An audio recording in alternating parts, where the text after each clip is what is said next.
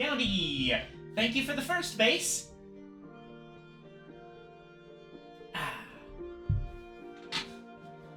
I was confused for a second because I saw a lot of conversation in the sidebar, and I realized I was seeing it from last stream for some reason. Oh. Oh wait, hold on. Yes. There we go. I should be good now. Sorry, I was trying to juggle a couple things. I was busy cooking, and I didn't realize that, streaming requires a non-Maladid element, and all I had left was Weston Grired Arab.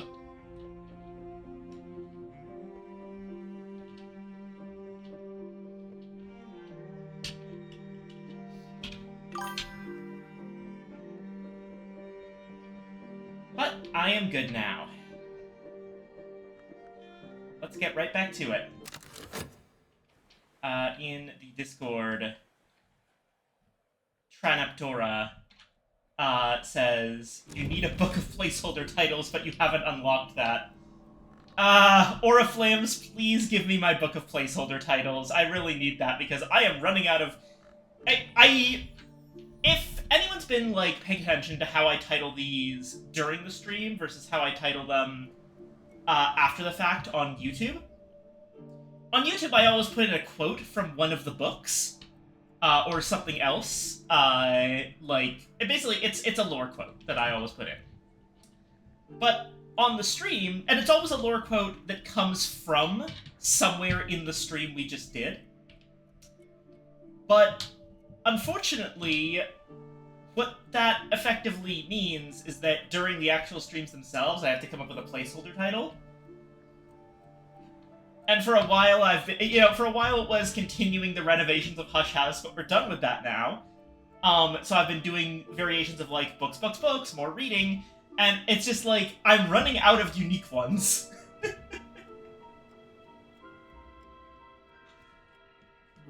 Does anyone have any ideas for what setup I should... Salon-based titles for the themes. The thing is, I don't know what theme I'm going to go for until I actually go into the game. I don't usually plan those out in advance.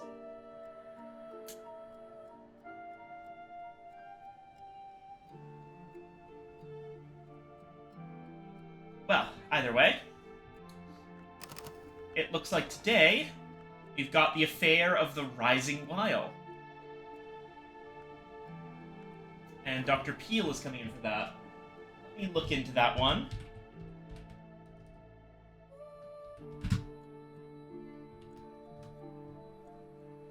For the record, the only reason I check these affairs is I want to see if, because this is occasionally notable, if the affair changes in some way, if I choose not to help someone. Oh, we're definitely visitor parading it, because, we want... So, okay. Let's one more time go over our plans for the Lighthouse Institute. We've got our treasurer, we've got our persistent.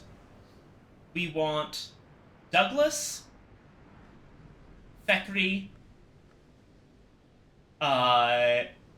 Blackwood, and Peel.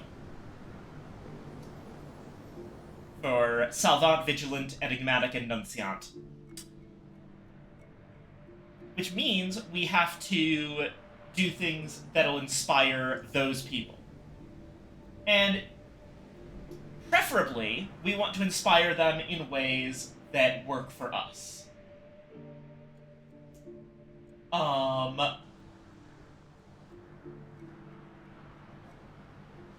Unfortunately, while we do have access to Arun Peel for this one, it does look like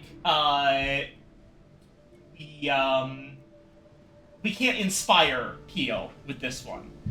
This is not actually worth Peel's attention overall. So we're looking for a couple of fairly specific incidents. Let me find the inspiration page.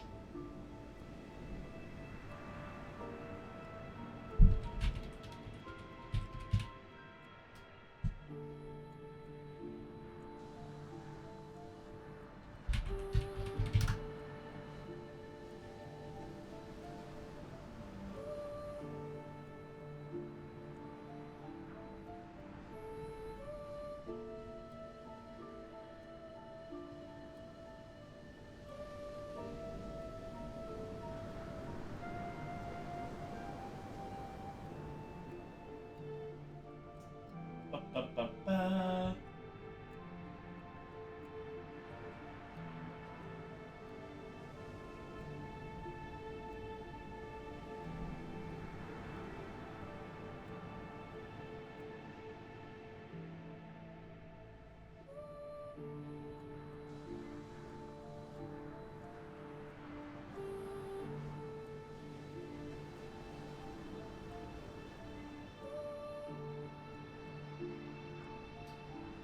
Where is it?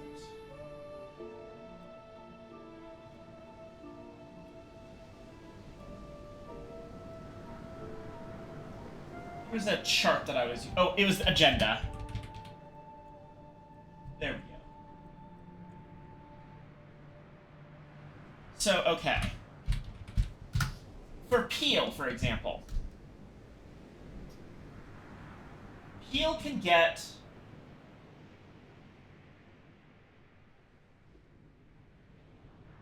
Sympathy Carapace and Agenda Revelation through the affair of the Dappled Rose. He can get Sympathy Reckoners and Revelation through Invisible Opera.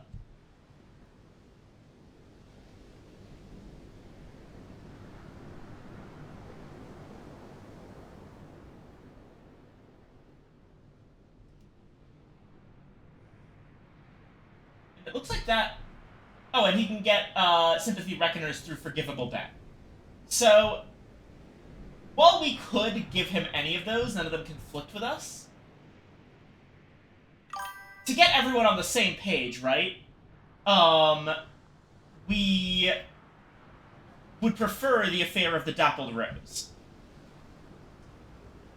Then with Thackeray...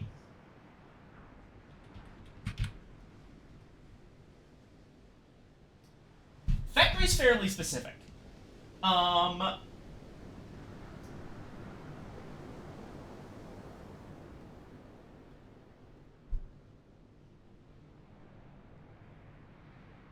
think it's that,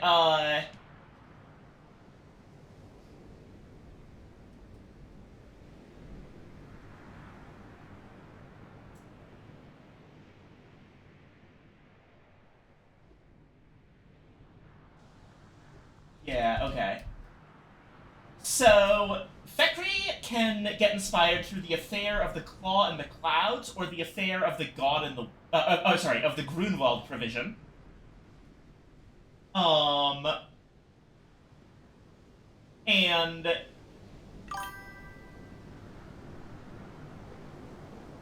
You're playing this all wrong. You have so many spots in the house that don't have snakes on them. Listen, unfortunately, just like Oriflamme books, snakes are something that it's very difficult for me to speed up. I basically check the moors every day I can, and I think I might have found every single viper egg on Brandkrug.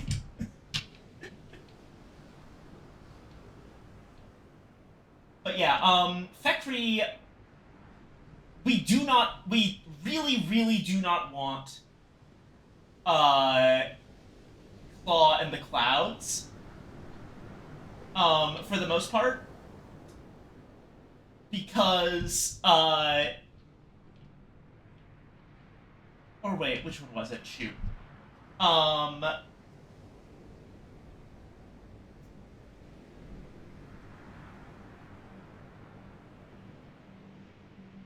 Okay, it's possible we could use Claw in the Clouds, but for the most part, what we we would have to go very specifically to do that one, and we would have to give him secrecy and...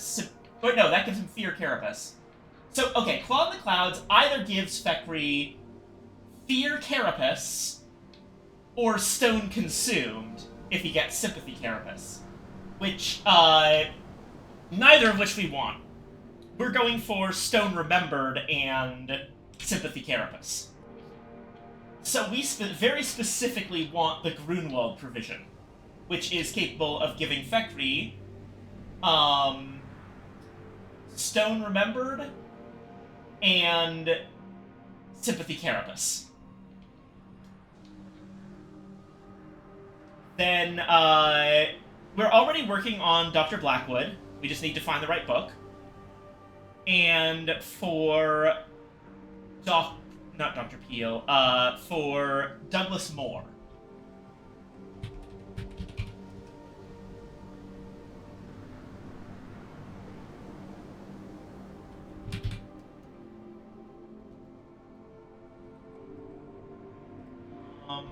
I know there was one.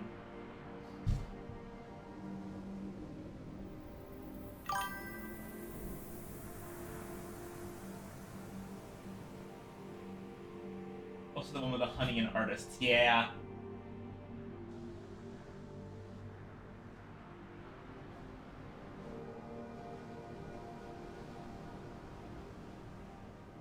Okay, God in the Wood is the opposite of what we want, because that one gives Douglas, fear carapace.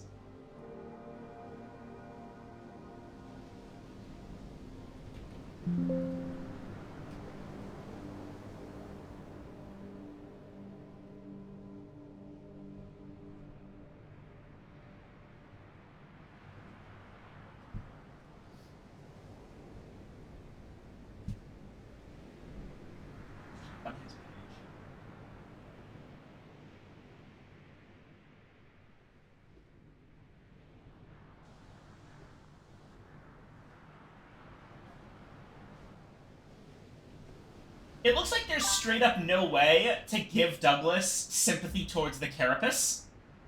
The best we can do is either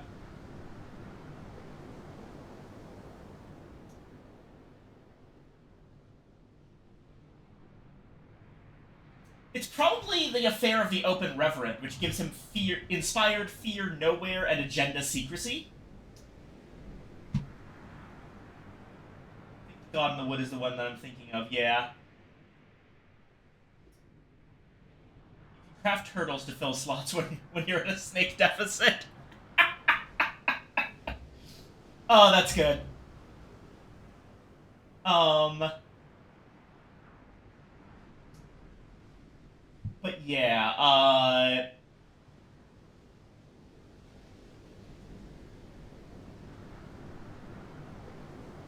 another possibility is, I think... Oh.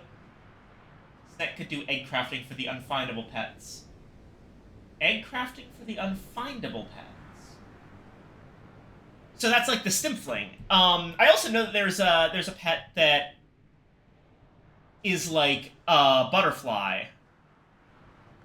I remember there being one somewhere in the house in some version of Book of Hours, but maybe I found it out somewhere.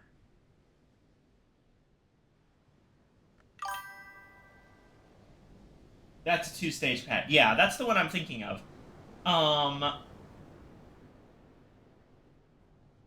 It's an imago, or a butterfly, effectively.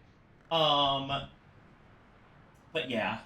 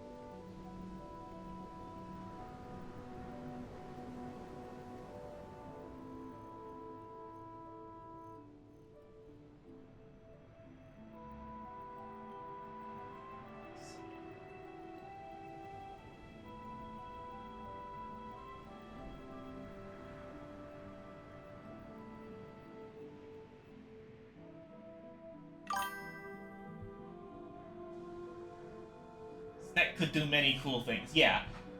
So what we're effectively looking for is anything that gives Douglas more harmless setup, or possibly we pick someone other than Douglas, though I would like to have him on the team, because I like him a lot. I'll look into Arthur more, but yeah, I think Douglas is the pick. Larva can be crafted from any egg and then crafted into an imago. I'll try that out, yeah.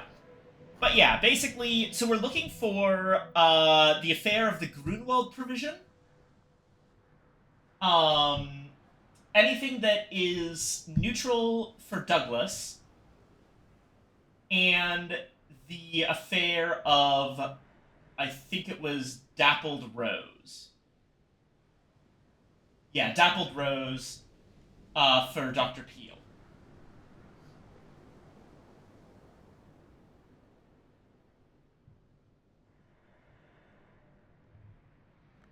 So unfortunately, Rising Wild doesn't really give us anything, and this is all a very long-winded way to explain that we are going to be fast-forwarding incidents like crazy.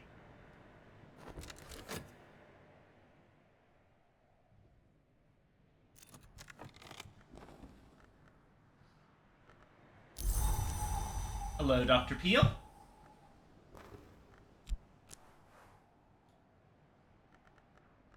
The day, the night, and here we are again in the day.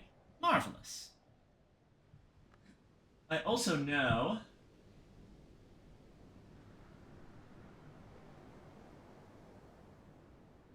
that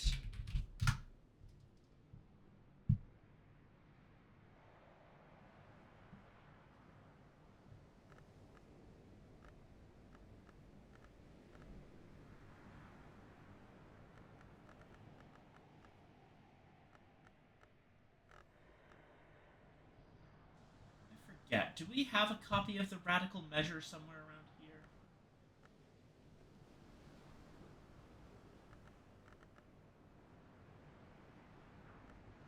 Yes, we do. Manifesto for Experimental and Dangerous-Sounding Invocatory Poetry, written sometime in the 19th century by Dr. Arun Peel. A notoriously inconsistent and incoherent text, apparently produced in a tearing hurry. Not to everyone's taste, I know. A prophet is without honor in his own country, as the saying has it, and I'm pretty much from everywhere these days, so I suppose no one will ever really take me seriously again. Mind if I take a look? I can point out a couple of the better bits, and I'll keep my gloves on.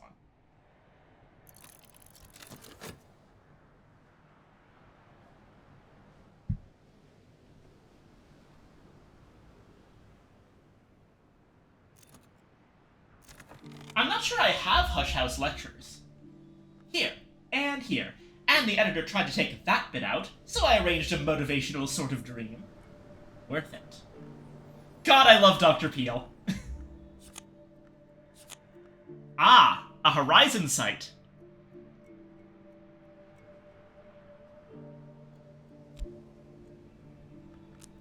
And a preliminal meter lesson. Okay, Hush House lectures. Yeah, I don't think we have that one. It would be under intuition if we did.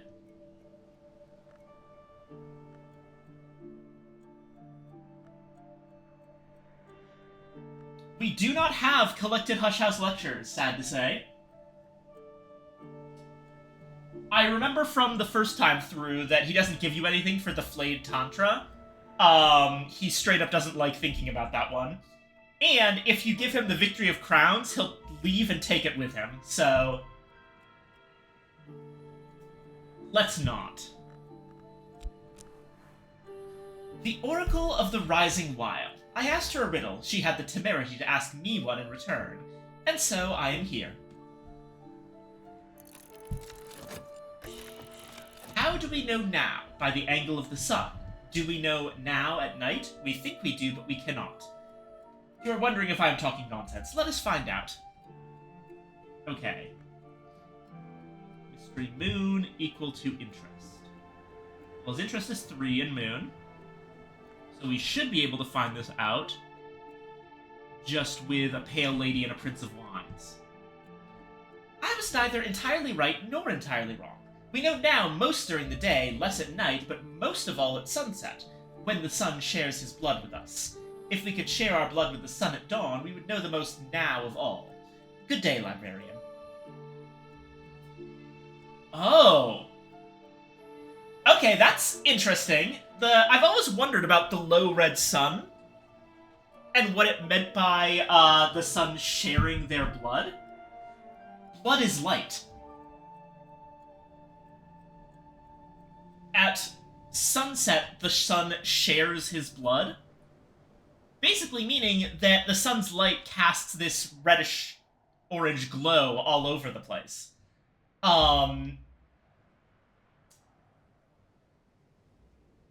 I think that, yeah, it's a very metaphorical representation of just the sun being lower and closer and casting the world in much more light during the days of the low red sun. I'd always wondered about the blood thing, but now that I know that it's light... Oh, that's cool. Thank you, Dr. Peel. The time of the low red sun had a different orbit, like the Arctic Circle in the summer. That makes a lot of sense.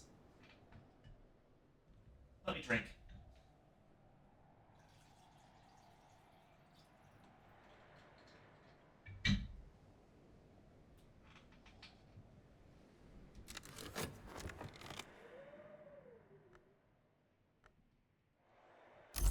Earth sign. Oh, right, we did a bunch of stuff in Numa. Icholophotis. More. Moly. More.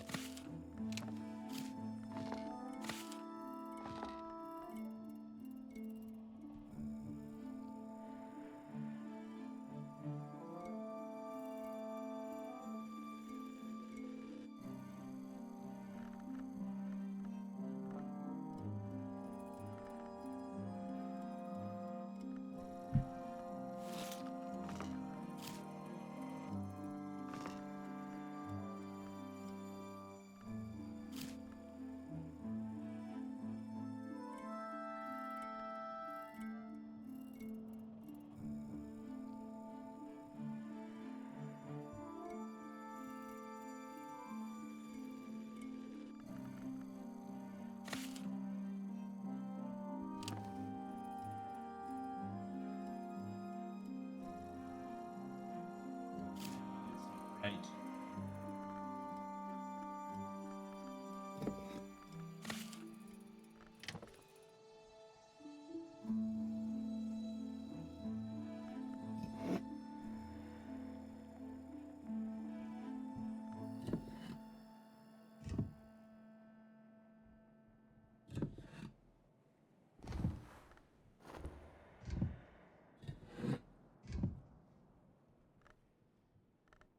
Free up some space there by putting these in appropriate places.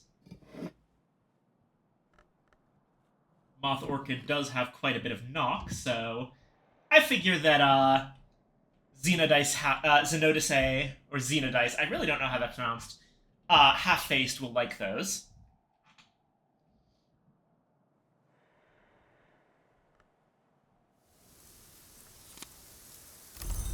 Iris Calcanus. Plenty of it.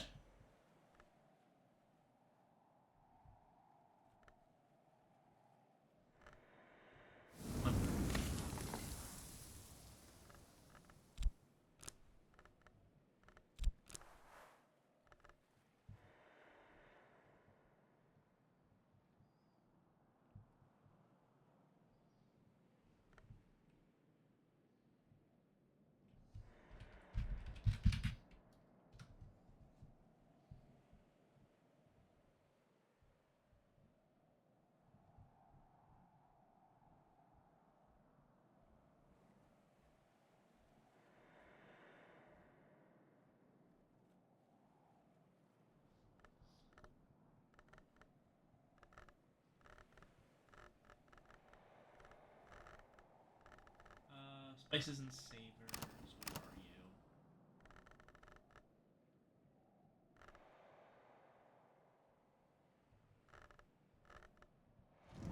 where are you? Oh, right, you're... a wistful air, a gull's egg,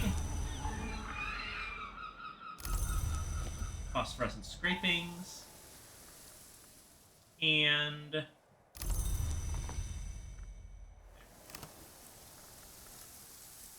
right, so...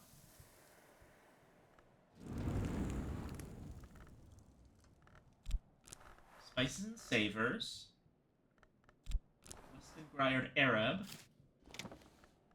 make poire is.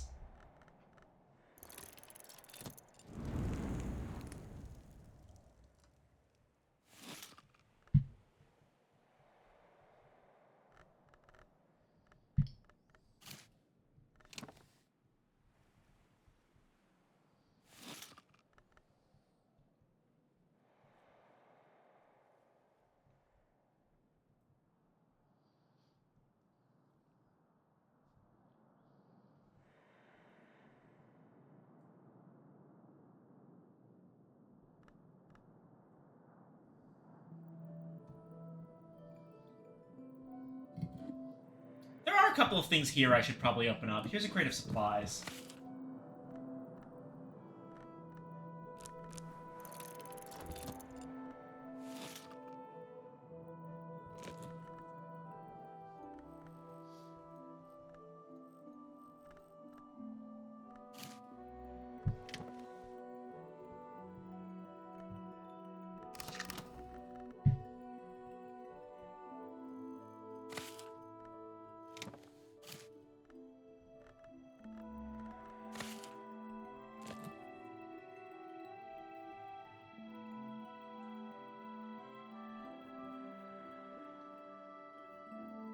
Honestly, the fact that we have so many gull eggs means that we can start more aggressively actually using the snakes and turts around here. Because we have tons of eggs to feed them, and a near limitless supply of them that doesn't necessarily come from the ones we're cooking with.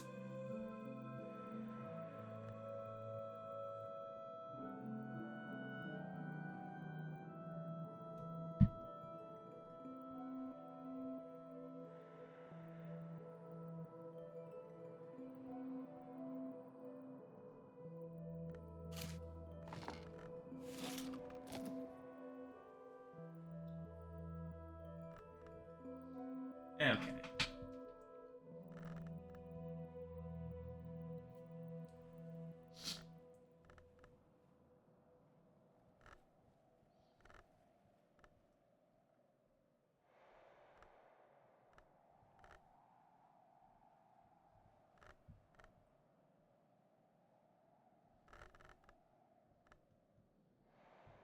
The fact that we got our horizon sight here actually has really good potential.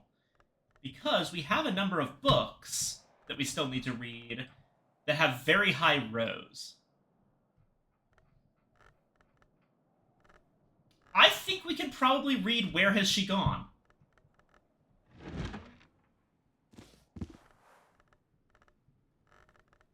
Vac actually does give us some rows.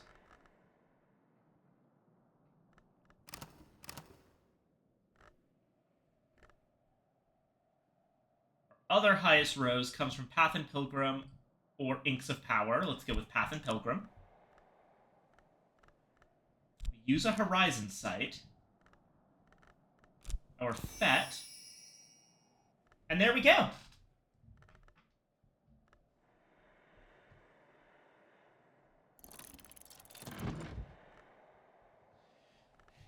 So, let's answer that age-old question. Where has she gone?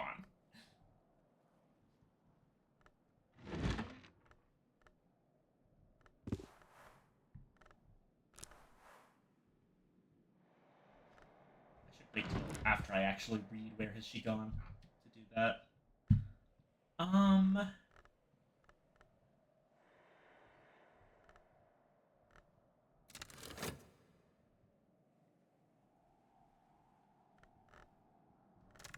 Right, it is the beginning of things, so we should probably run us along. And we have a number of things to do it. I'm making par is right now. We have roast pheasant and a spare king's luck pie and stuffed acrid marrow. This one, I'm just gonna see what foods we have laying around and then craft the party list around that and fill in the gaps. Speaking of food, got my own right here.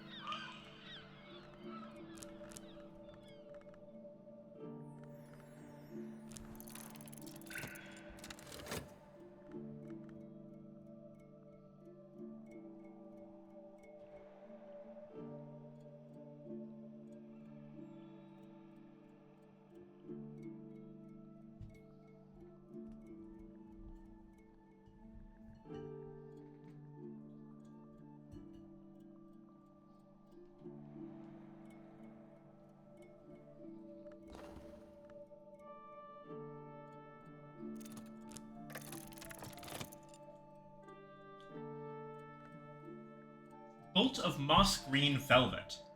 Interesting.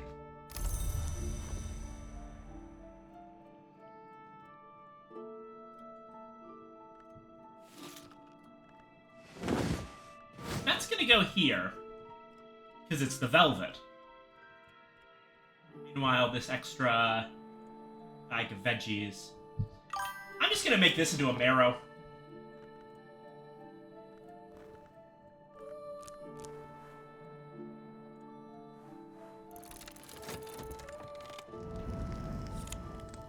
Par is. Like Poir Belle, except it makes you dream of drowned sunsets.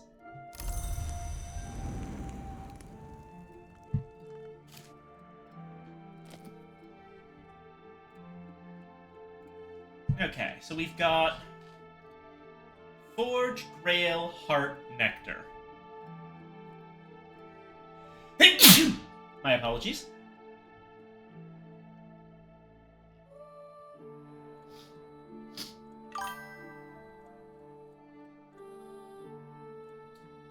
Oh, meringue the pears. Not a bad idea. Though wouldn't that just be another pudding? Well, let's see what happens anyway.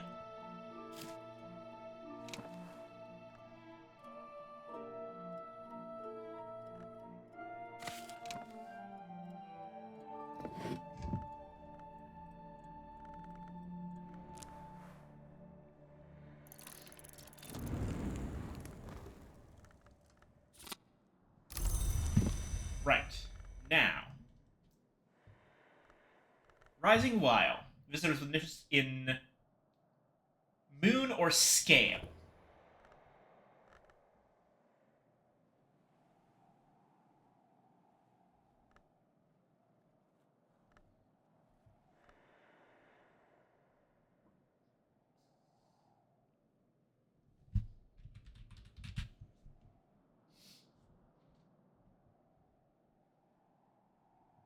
No Strathcoin's interest in scale.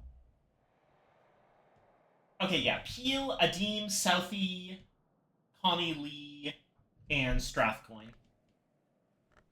Which means we've got some invitations to write.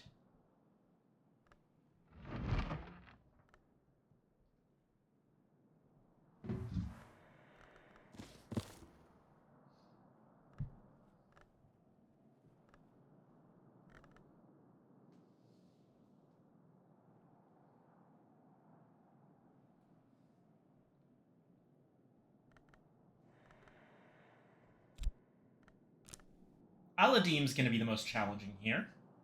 So we need Rose.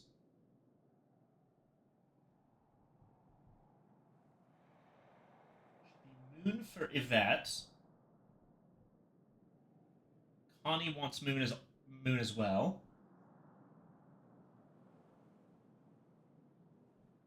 Strathcoin wants Scale. Okay.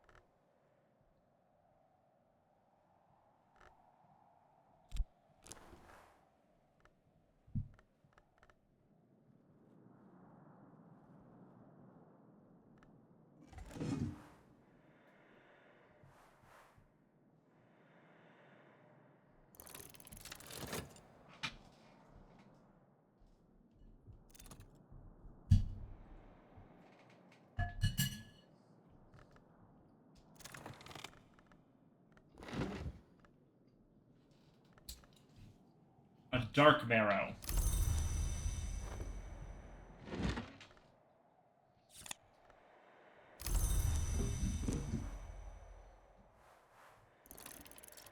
Strathcoin.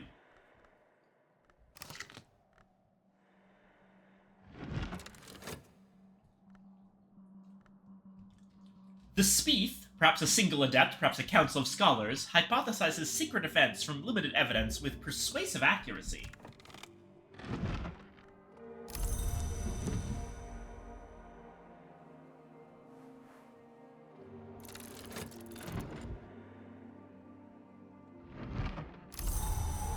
The Vagabond is recorded to have traveled not only the Mansus and the Wood, not only all 9 continents, but also places forbidden to other hours. Straight up Spieth in it.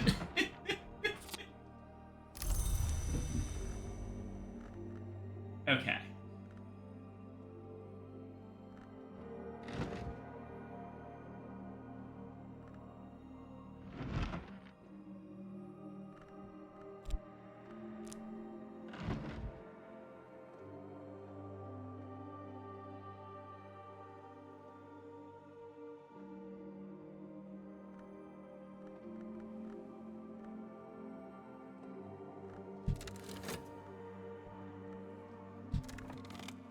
About the other 3 now, and I'll Diem in a moment.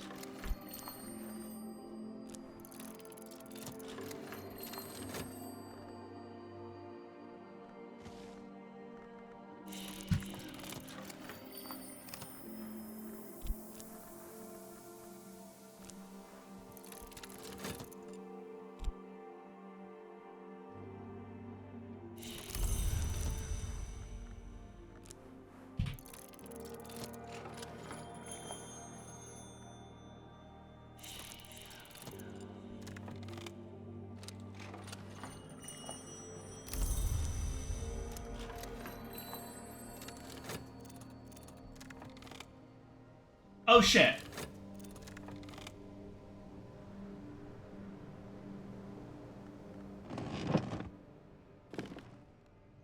Accidentally grabbed my chair. Hawthorne. Sand.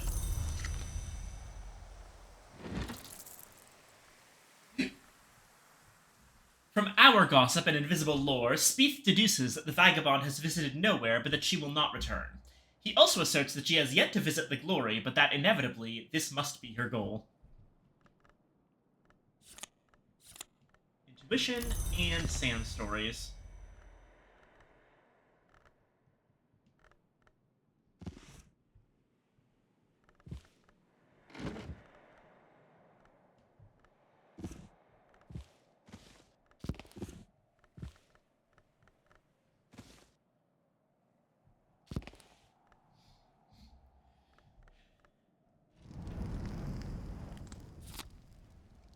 Meringue.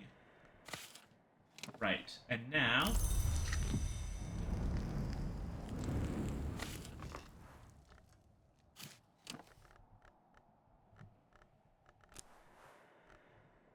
maybe with spicy? Walls of Ys. Okay. Memory is sound. Memory fear.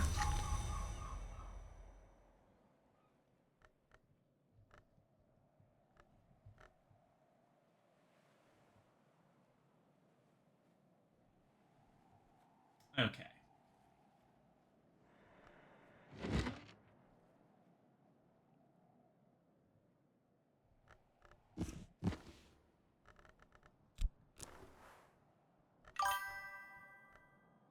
I feel like the Vagabond is an allegory for the player exploring different paths. Though I suppose it's an allegory for all travelers, but visiting nowhere and glory being the goal is neat. Yeah, I've always really liked the Vagabond. I wish we learned more about her in a lot of cases. But broadly speaking, I think that I think you're basically right, considering that in Sunless Sea, also mainly written by Alexis Kennedy, there's another godlike traveler figure that is directly associated with the player character. I always wonder if the Vagabond in the Secret Histories universe is meant to be similar to Salt.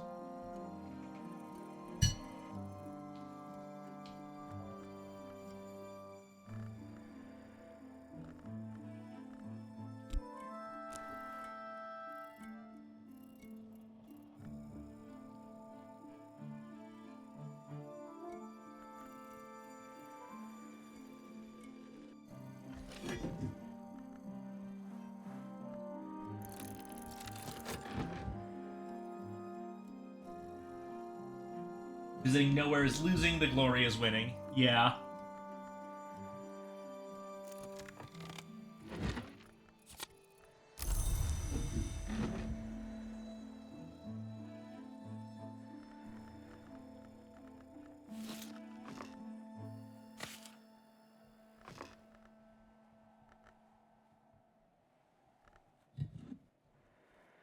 I have too many Hawthorne blanks.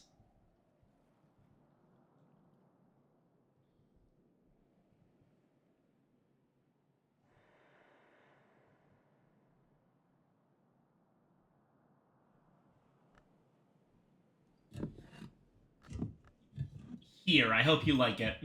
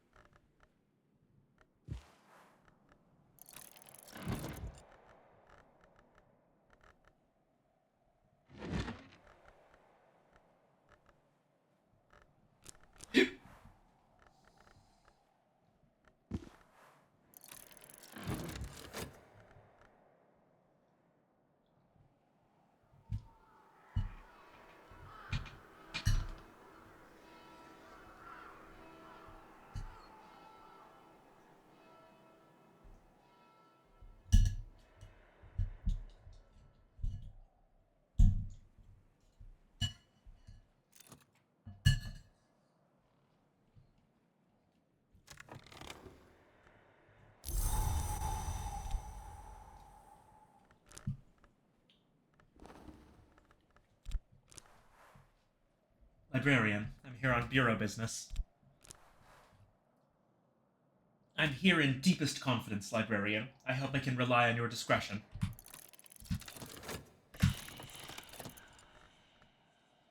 My superior in the Bureau has secured an oracle from the Rising Wild. It doesn't sit right with me. And he's asked me to investigate what it means. That doesn't sit right with me either.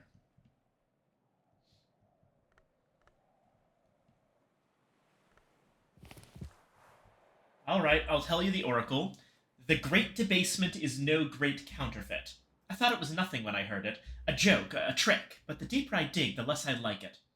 The Bureau has always tried to stand apart from the affairs of state, but I don't know how much longer that will be possible.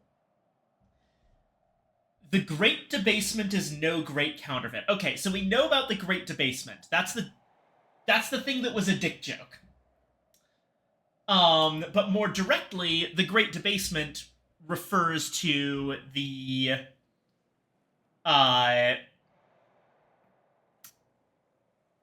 fall of the sovereigns of the Leashed Flame. Which, if I'm remembering correctly, based on the War of the Roads, were they House Lancaster or House York?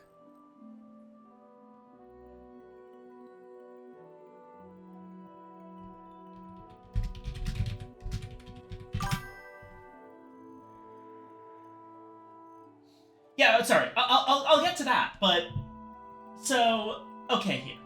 War of the Roads were the Sovereigns of the Leashed Flame, the Sisterhood of the Knot, and the Church of the Unconquered Sun.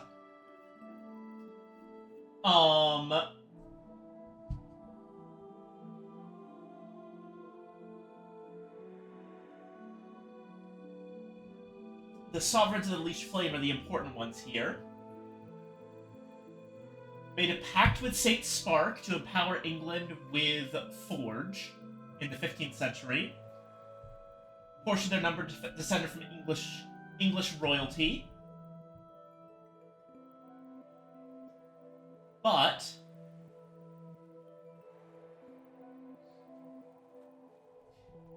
King Henry VIII somehow tried to cheat the Forge.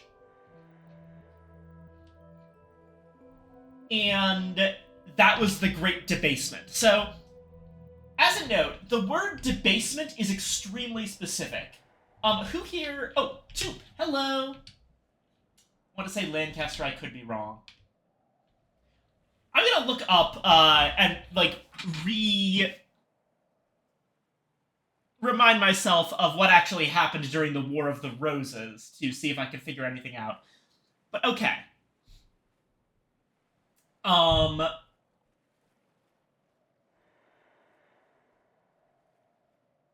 Who here knows what the word debasement actually means? Because debased, it can be used to very broadly just mean something's corrupted or humiliated or otherwise made bad. Something good made bad. But debasement actually has a very specific meaning that is super interesting here.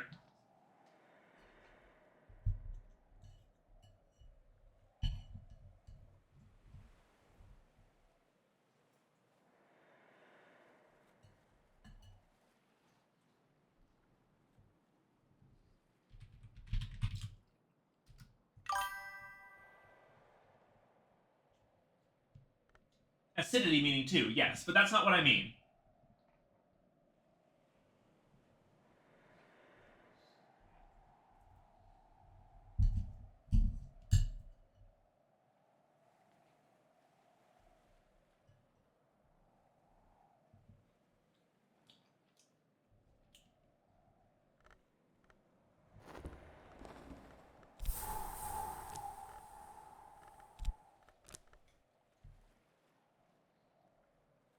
Okay, it doesn't sound like this is known. Debasement specifically refers to, and allow me to quote here, to lower the value of coinage by reducing the content of precious metal. Example sentence, the king was forced to debase the coinage. So, okay. Back in the old days, before we had the concept of, banking notes, the reason that coinage had value was because it was made of precious metals. It was effectively a guarantee that this much precious metal was worth this much abstract value. So, let's say a country started running low on those precious metals. What would happen is debasement, where, let's say that a gold coin had to be cut with, I don't know, fucking pyrite or something, fool's gold. Or maybe just tin, or something like that. Point is, there's less gold in the gold coin. It has the same stated value, but there's less gold in there, so it has less real value. And thus you get inflation, where you need more value worth of gold coins to buy the same thing. Yeah, gold would be cut with lead and gold plated, exactly. I don't think anyone ever actually tried to cut gold with pyrite. I'm pretty sure that wouldn't actually work because of the relative softnesses of those metals, but it's a funny idea. So, yeah. Basically, debasement is how you get inflation. So Henry VIII here, they're using debasement, and yeah, because in actual real-world history, he did do this. Yep, he did. And I think that specifically, the debasement of the currency, was probably incredibly offensive to the Forge of Days. Especially considering in the Secret Histories universe, we're going with the alchemical ladder, with the idea that you can transfer metals into higher metals. What was it?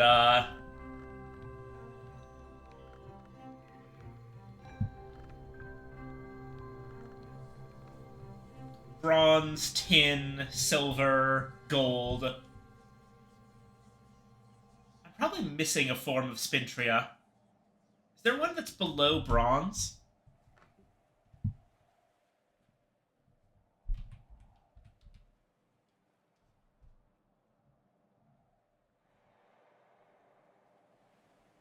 Iron, right. Iron, bronze, tin, silver, and gold. It is actually interesting, I'll say. According to this, 23 karat went to 20 karat, and silver went from 92.5% to as low as 25%. Yeah. If Newman's apply to all histories, I wonder if they're trying to make the distinction that the counterfeit was elsewhere. Steel Spintria.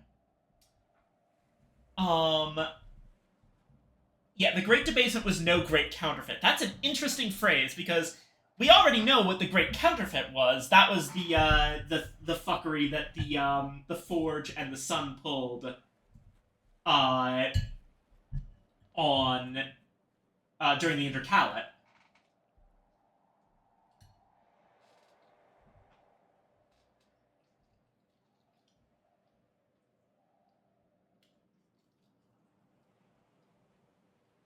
There's a number of ways to interpret that, and they're all really interesting.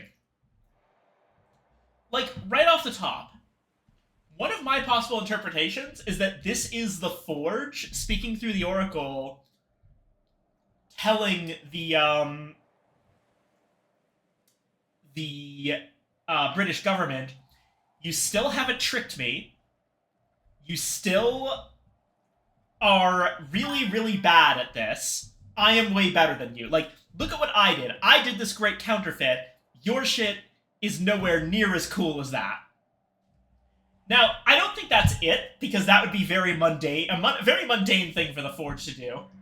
Henry did it because he was greedy. The Sun and Forge had no other choice. That's definitely possible. But what's interesting is that Connie Lee specifies that this is about affairs of state. And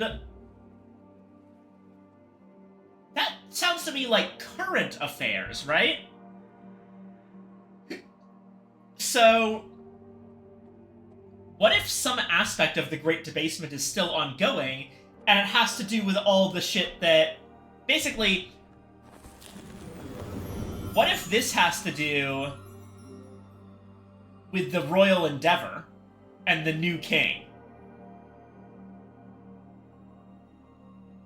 Oh, I bet it is about the new king. I bet you anything that the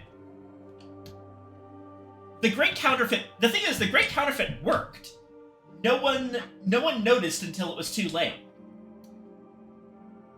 It's possible that part of the Great Debasement, basically the cursing of the entire royal lineage, they tried to get around that curse by doing, like, effectively a swap. We know about this. We know that, based on the genealogical chart, Henry Huddleston Abbey Hastings, 13th Count of London, who claimed descent through the Plantagenet line, is the new king. And if the Sovereigns of the Leashed Flame had connections to the Plantagenet line, then the Great Debasement should still be here. So they tried to effectively collapse the British monarchy and put in this other random guy who was, like, far away enough from all that. And then... Thank you. This deserves a cat pick. Far away enough from all that, right? And the Forge is now telling them, you're not fooling anyone. English royalty is still super cursed. The Great Debasement was no great counterfeit.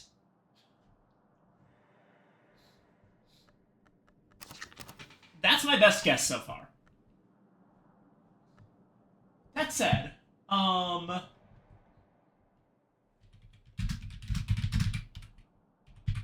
me refresh my memory on the War of the Roses. So, post-100 Years' War, King Henry VI of the House of Lancaster is mentally unstable.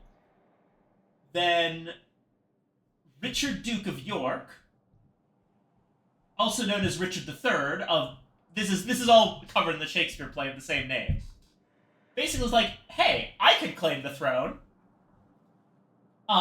So they start fighting over the throne. Basically, the unstable Lancasters and the upstart York.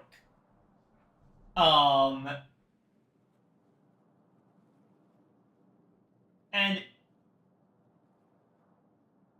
if I remember correctly, Richard III wins, but then immediately gets revolted against, basically. And the Tudors take over.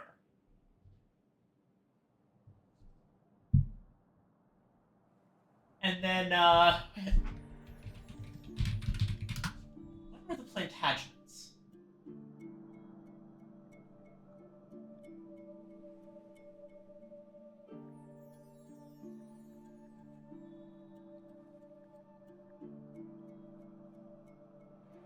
Ah, yes, okay.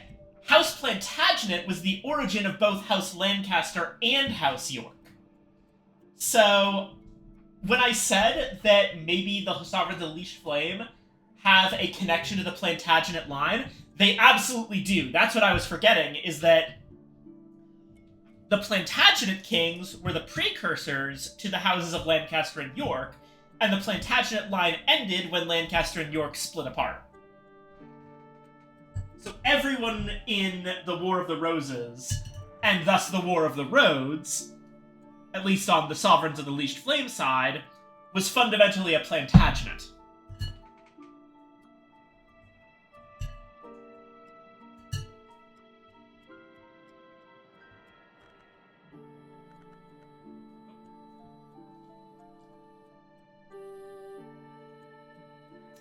Ah!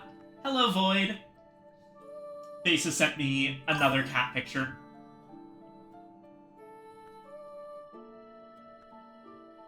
Right.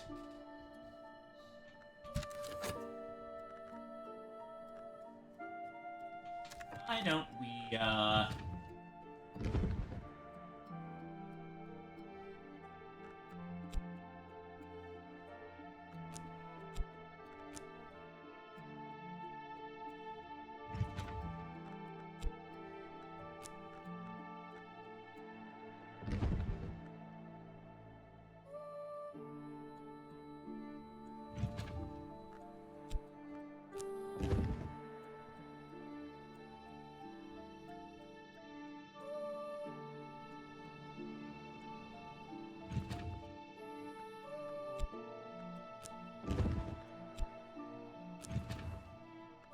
there we go.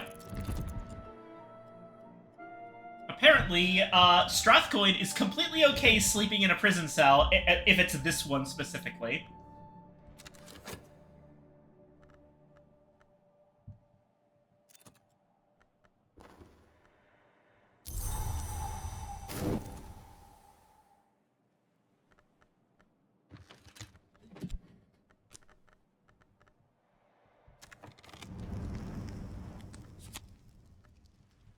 Frankly insensitive name that commemorates the inundation of that fabled city.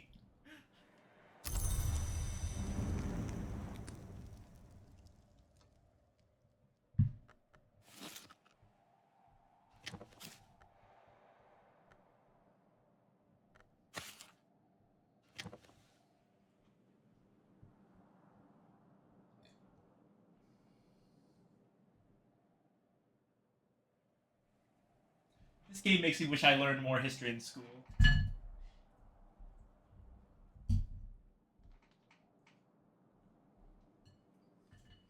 One second.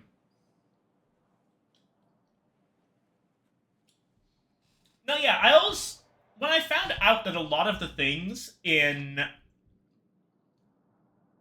the Secret History series were actually referring to real-life historical events,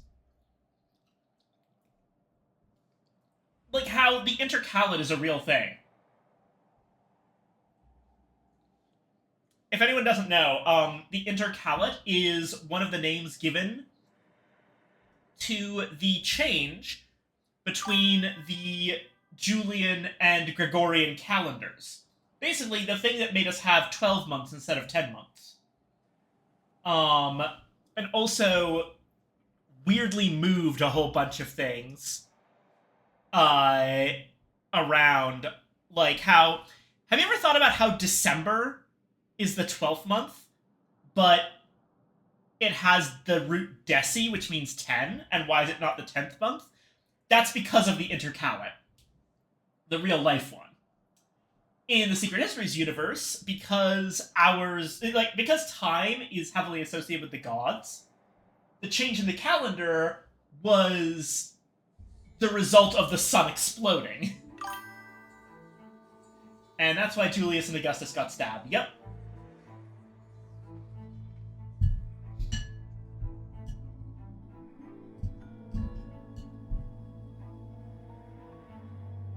For the record, though, a lot of this is stuff I didn't learn in school either. Like, I found this out myself through just general research. Now, I enjoy researching things, just broadly speaking. You can probably tell. But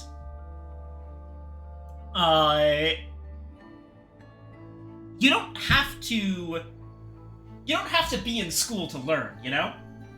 That's something that I really want to stress for anyone, is that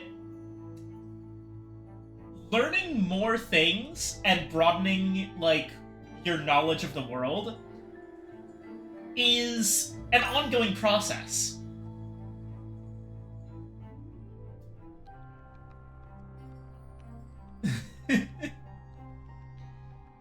Yeah, and, like, I forget shit I learned in school all the time. I'm constantly reminding myself, like, I completely forgot a lot of details about the War of the Roses just now, and I had to look it back up again. There's no shame in forgetting stuff. There's so much knowledge out in the world, and very few people are able to actually hold tons and tons of bits of knowledge just firm in their head forever.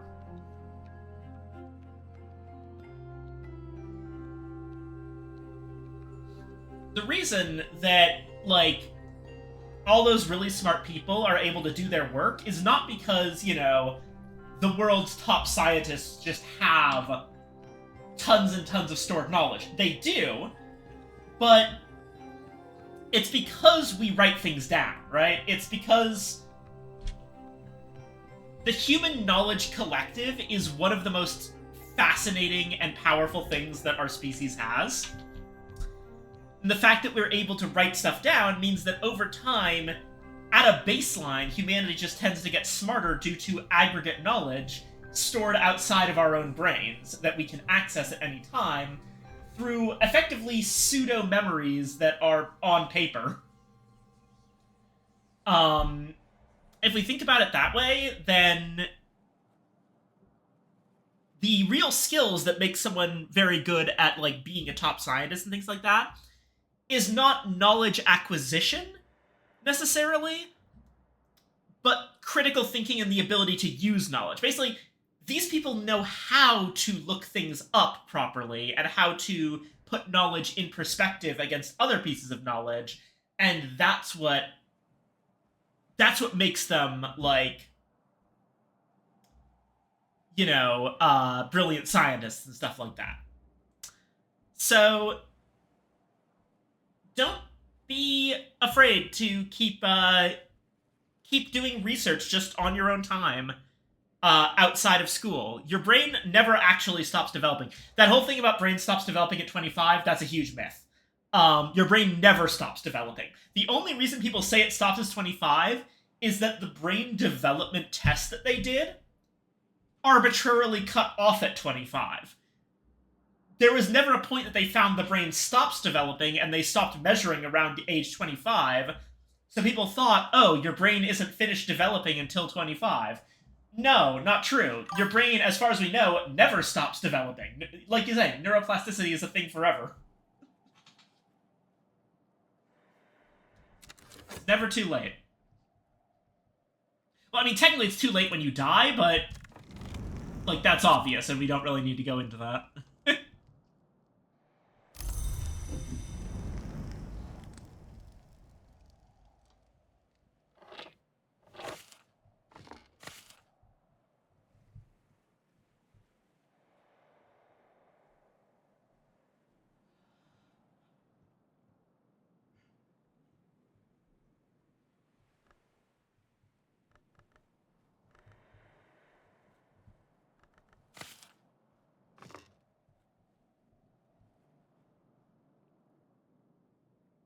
Neuroplasticity slows down, but if it stopped, that would be a bigger issue. Yeah.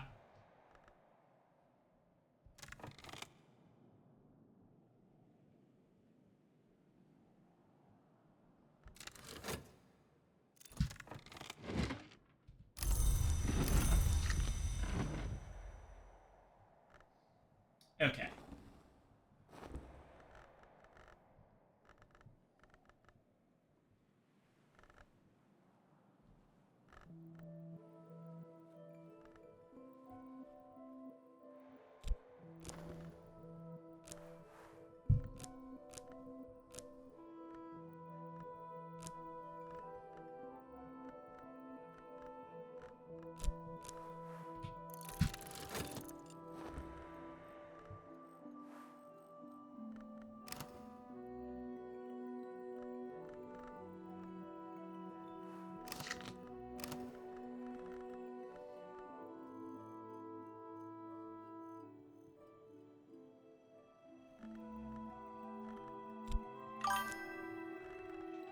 Gotta go learn 1948 world events and on for when they drop the third game.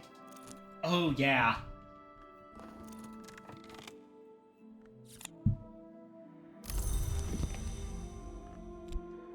Dr. Southey?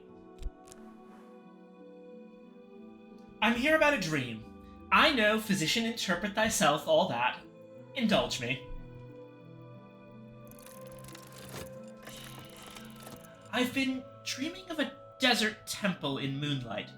I don't think I want to tell you the rest, not even by day. I'm sorry, may I see the collection?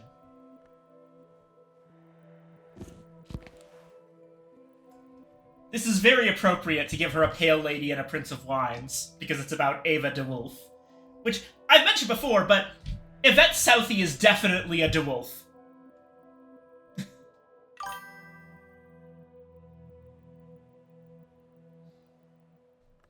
You know that an uncommon number of my family have drowned.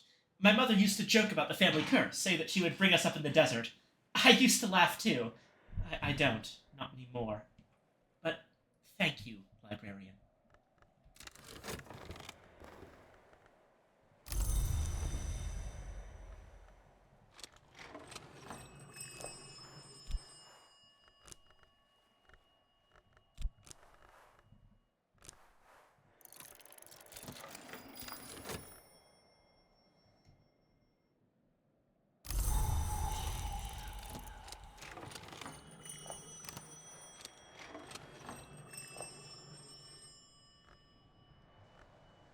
Alrighty.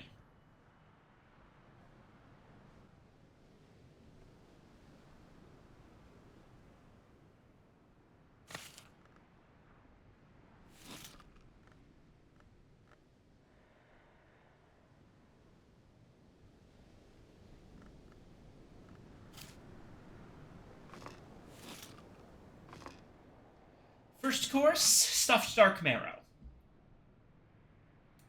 Main course, roast beef. Pudding is poiris.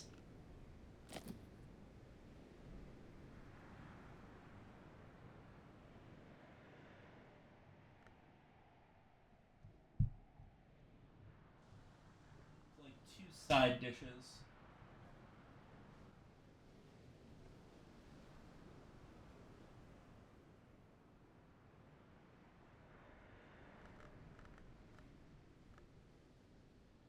Well, we have plenty of moly.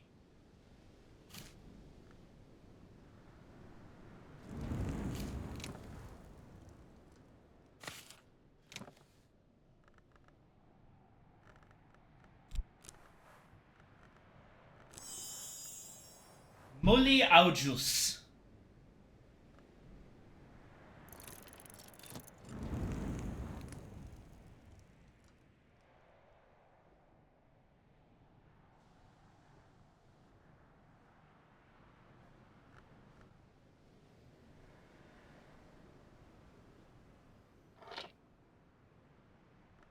And I'll put some almonds on the table as well.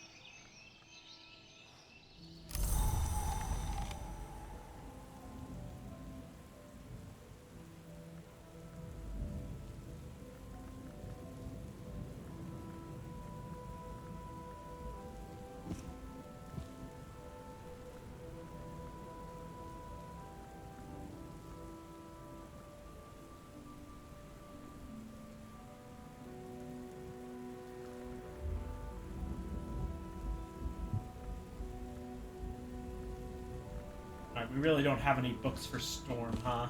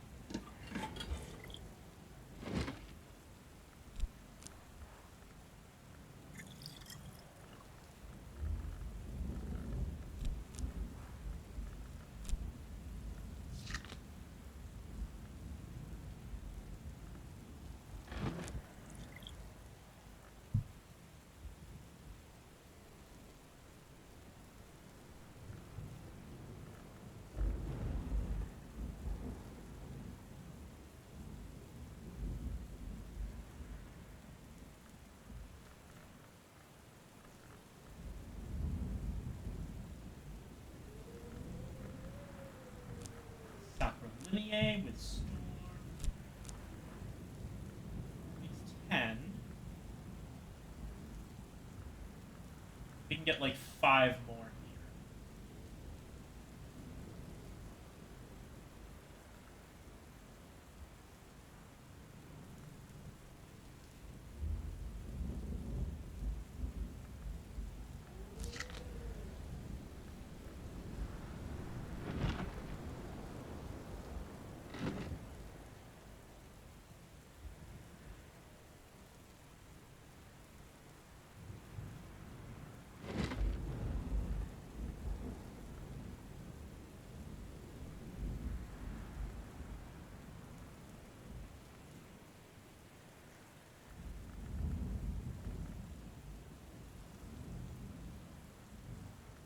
Got something?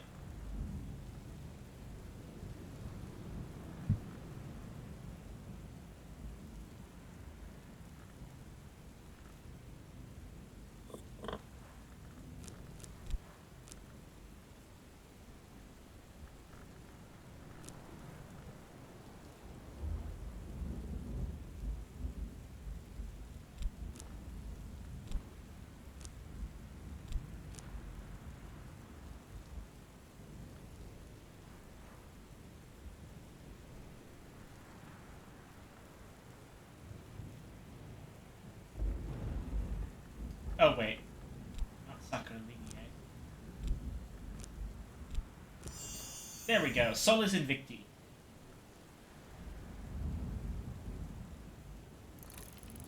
I'll turn this storm into a wind in waiting.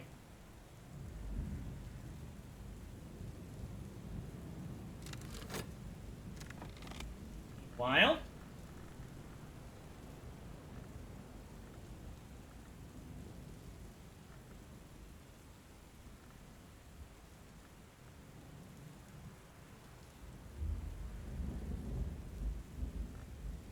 Okay.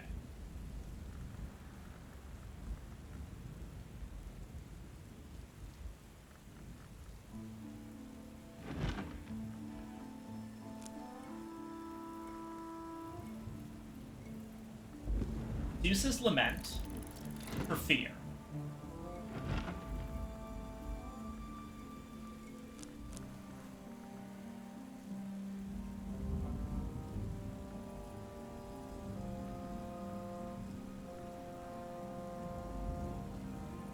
$108 for a confounding parable.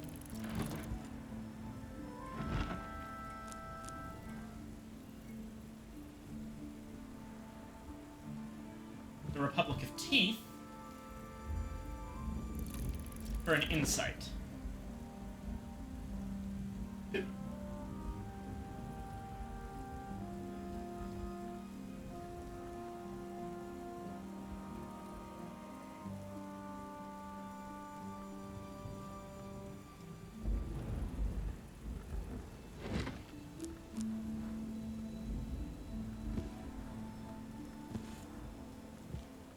Singlefoot songs for the unhatched, or for the, Savage Hymn. And we already have an Earth sign. Lovely.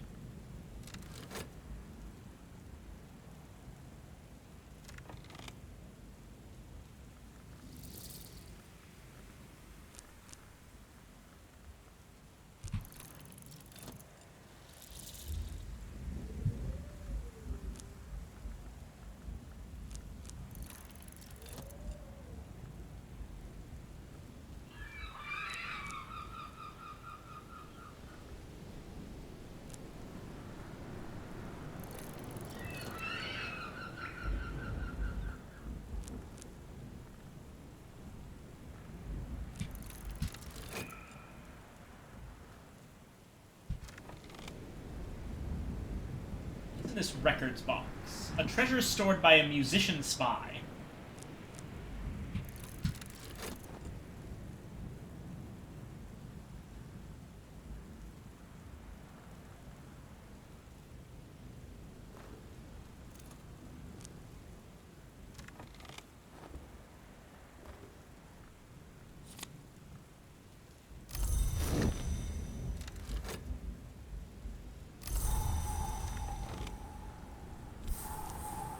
Dr. Adim. Peace be with you. I ask entry to the house. I have read of oracles like this rising wild, librarian. Let me say this, they do not usually offer their services in times of peace and calm. I intend to ask her of my own nearly now, but before I do, I wish to understand as best I can why she has chosen to manifest in the Temple of Seven Coils.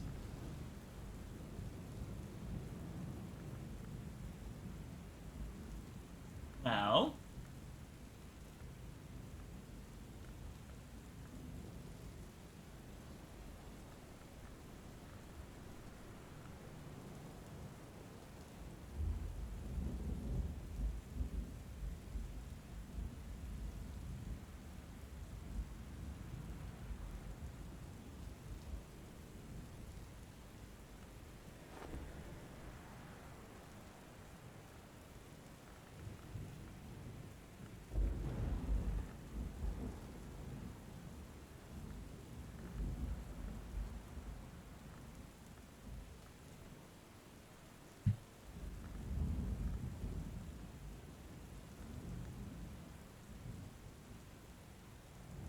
Here we go. The Queens of the Rivers should help you, Dr. Adim. Oracle powers work best on silly things in my experience. The more mundane, the better, but I suppose games that actually want oracles to matter would do the opposite. You know, librarian, that the hour named Seven Coils was a god from stone. She fell to the blades of the Colonel. But one tradition is that she drowned in her own blood, and another tradition has it that her blood is golden, as the sun is golden. I can almost make sense of it, but only almost. I do not think that I will visit this oracle. I am afraid of what I might learn. Interesting.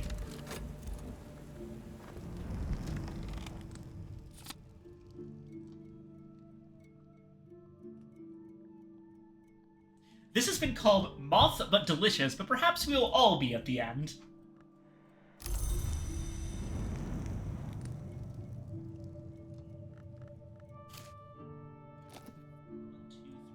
5.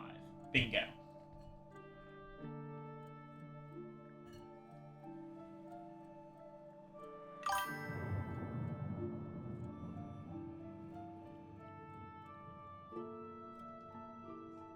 Worms think everything is delicious. Yeah.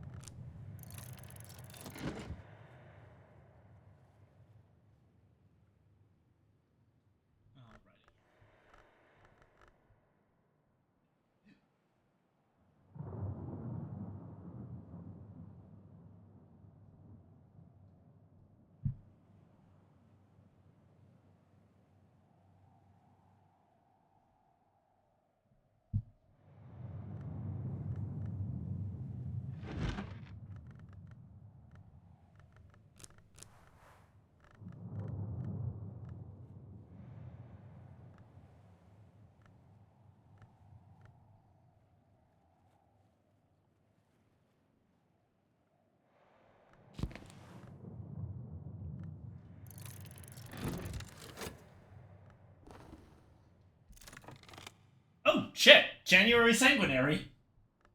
Oh, and I have been watered and stretched. One moment.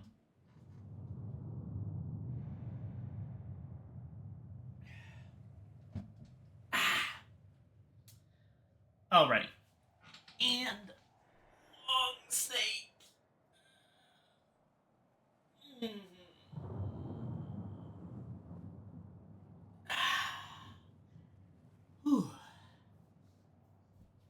Thank you, Mace. Right. Worms think everything is delicious except salt. If salt is the exploration mineral, what does that say about worms? So the thing is, I don't want to go too far into explaining salt in Sunless Sea because I'm gonna play Sunless Sea on the channel at some point, and I hope you'll all tune in. But I believe basically there's 3 gods of the sea in Sunless Sea, and they're named Storm, Stone, and Salt. And Salt is the god of travelers, but I'm not 100% certain if they mean literal salt, or if it's more salt in reference to the water of the ocean. That's how I've kind of always interpreted it. It's the salt spray. It's the feeling of the waves in your face as you cruise across them. That kind of thing. That's why salt is exploration.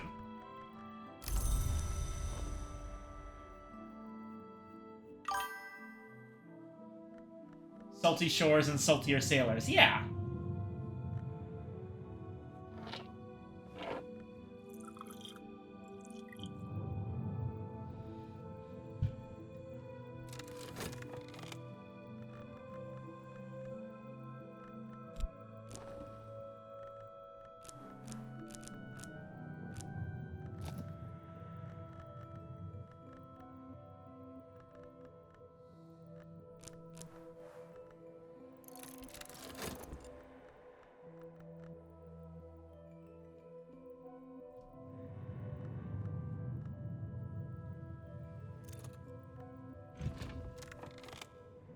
There we go.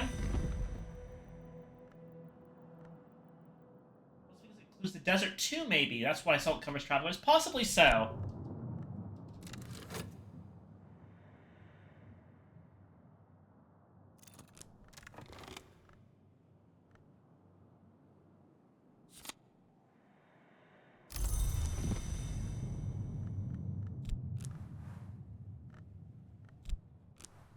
I have my own oracle from the Rising Wild. I believe I have a perfect understanding. I am here to make sure.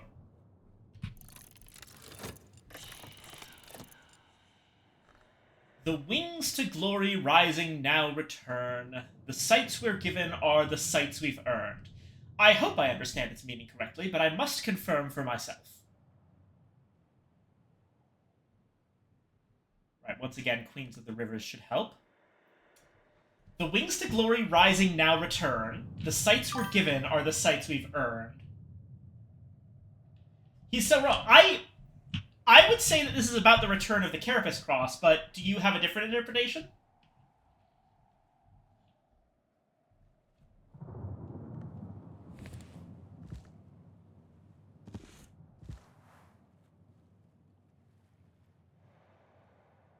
And now I'm certain. The most noble lineage of the Carapace Cross was the Schemafectra kind, the Glory-Winged. It's a lineage I have always felt a particular affinity with.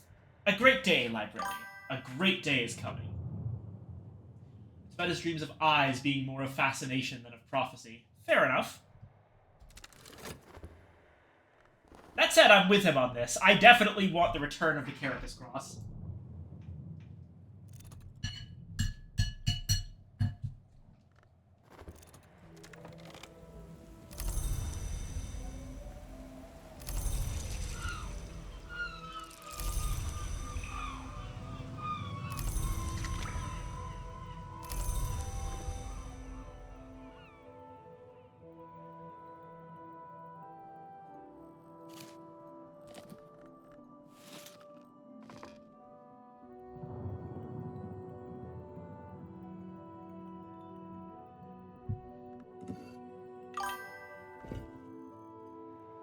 The Oracle's right about the Carapace returning. If that wasn't her intention, well, too bad that it's happening anyway. We make our own fate around here.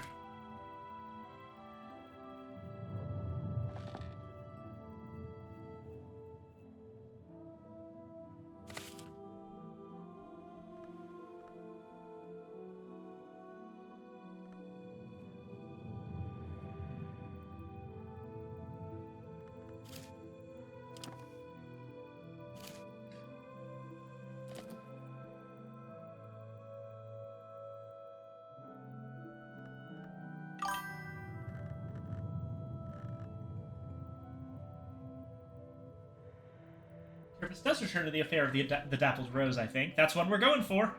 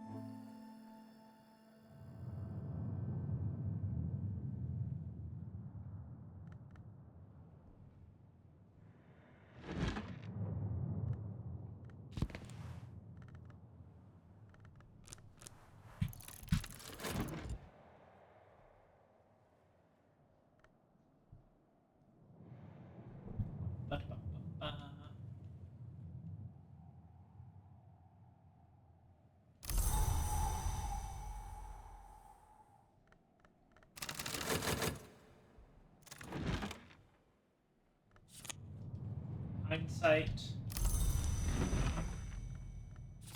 Wind and Waiting. Here. Savage him. Intuition. And the Parable. Should be able.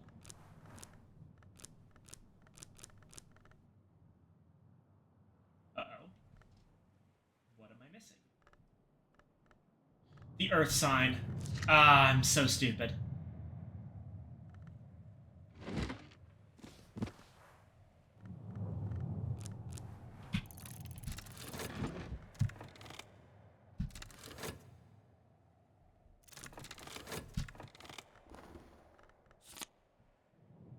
Okay. And that should be the Affair of the Rising Wild right there.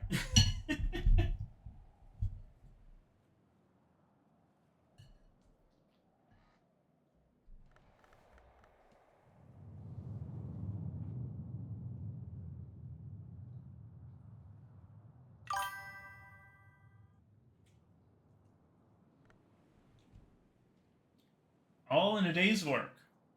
Yep. Okay.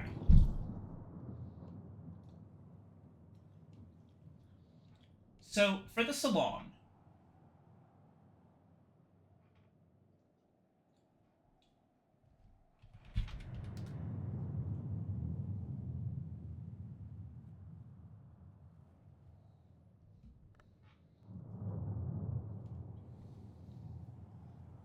we've got, for the main course, a choice between Edge, Forge, Grail, Heart, Scale.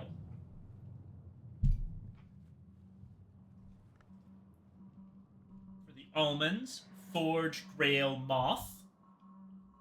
Edge, Forge, Grail, Heart, Scale, Moth. Nectar, Edge, Forge, Grail, Heart, Scale, Moth, Nectar, Moon. Edge, Forge, Grail, Heart, Scale, Moth, Nectar, Moon, and Heart.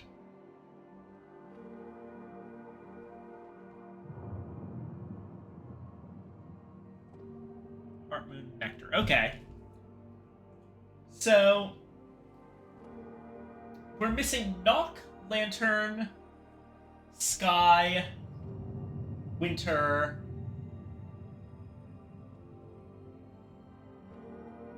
Yeah, I think it's just Knock, Lantern, Sky, and Winter in terms of stuff that people care about. So, we're not inviting Zachary Wakefield.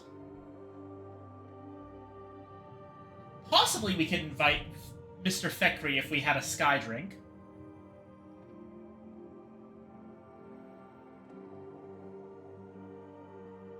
Not inviting Morgan or Connie.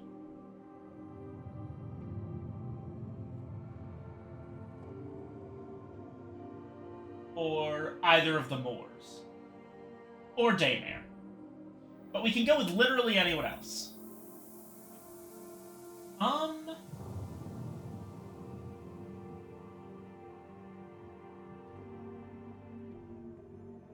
gonna bring along Reverend Timmy.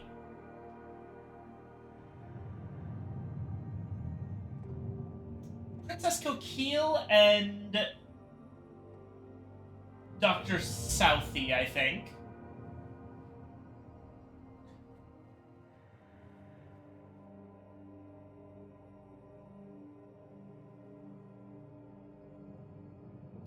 Coquille, Southie, Adim.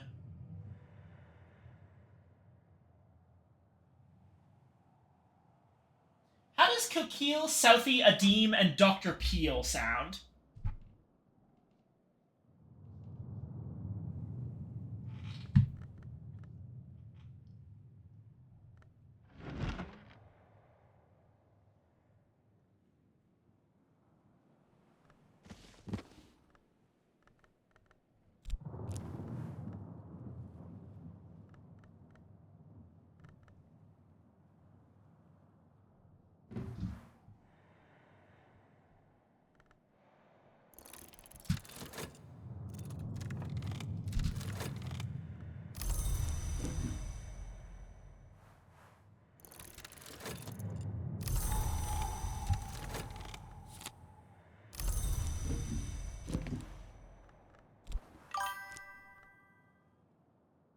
conference of ecliptical explanations.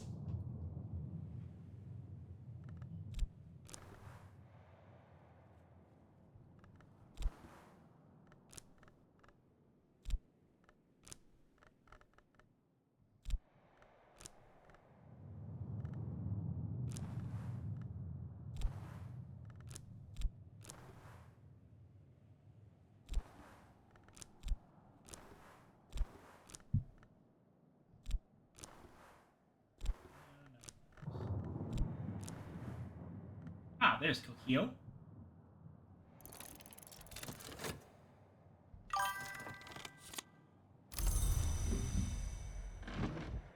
It'd be a really good salon, to be honest. Nice.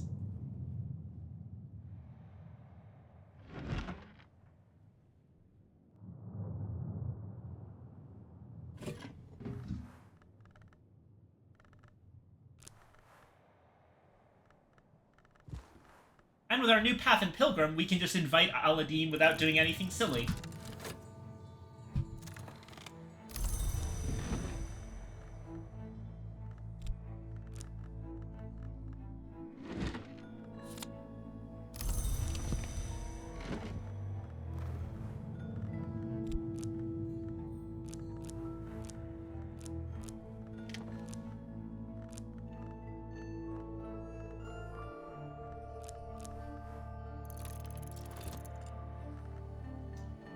Right.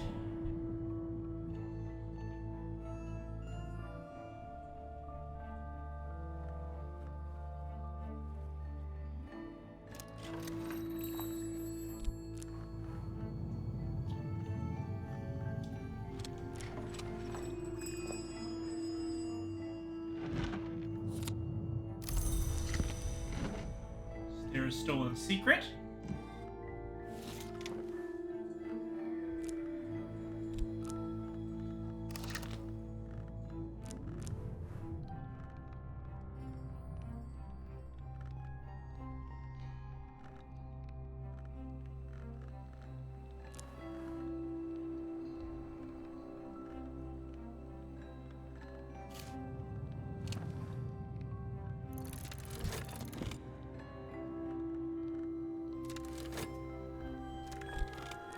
Alright, now we need drinks. We've already got a, Witching Tisane.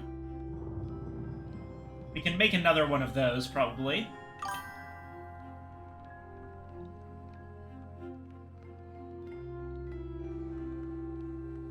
Yeah.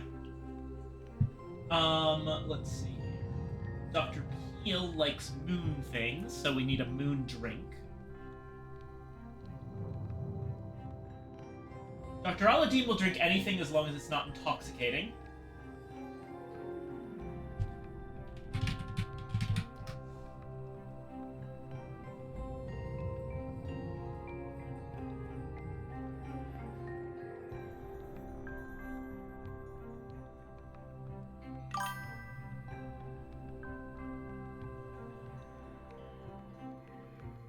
Reading a blog and Book of Hours, I've stumbled across that makes pretty good point as the twice-born librarian being like Benjamin Button. Ooh, that's fun.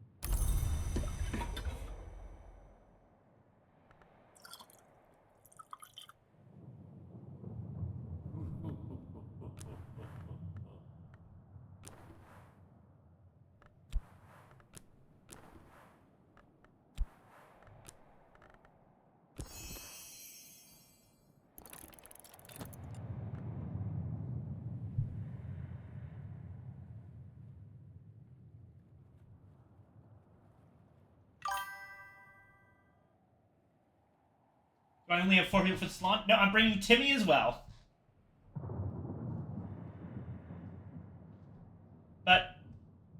drink isn't going to be particularly a problem. In fact, hold on.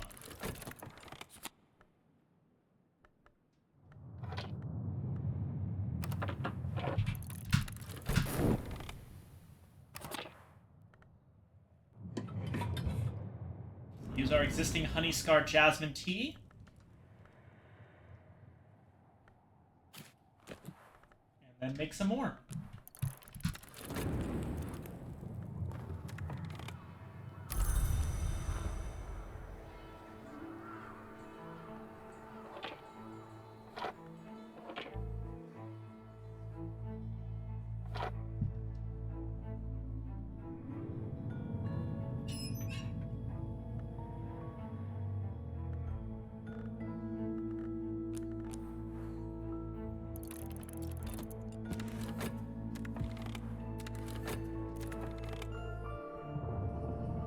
Almost speechless with excitement. Almost.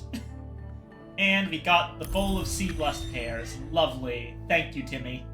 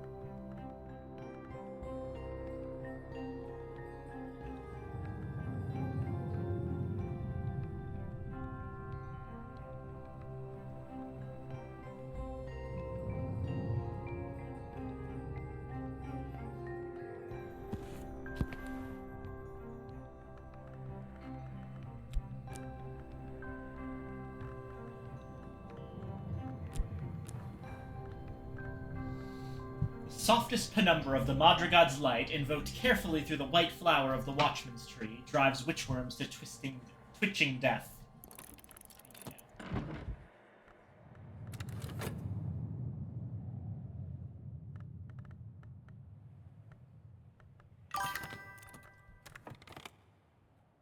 You could make a doll out of human hair for the vibe, sit at the salon table. Maybe later.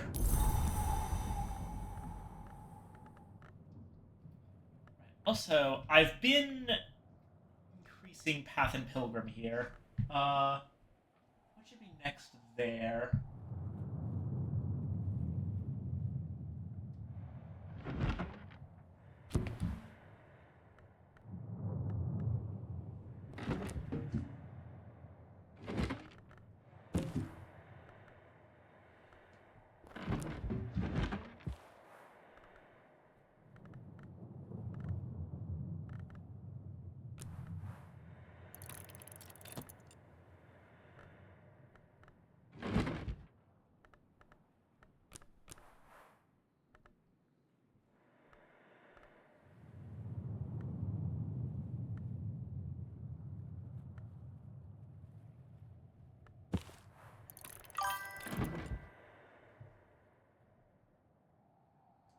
For human hair craftable shears and health at the barber chair.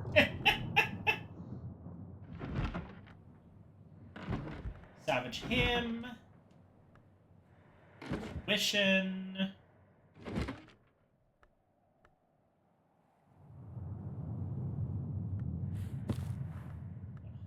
108.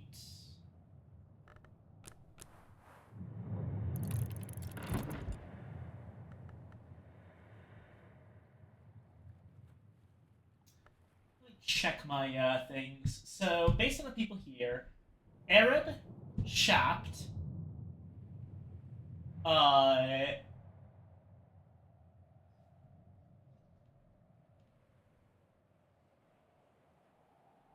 Fet, Shapt. So, Arab, Fet, and Shapt. And Whist. Arab, Fet, Shapt, Whist.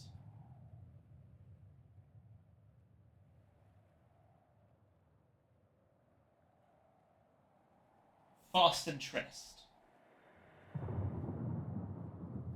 So core is entirely safe, as is metal. Good to know.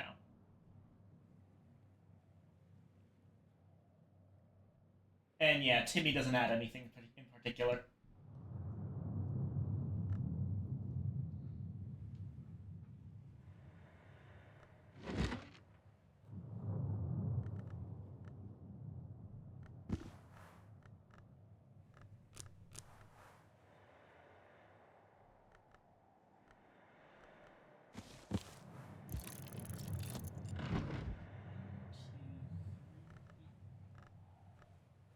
Four.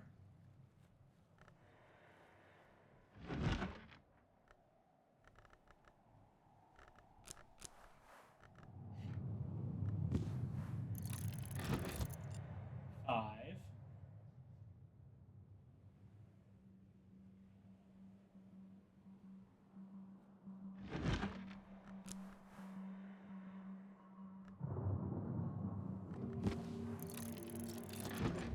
Six.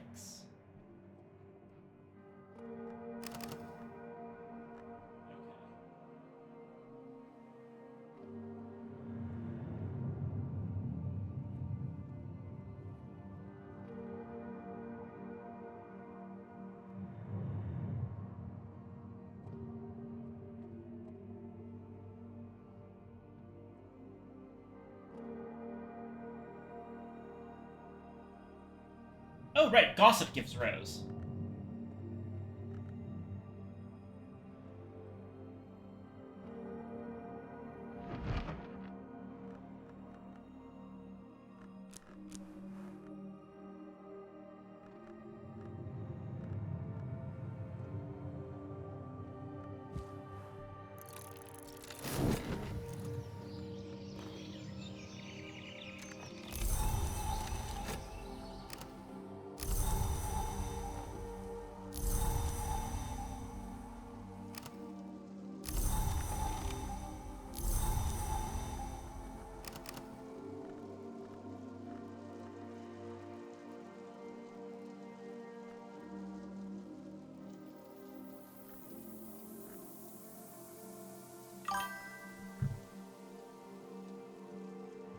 So excited. Hell yes. Just a moment to check to see if we have any edge books.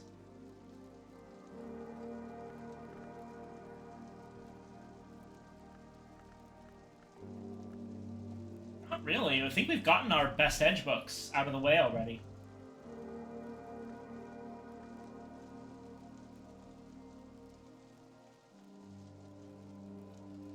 So in that case... So my sister this morning that Wednesday is the highlight of my week. Oh, that's really nice to hear. I appreciate that so much. Okay.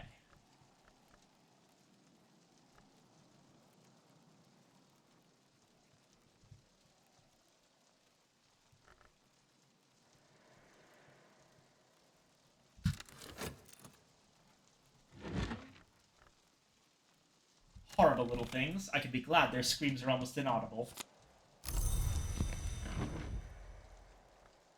And the Songs of the Carapace Cross is no longer infested with witchworms.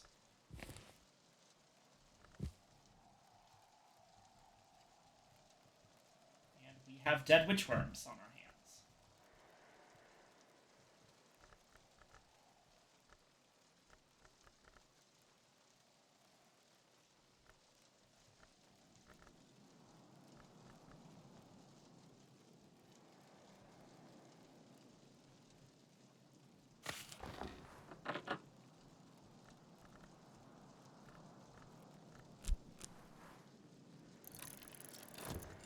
Fallen Curious in there, which will be replaced by Witchworms.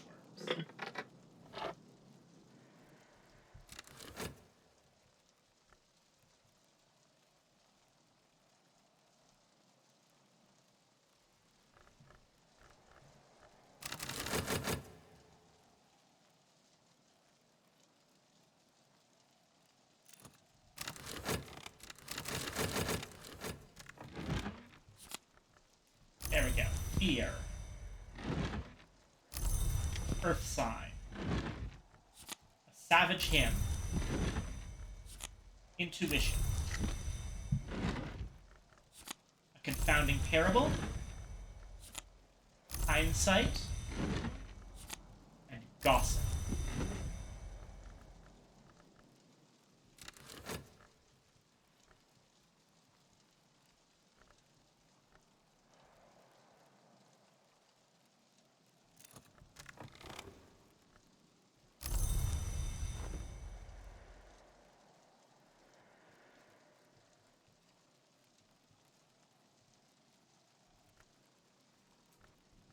Another Witching T-Sun. Okay. Sure.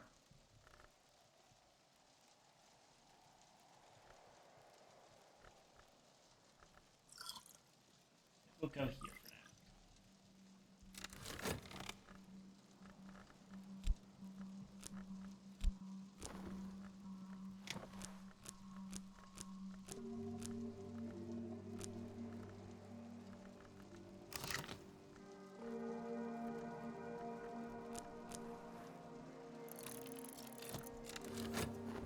Path Pilgrim is almost done. We should have much easier access to Rose now.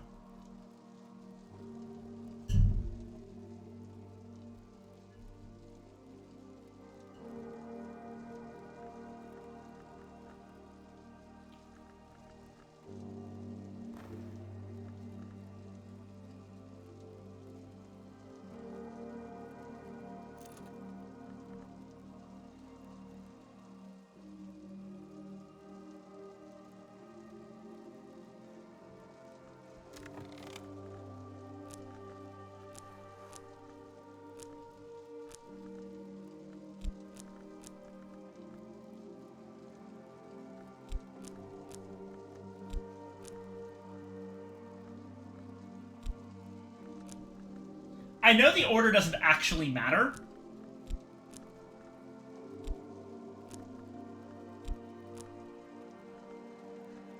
But I like this one.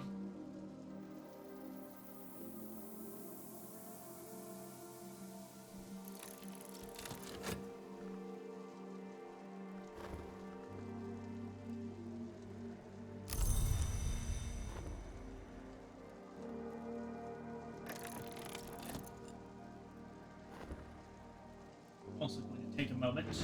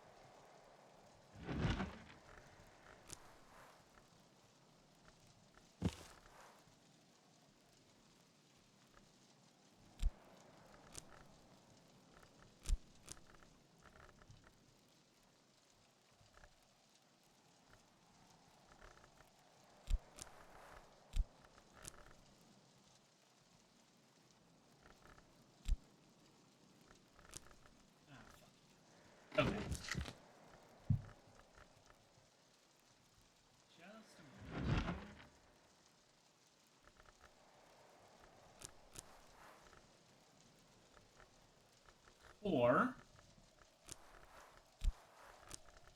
Plus hammer disciplines. Have the book.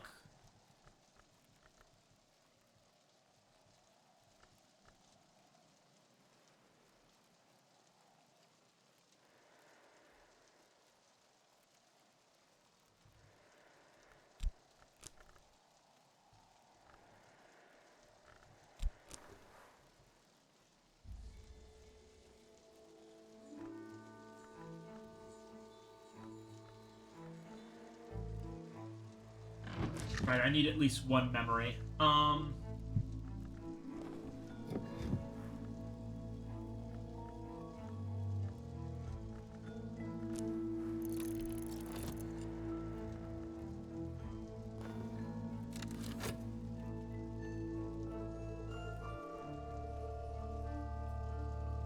Here goes.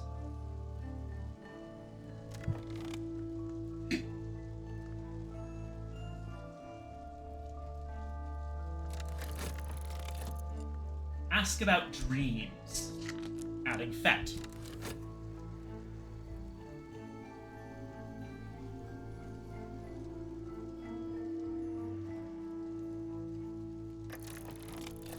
Kukil and Arun have discovered that they share family in the subcontinent from which they have both been exiled. They gossip eagerly about their cousin's expression of familial traits, their alterations in development, their new-hatched kin. Resurgences and emergences. Aww, cute!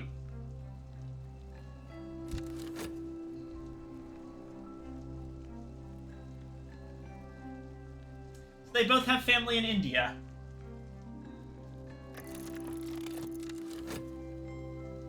Obviously, I know... This has something to do with the hooded princes.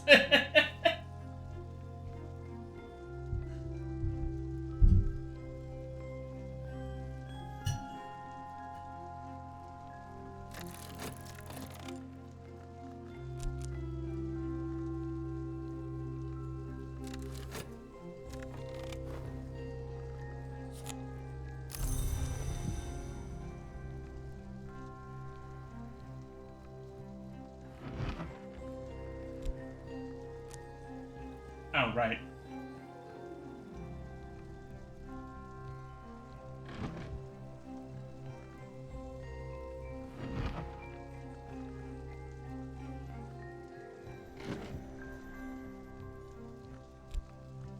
Scent won't work.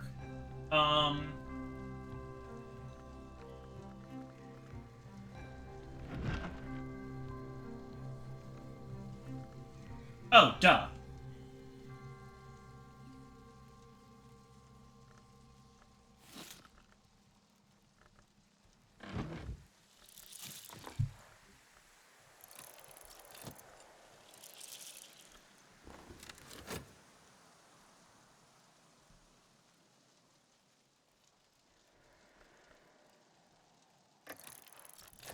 Reverend Timothy, having secured the attention of an attractive woman prepared to listen to his sermons, is now elucidating his previous and his next intended Christmas sermon. Coquille fastens her smile more charmingly on her face. Her eyes travel the room from end to end. There is no escape.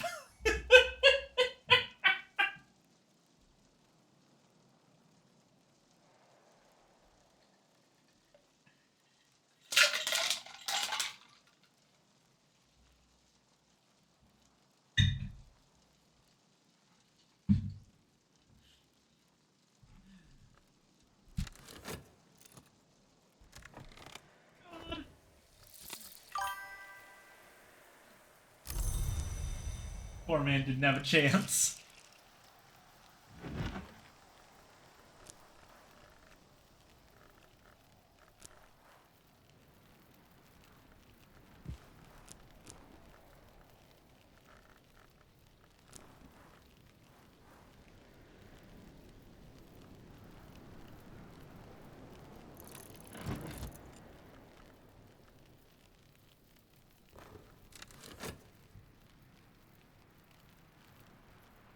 Poor Coquille didn't have a chance. Yeah.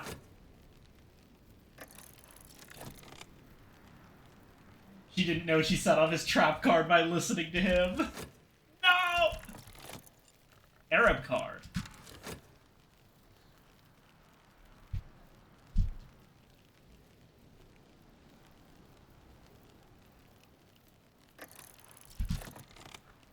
Oh, this is probably the one you were looking for.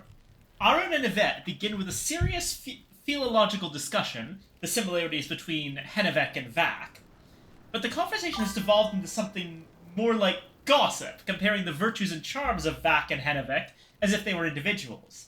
Aaron mentions the tradition that the two languages are brother and sister. It would be a shame, wouldn't it, if they were? Yvette responds archly. If they were brother and sister, nothing unsuitable could occur between them, surely. Aaron's whole face creases in an unusually fervent smile.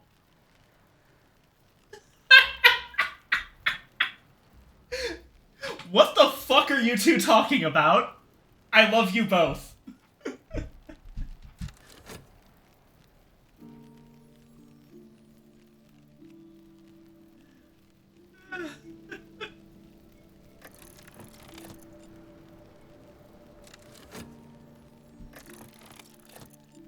Right, so we have Solus Invicti, Henneveck, and Resurgences Emergences.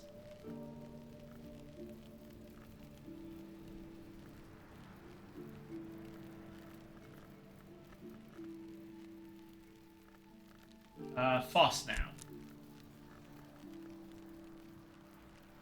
We also think about what to start making.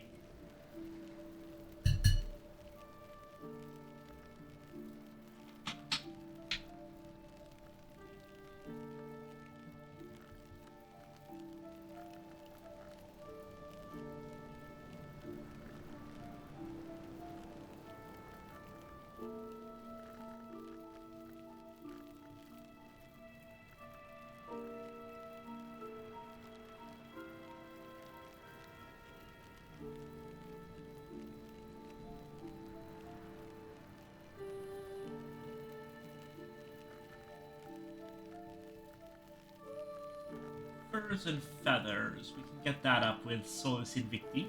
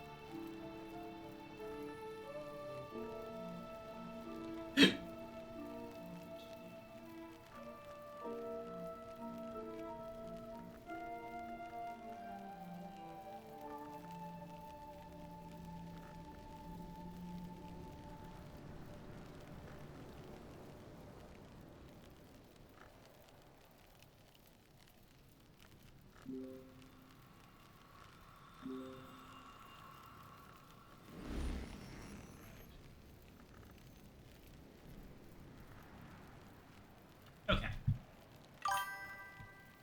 Imagine Peel was really good with his mouth.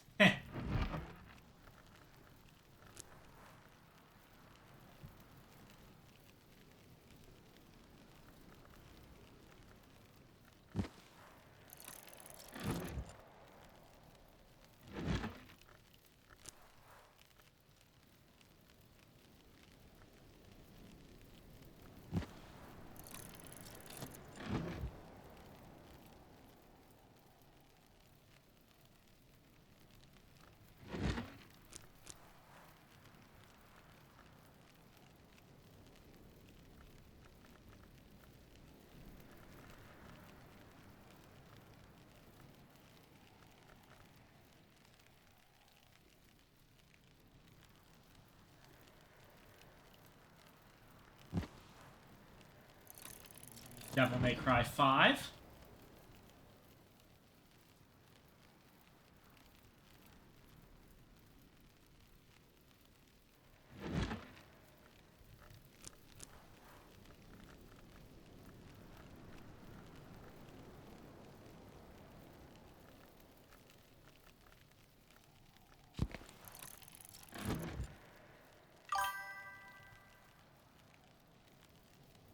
debate each other to completion. Christ.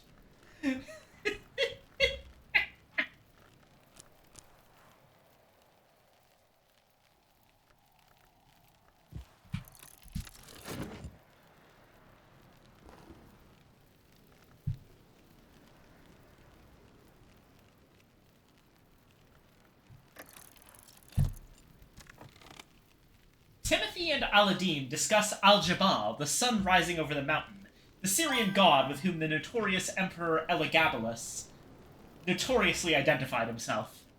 They speak, too, of the Amisan cult that honors God and Emperor still, to Timothy's clear, if furtive, fascination. Oh, sand stories. That might actually get us all the way to the end of Path and Pilgrim.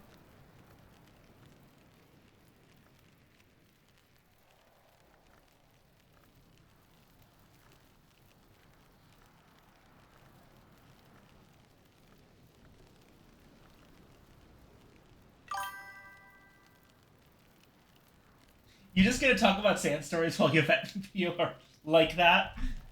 Listen, I'm giving them some privacy to have their, language debate.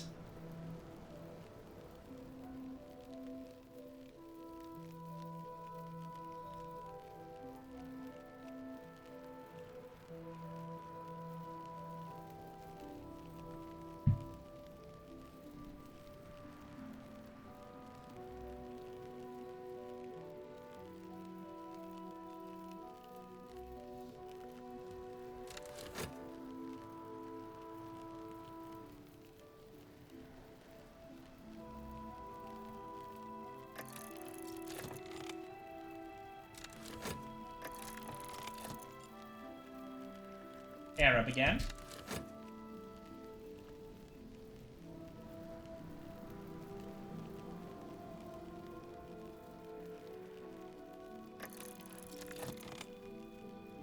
Aladdin is chaffing Arun about the fading potency of your venoms. Arun is clearly subsiding into a sulk.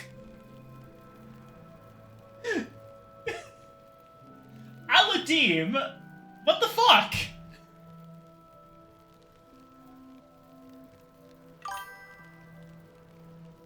Sad Snake, yeah!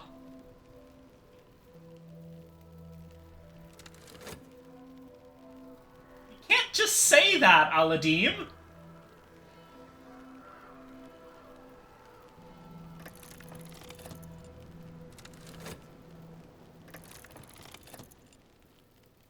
Wrist.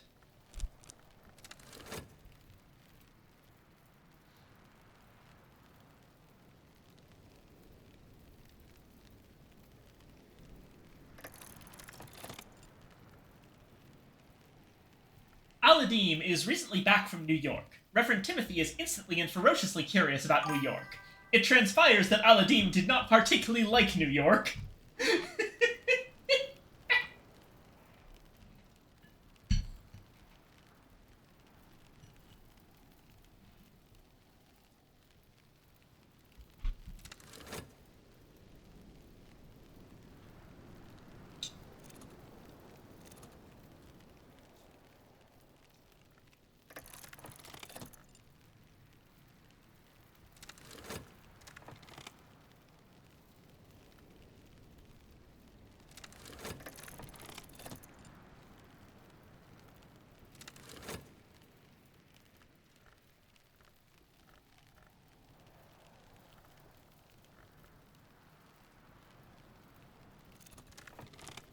Did that literally not give me any... That gave me no lesson at all.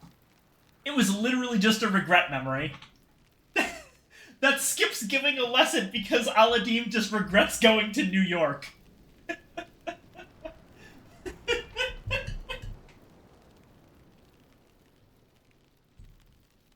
I'm not even mad, that's hysterical.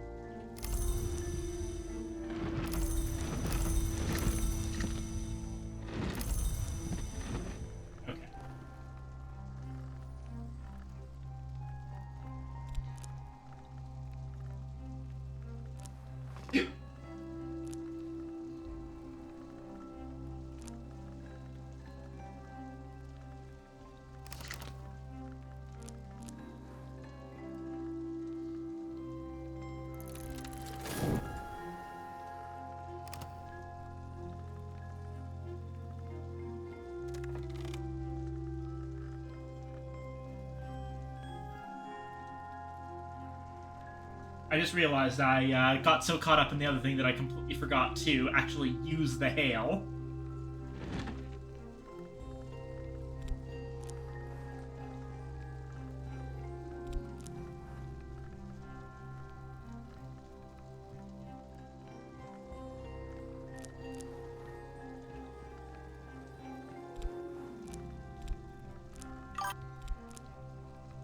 Shadow, hello! What is up?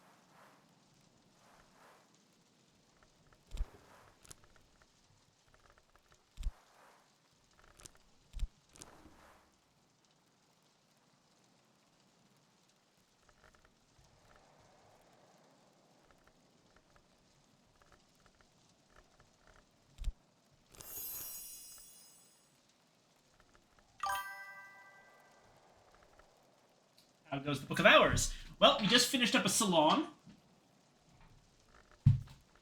I realized a bit too late that I never actually used my hail for the day, so going to try and do something with that. Oh, right, Ragged Cross.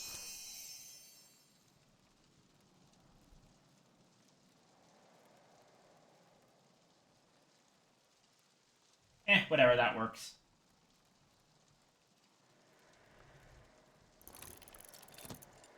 Should be getting that tomorrow. Okay.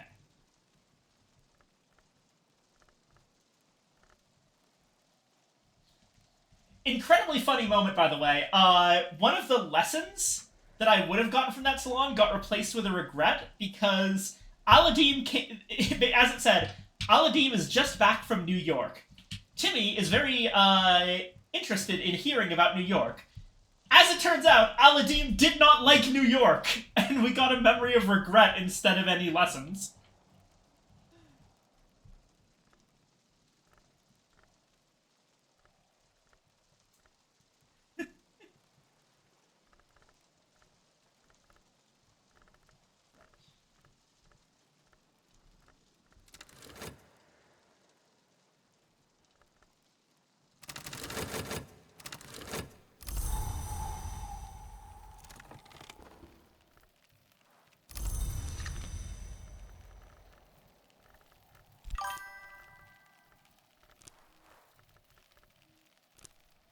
Yvette and Arun went home together. Yeah, that's true.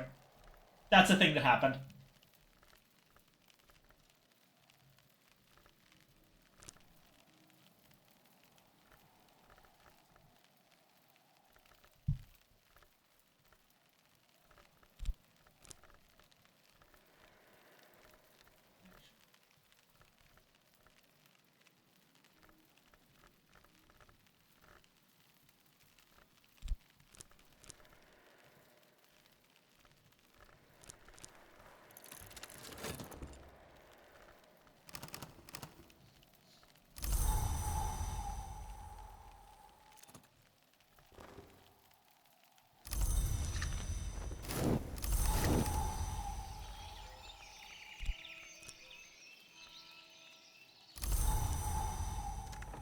Ah, snow.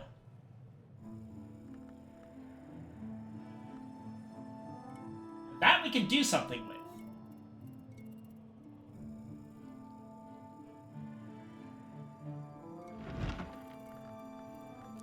Snow plus Nin's cages. Suppose we could use quenching and quelling, but... And a Capian.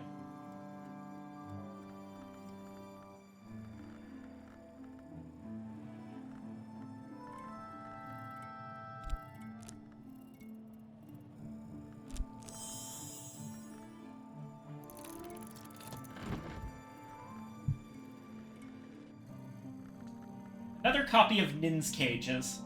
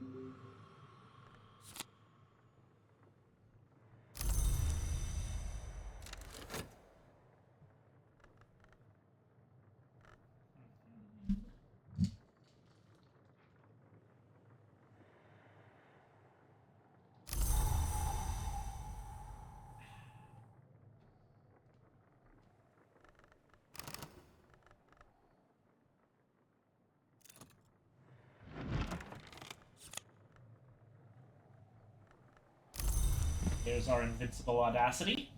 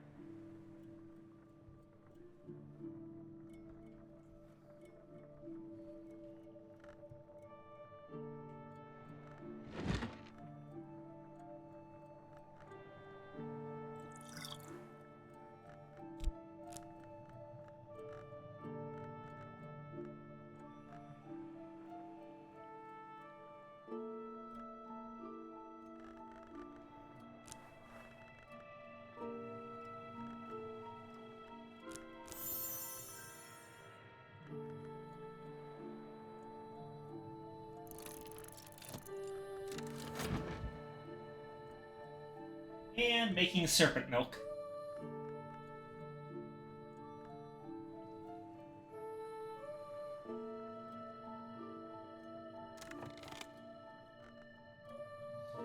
Right. So, today, we will... In-game, I hope. Yeah, sure.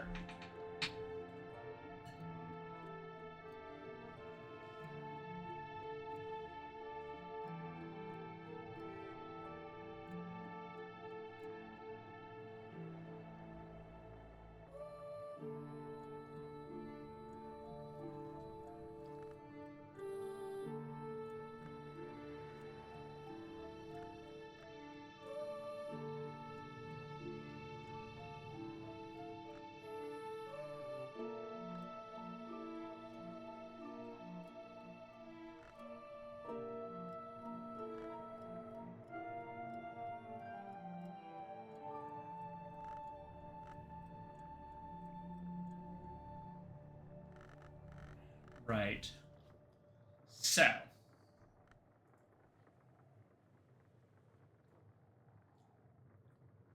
Purification. Sacrifice and Victi goes to Purifications and Exaltations. Resurgences and Emergences. I don't know where this one goes. We're going to use Grail or Moth.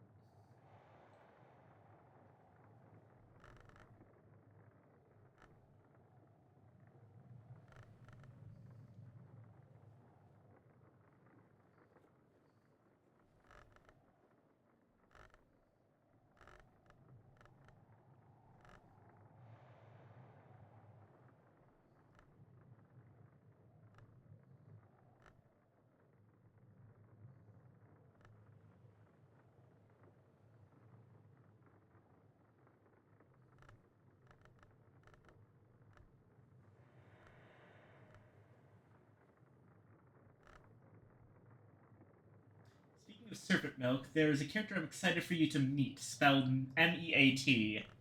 Huh. Okay.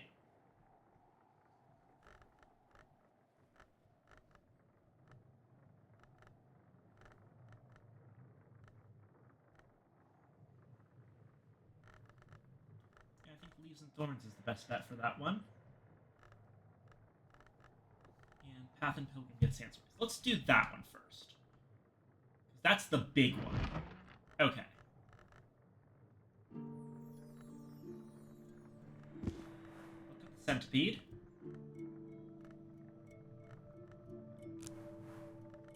I'll use Mel.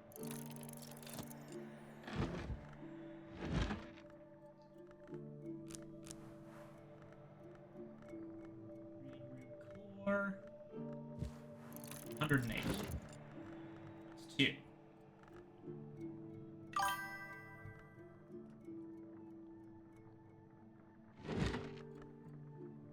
Echo plan now. Right now, I'm going to get Path and Pilgrim up to level 9.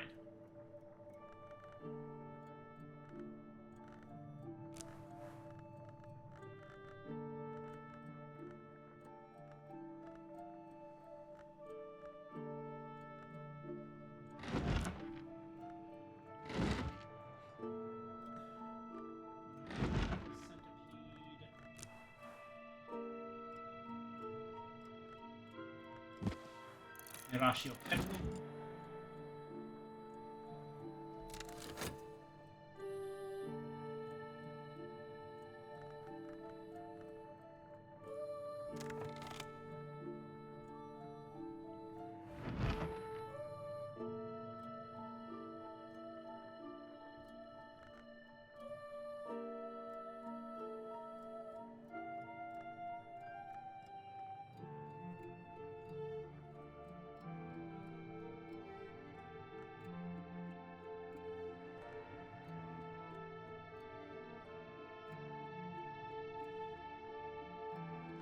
Right, Savage Hammer.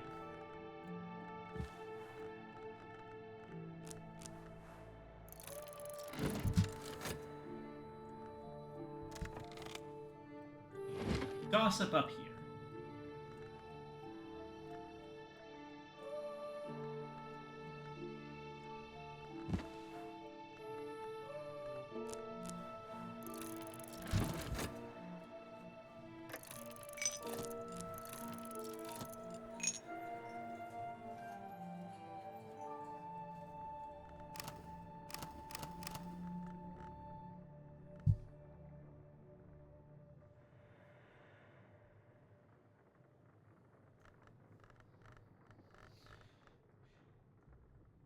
While we're just waiting for stuff, I'm essentially just trying to fill out as much of the Tree of Wisdoms as I can. You know, set up to be a good librarian to help the curia I'm creating. Gotta know a lot of stuff.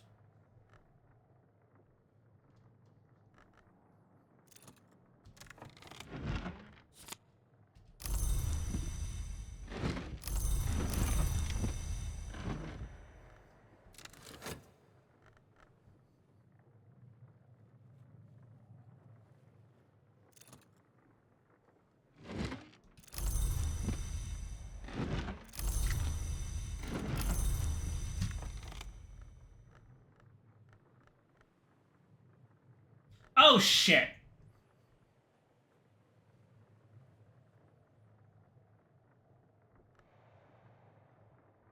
I forgot that we were actually reading something new in there.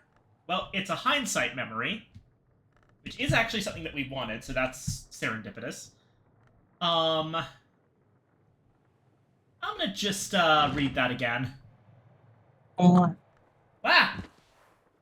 Evangeline. Man.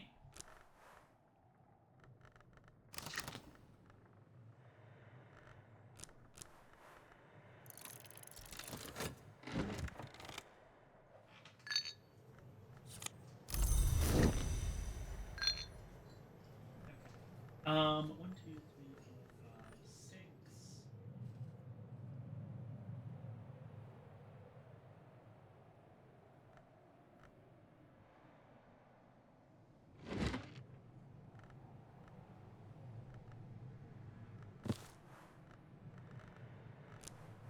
Seven.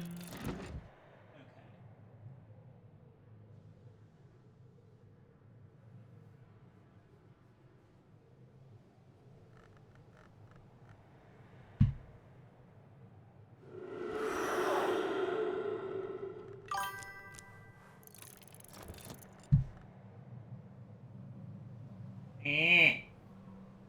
Thank you, Evangeline.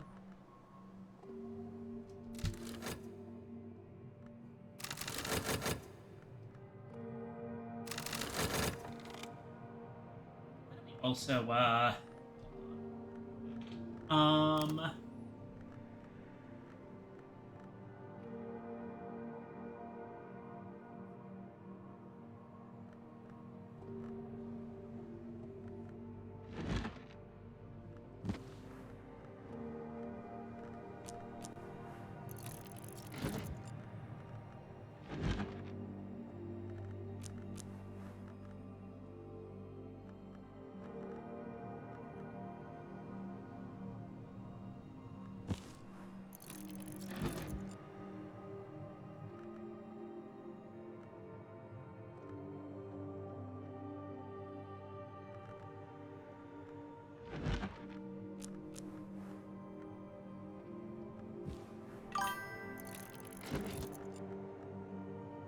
throws rubs aside in a way to cover myself after telling you to carry yourself. Disappearing as it drops onto the floor. Ignore the transformed little rat queen me escaping the scene.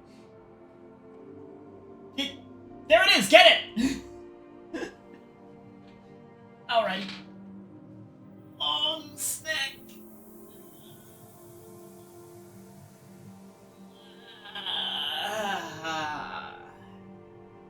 And water.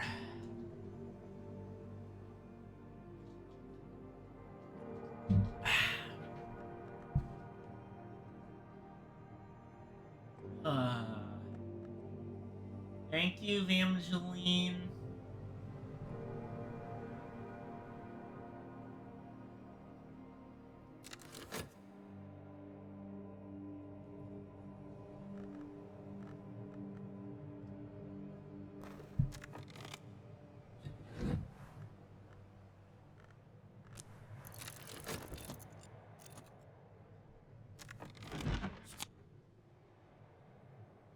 No librarian of Hush House has ever died during the preparation of serpent milk. Thankfully, this was true yesterday, and it was still true today.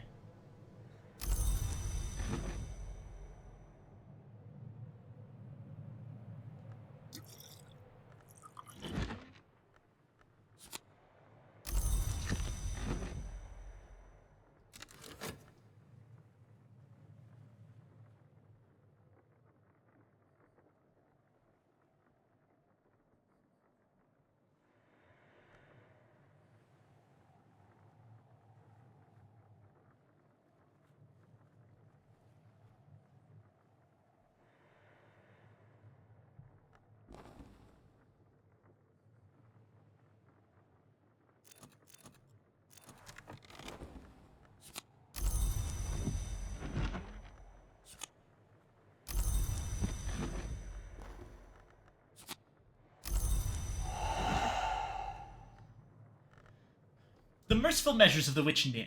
This is only a partial version of the original, but it contains illustrations by Nin's pupil, Mabley of Bruges, which supplement the original. Nin's stated aim was to keep beyond the walls of sleep that business which should not trouble the world. This includes fever, madness, and delirium, as well as spirits identified as devourers and deceivers.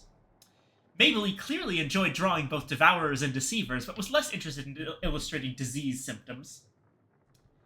Nin warns against invoking the edicts liminal or inviolable before sleep, for no matter how secure a lock may be, its key will surely open it. Mabley has helpfully illustrated this by drawing a sleepwalker clambering through an open window, about to leap into the jaws of a sea monster. The sea monster is goggle-eyed with happy anticipation. And it's a hindsight book. Oh yeah, we knew that. Right.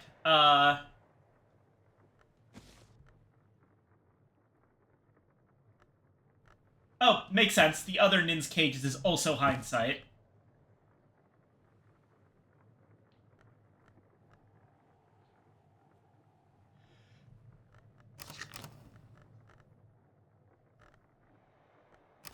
Okay. So now, Path and Pilgrim.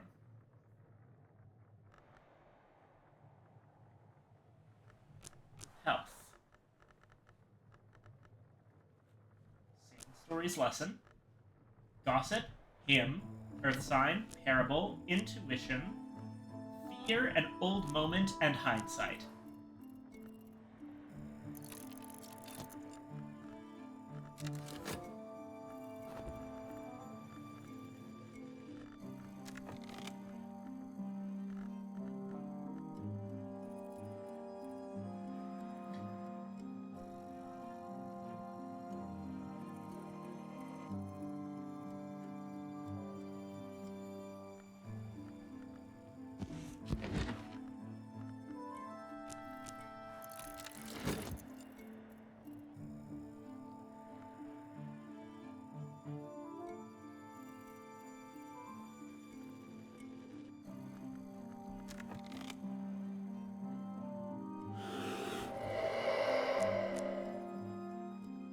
Now, here, buddy, have a seagull egg.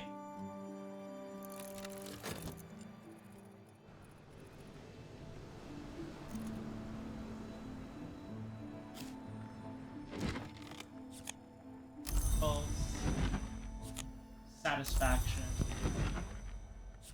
beguiling melody.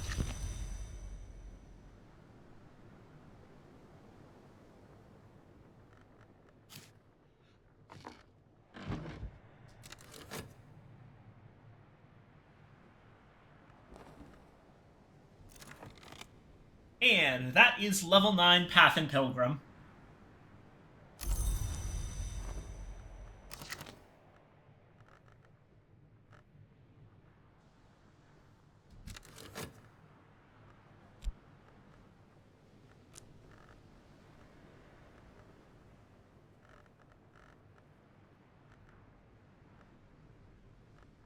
Wasn't that 2 levels worth of punchings and quellings in there somewhere?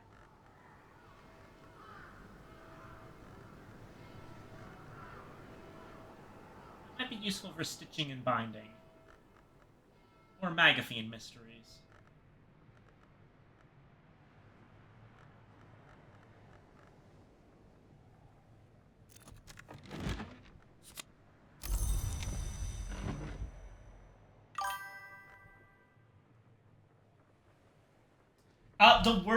The phrase was your snake. I think that it interpreted it as you're a snake, as in you are untrustworthy, but that's a very odd thing for an automod.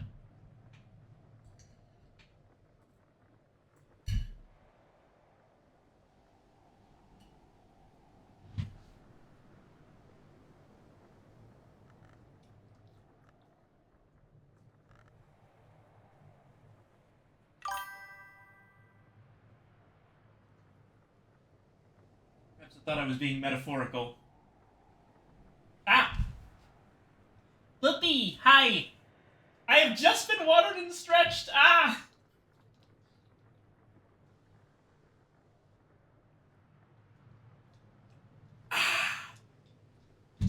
Alright, Snake has been watered. Snake is stretching. Okay, fine, fine. I...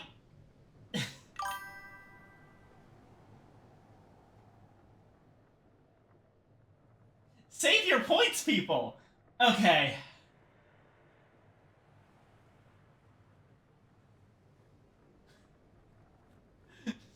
Forgot to cap the hydrate. Alright, okay. You asked for this. Hold on just a moment. Right out.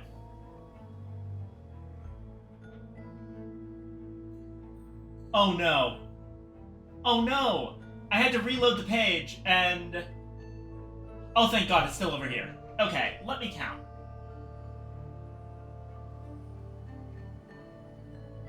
We have 1, 2, 3, 4, 5, 6, 7 waters, and 1, 2, 3, 4, 5, 6 long snakes. Okay, fine. What I'm gonna go do is I'm gonna go do a full stretching routine.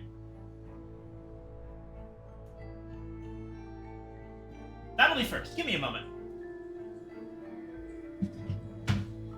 Alrighty. Hands above head. 1.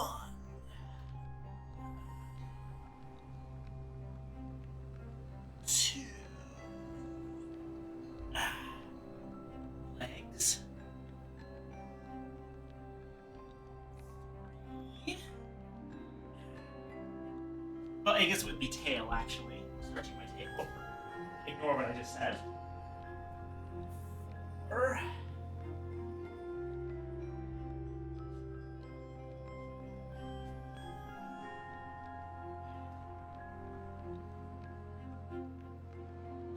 5.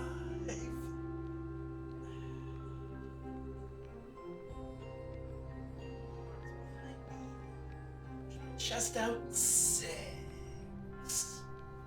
Oh.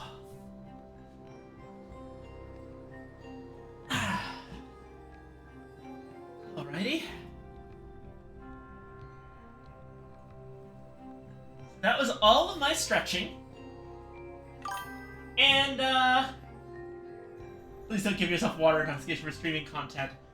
Well, the funny thing about that one, Copper, is, you wanna know something funny about, a little thing called HRT?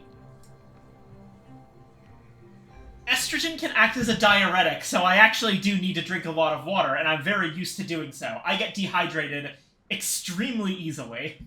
So, what I'm gonna do, I have a cup of water here, and the rest of the entire carafe of water right here. If you don't know what a carafe is, it's one of those things at restaurants that, Hey, 10 stream watch streak. Thank you, Bippy. And... yeah. It's one of those things at restaurants that they pour water from. Steal them when I worked at up in high school. Well, I've got one right here. And I'm just gonna drink the entire thing, and then I'm gonna go get more water. Any delays of the stream? I'm sorry, but you asked for this.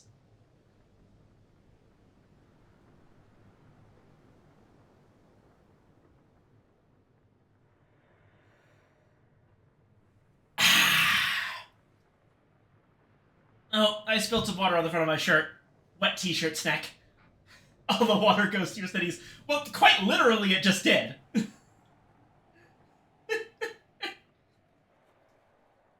Okay, I'm gonna go use the restroom and go get myself some more water. I'll be right back.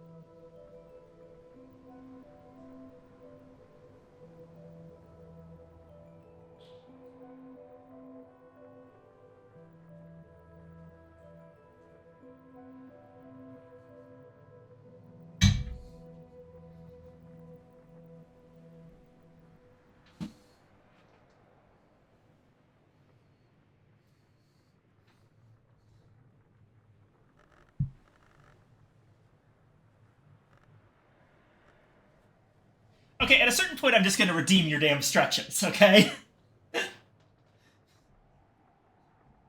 Or not redeem, refund your damn stretches. But yes, I'm back.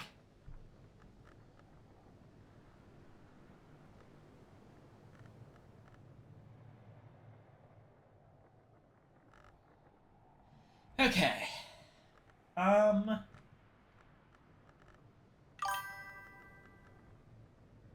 Meowdy snack. Meowdy.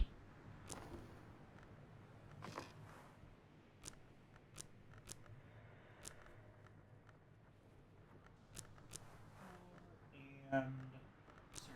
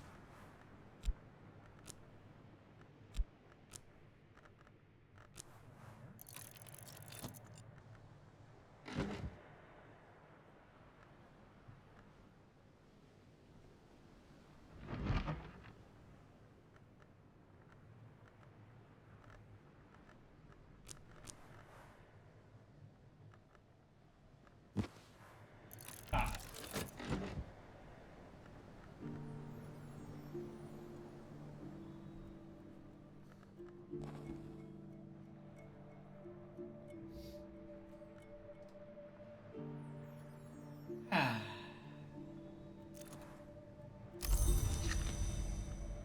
Wow, we're only 3 hours in.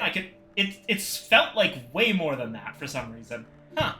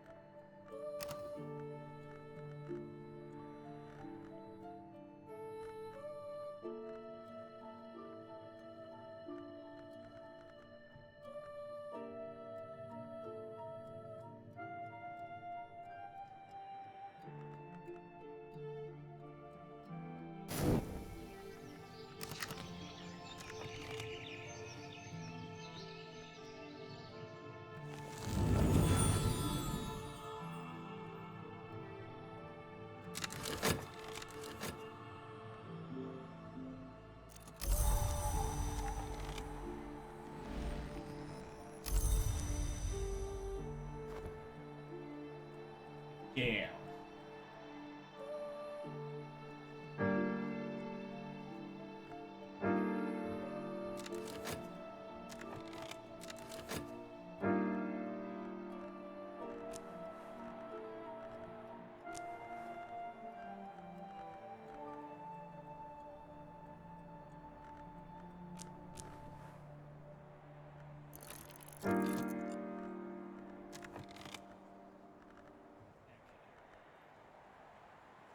thing I definitely want to do is actually read the songs of the Carapace Cross.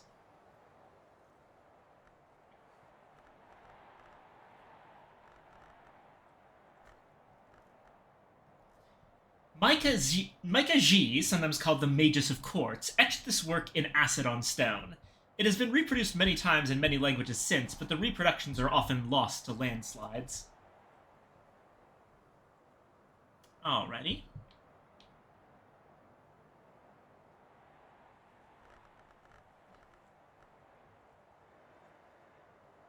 Resurgences and Emergencies is our best moth. Pretty easily. So that's 9 right there. Means we need 7 more from other stuff. Trist gives 2 moth. That could bring us down to 5.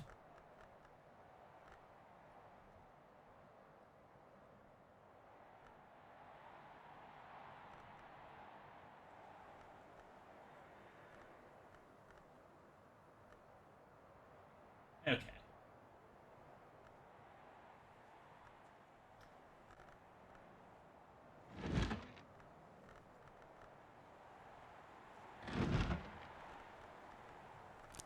Shell-crossed Whist with an Instinct book.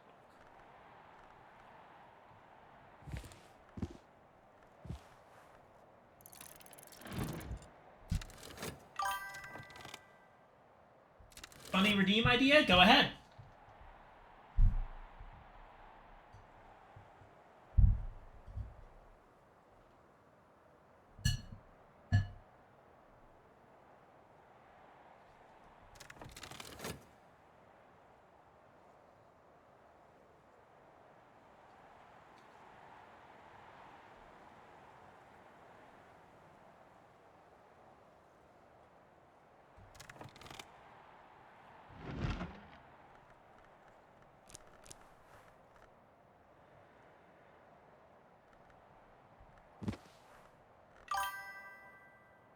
$100K redeem where they stop the stream to read a rant about Nier for 15 to 20 minutes. Like, read it out loud?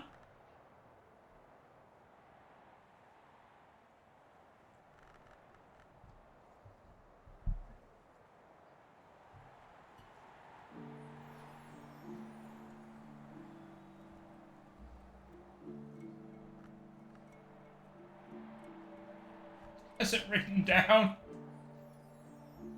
Oh boy, I have to find something appropriate, but that could definitely be something.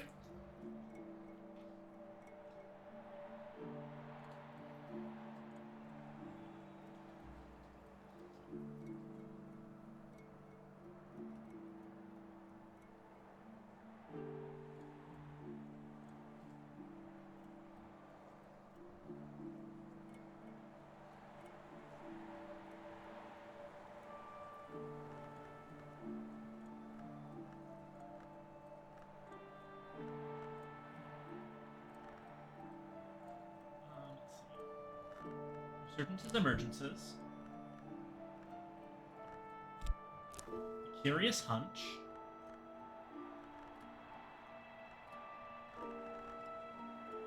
Languages Fusine.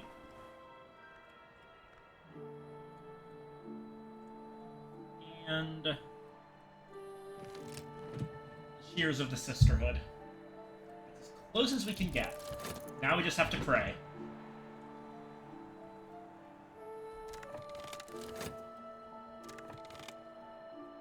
Meantime,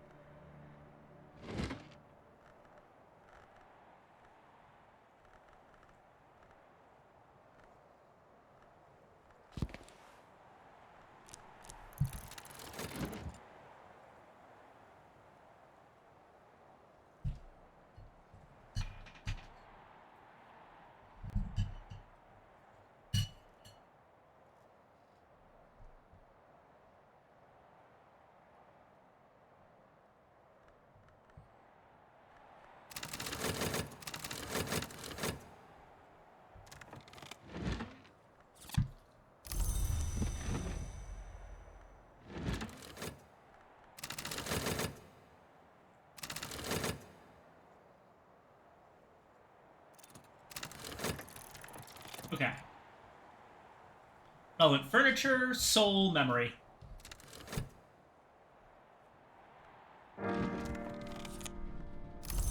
Ascendant harmony.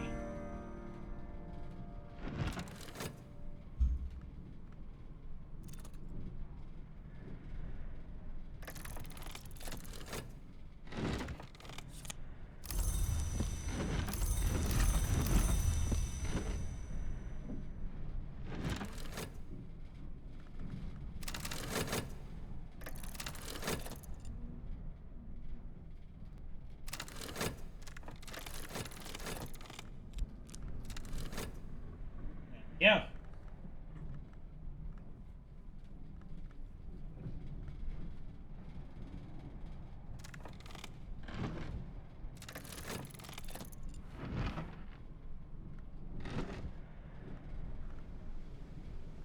Okay.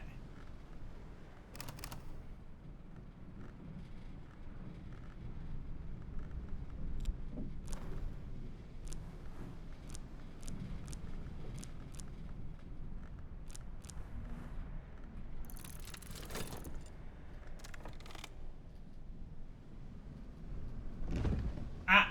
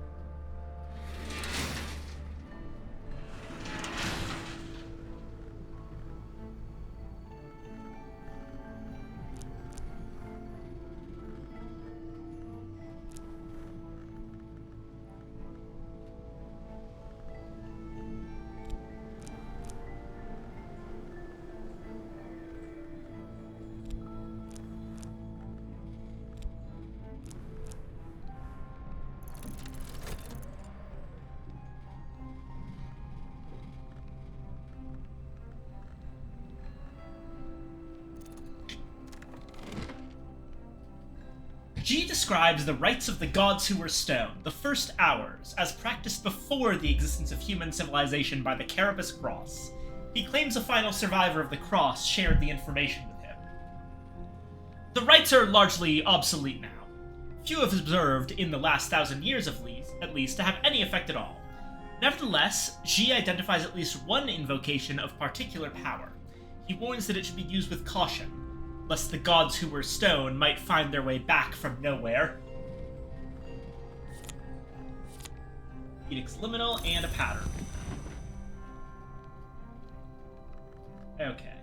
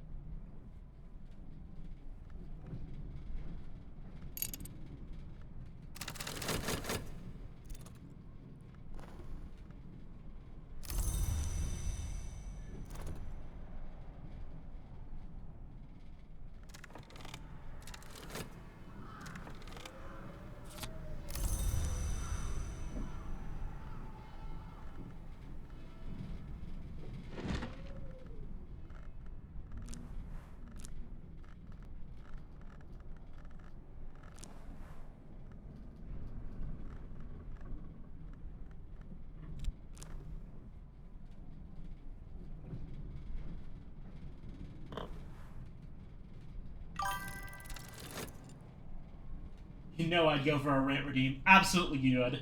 I'm completely aware of that, and that's why it's such a good idea. I just need to know I need to figure out what it would be even about.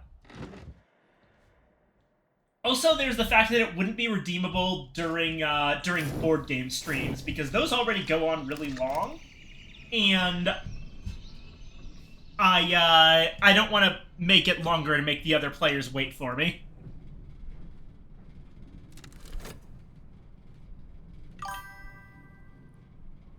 I wouldn't do that other bonus. Yeah, but I need to design the redeem in such a way that it would explicitly state that it's not redeemable during board game streams. Just in case, you know, someone might come in and like try to not understand, try to read it. I suppose if it's big enough, then it wouldn't be a problem, but still, you get it.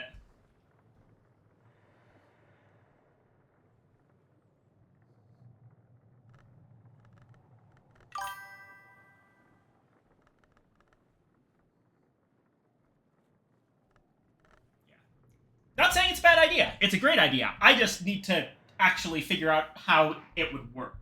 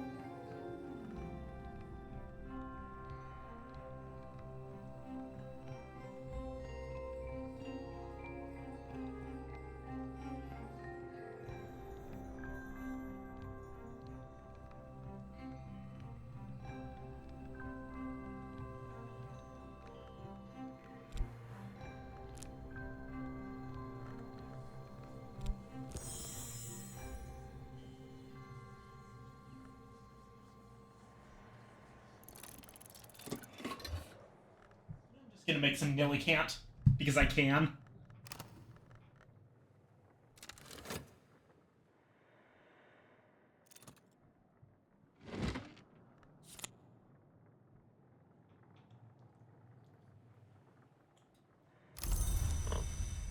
There's Dynamos.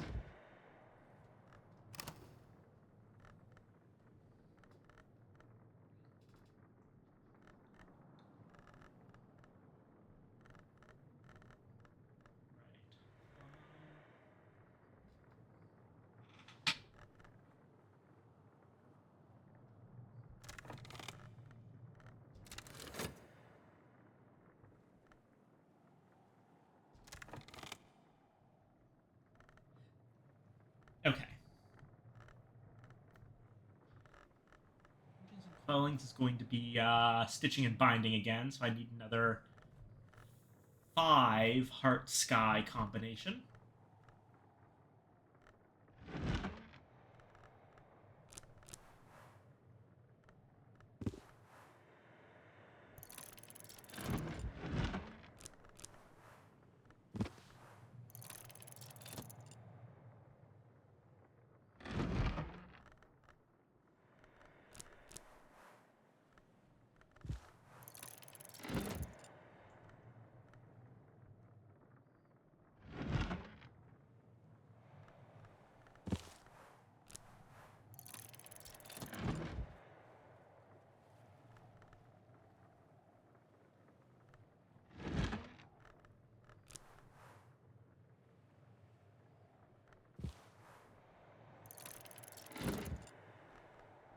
That. And then,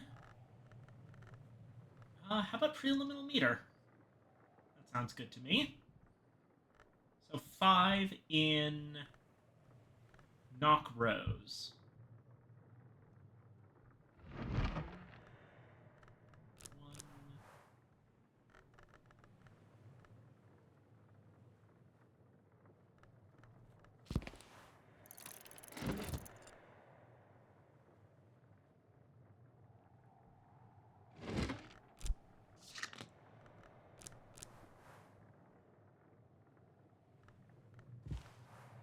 Two.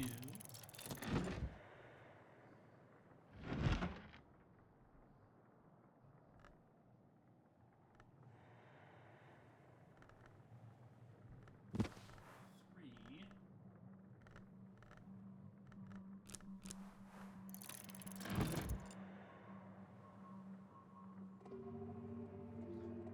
Out of desks, but this is actually still doable if I shift priorities a little bit. Um.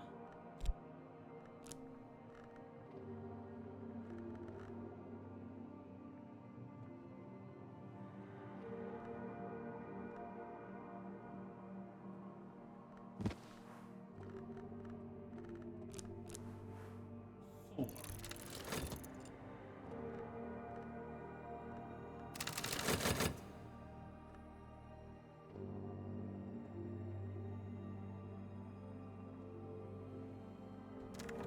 Oh yes, as for the next salon.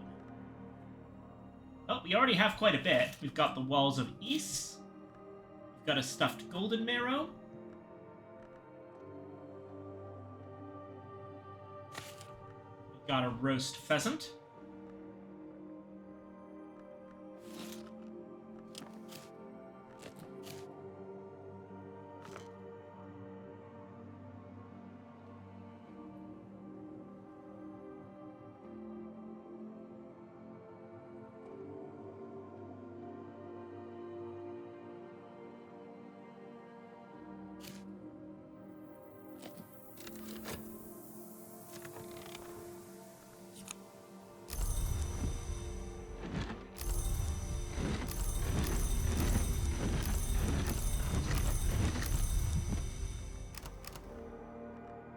Okay.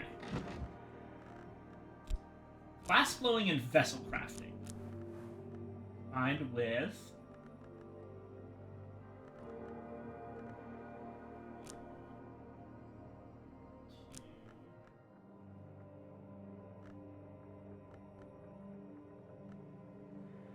Oh, intuition doesn't work on this one. 3...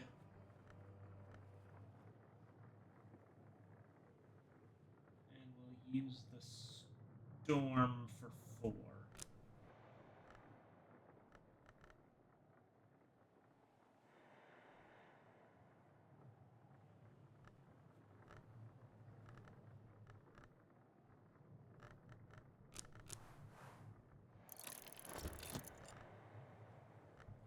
Right. Then we gotta redo the storm.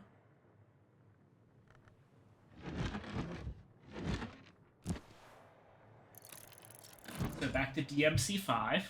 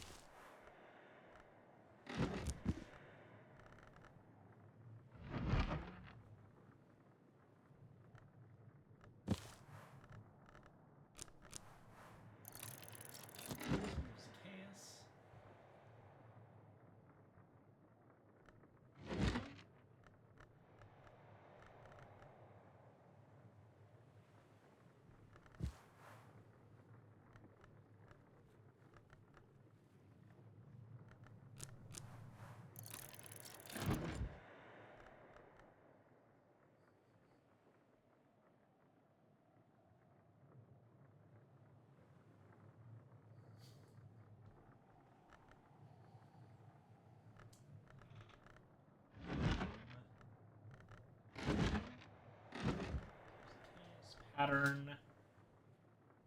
And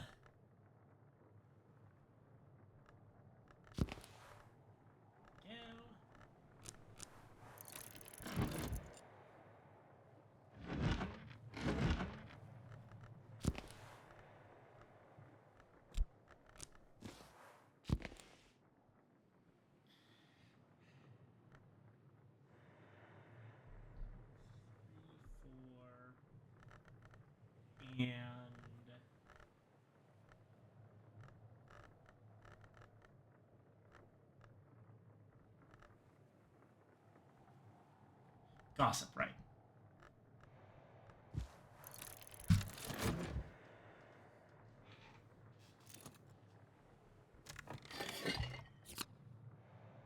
And there's some more Nillicant.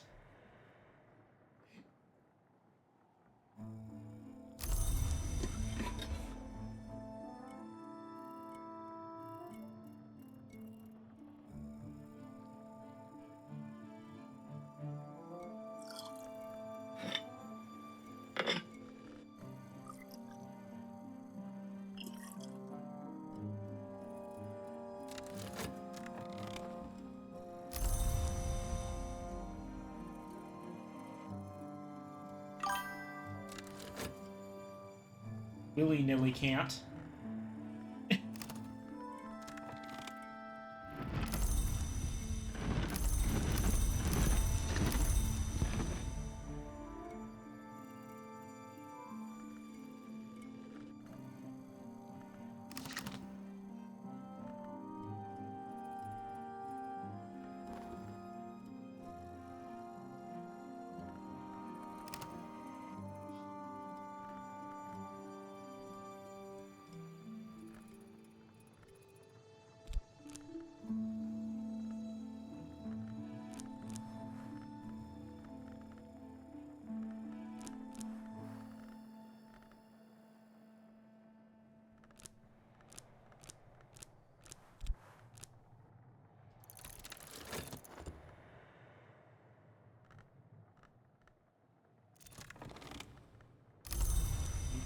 Six.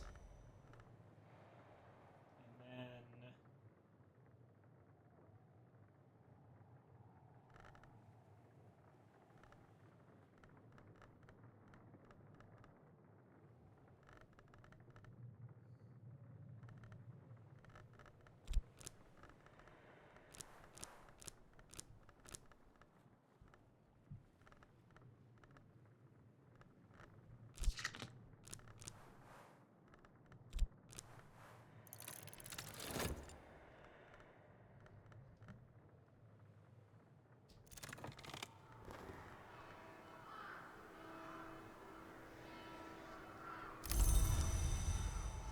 binding. There we go.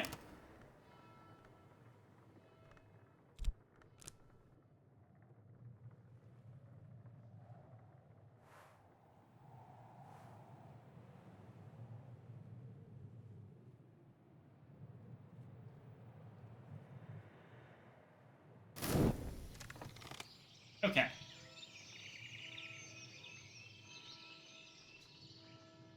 Thinking about the next salon already.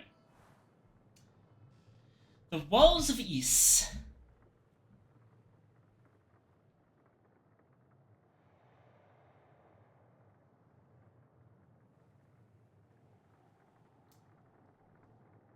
Right. It occurs to me that it's not super useful for food to have nectar, because what it looks like is that no one actually likes nectar food. I suppose that that's for crafting with food, but still.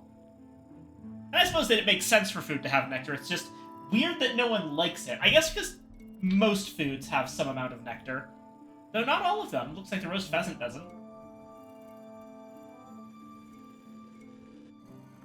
Alrighty.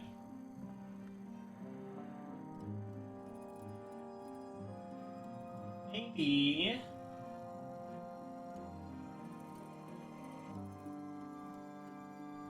what's the theme this time? Well, If we got the Walls of East, we can actually invite Dagmar. And I think that's a good idea.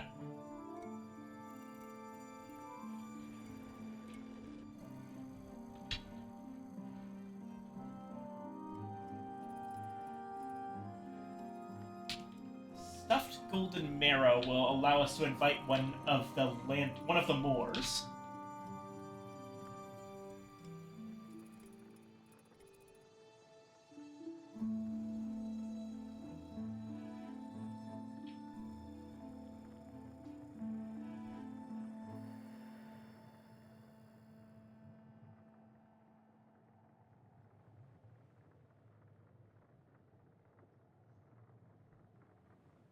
Roast pheasant.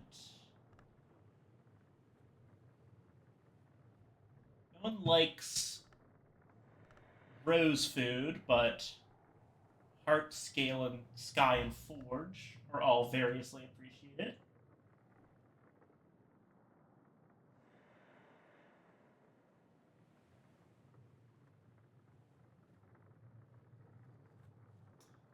Morgan likes sky.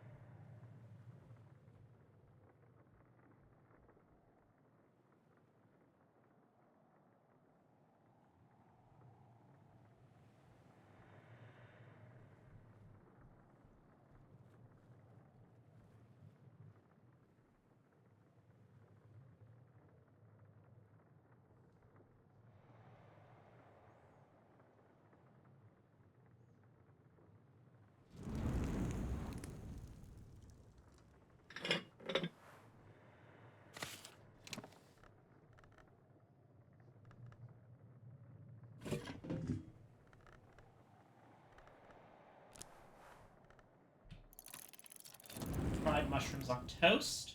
And we can invite Mr. Fekri.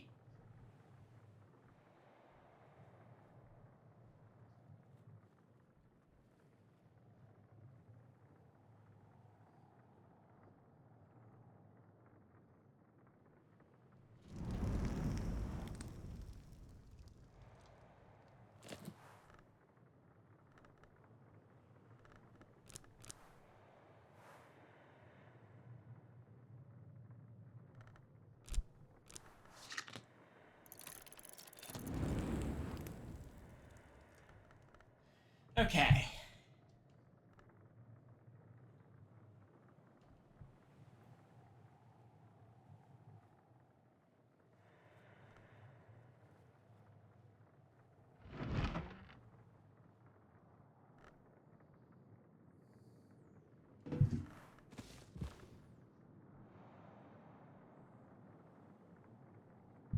Guest list. Let's see here.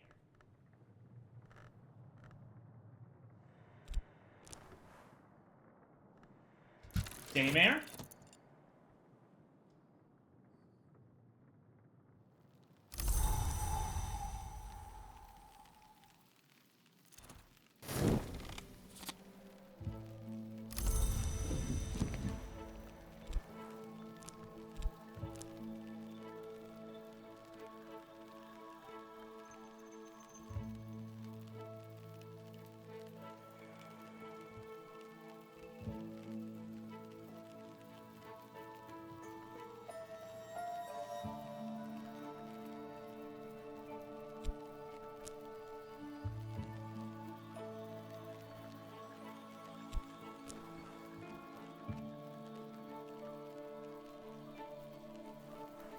Morgan. Hey, the yearly stipend is here.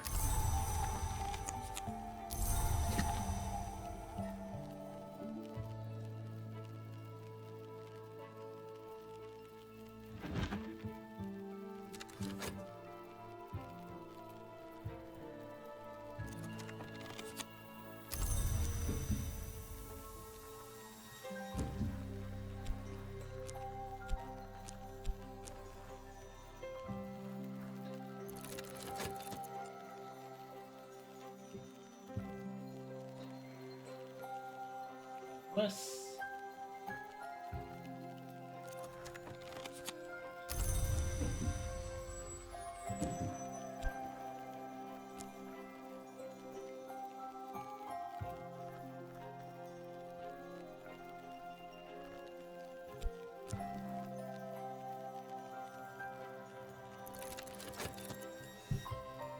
Okay. Here's a question for you.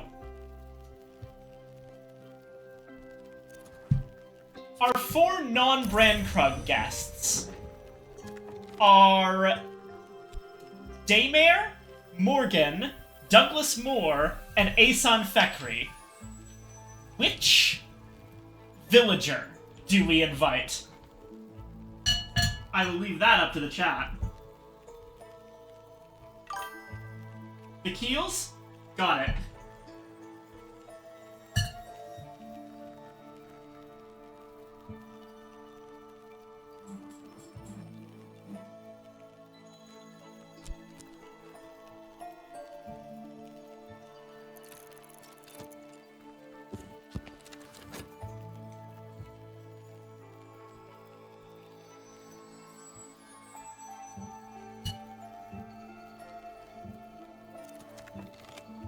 Oh, an entire pheasant.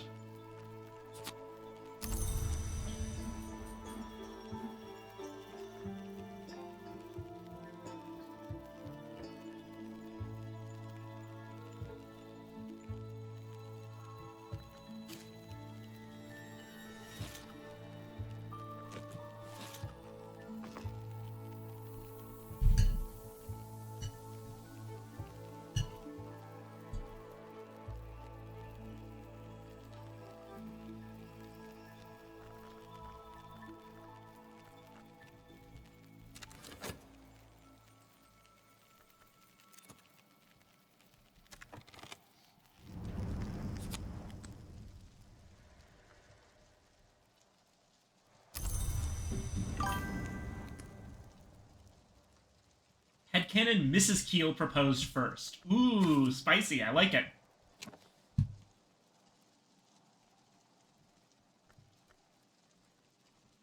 Okay. Now for drinks.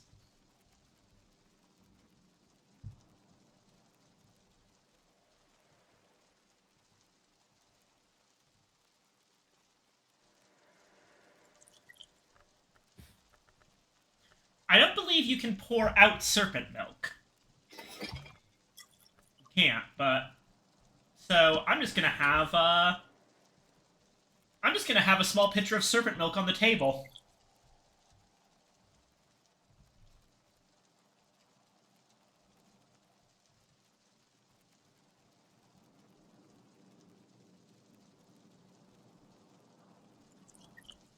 Got a cup of coffee. That's for more.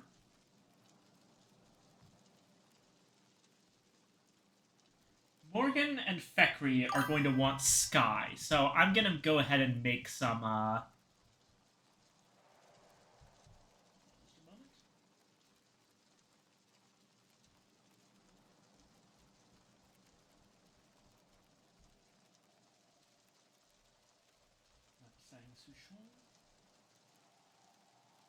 or Blue Crown tea.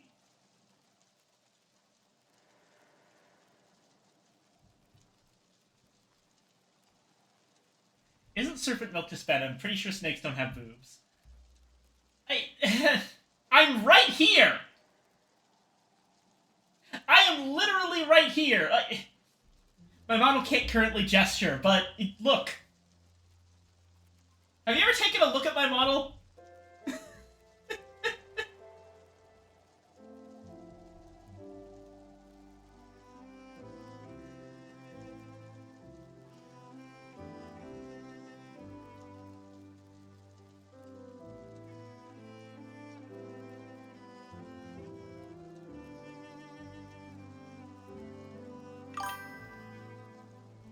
You're a snake cow, that means you're half mammal. You don't count. Where do you think I am getting the serpent milk from?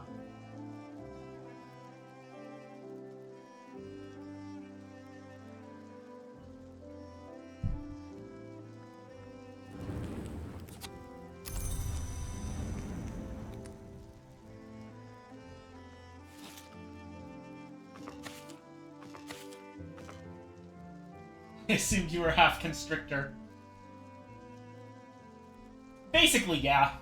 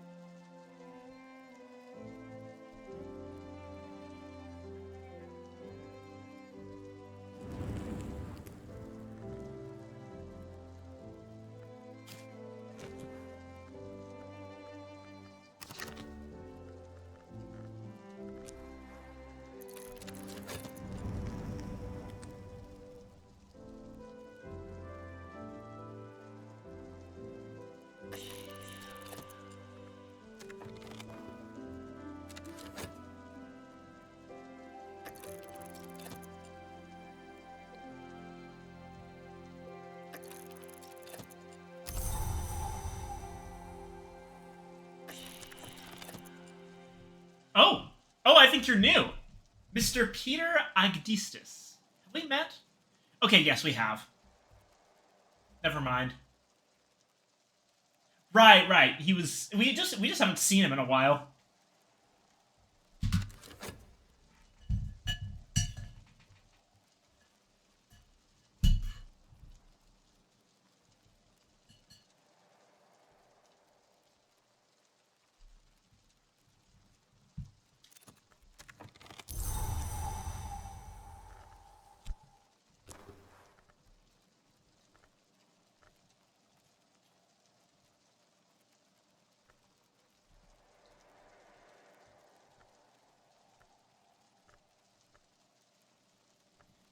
You've been involved in the incidents, actually.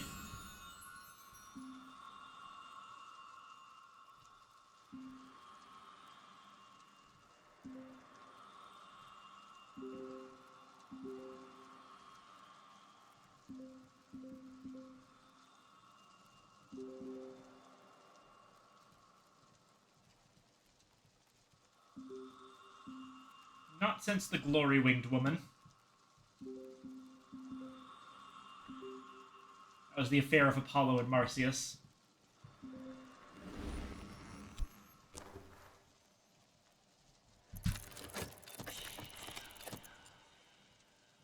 Alrighty.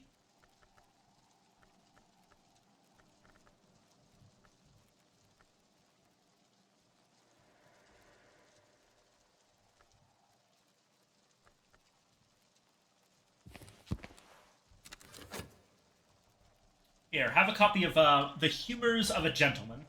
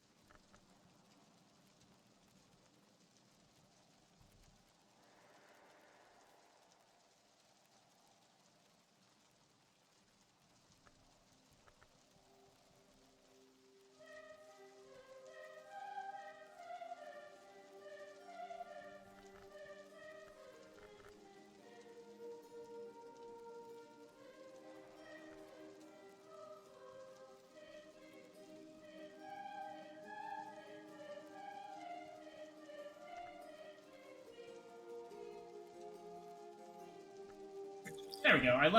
I knew I left a witching Tisan around somewhere.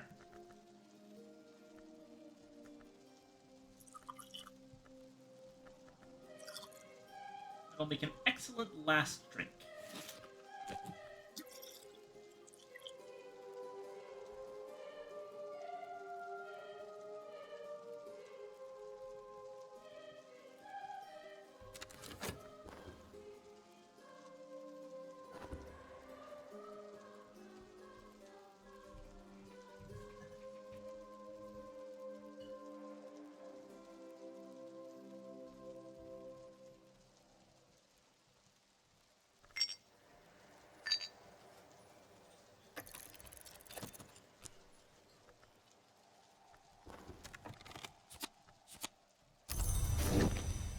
Ah, but we never had Peter's card. That's what I was wondering about.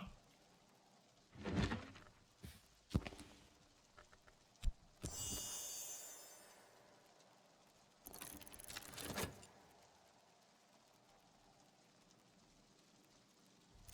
that everyone? That might be everyone.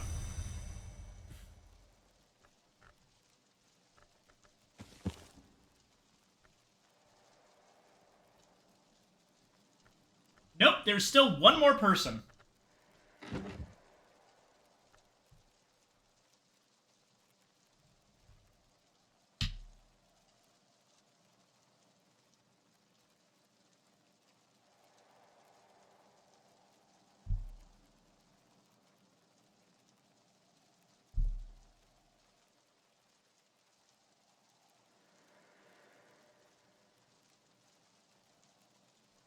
What the hell am I missing?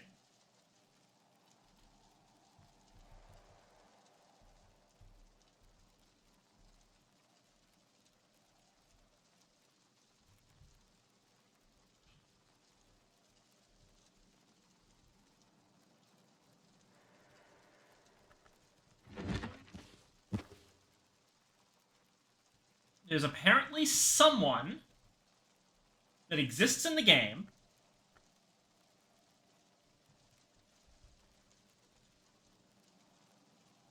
that I have not actually put in the address book yet.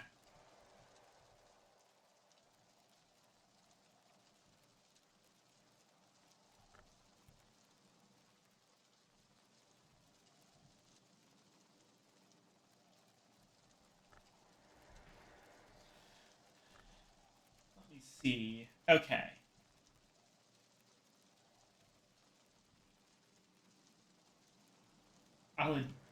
Daymare. Check. Moore. Or Douglas Moore. Check. Aaron Peel. Check. Dr. Aladdin. Check. Serena Blackwood. Check. Southie. Check. Stanislav. Check. Haima. Yeah, we got her. Arthur Moore, of course. Pokeball, yep. Connie Lee. There she is. Morgan. Just grabbed her, yep. Bichet, yep. Fekri, yes. Somewhere here. There he is. Strathcoin check. Peter Agdistis, just got him.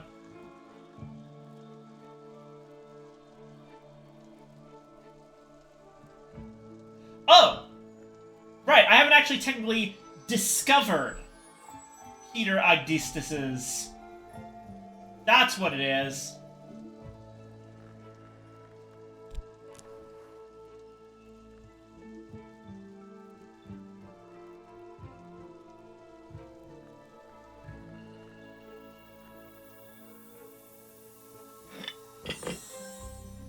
There you are, Peter. We now officially have every address in the game.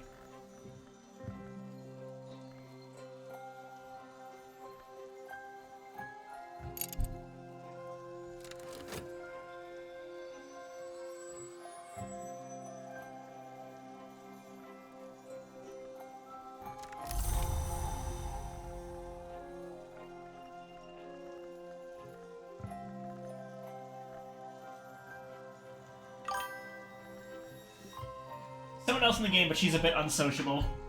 Yeah. Also, don't you have to, in order to get her, you have to, essentially sacrifice Yvette?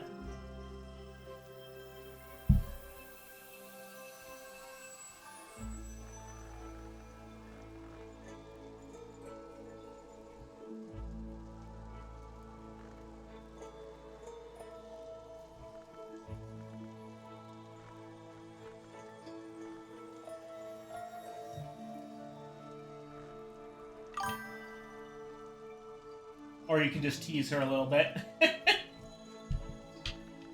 Alright, we've got everything set up here. 4, 5. 1, 2, 3, 4, 5, yeah. So that's ready whenever.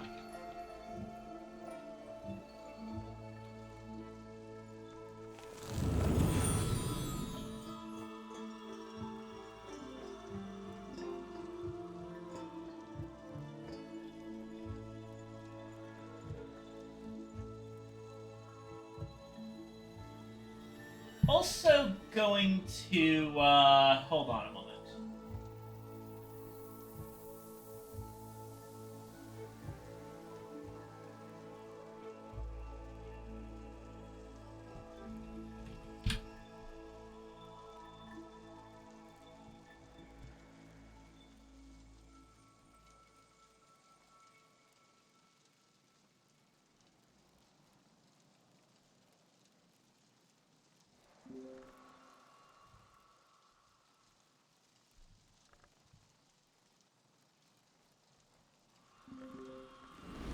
That's the plan. There we go.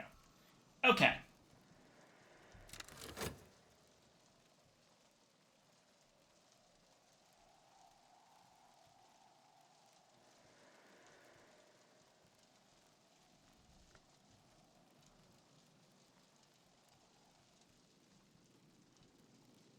In preparation for something later, I'm going to grab a quire of paper from over here.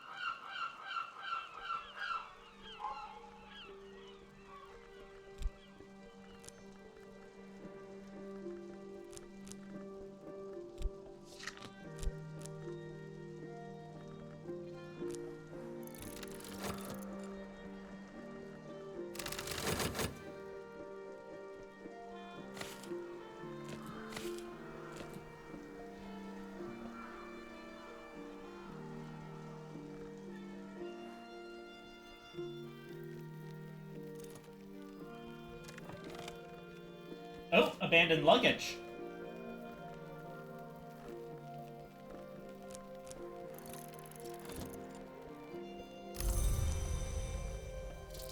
Pilchards. An orphaned chick. Okay. I guess they got tired of giving me gull eggs. And sand.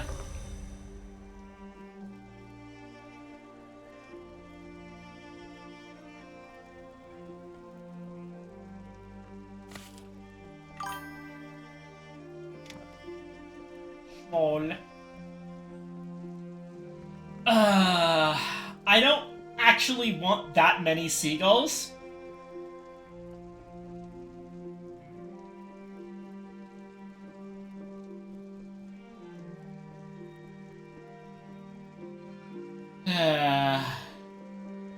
I'll just put you here until I decide what to... Hi, hello, what's small and why is it tiny? This. It's a seagull chick. Also, hi, Sully. A seagull. Yeah. What? Oh.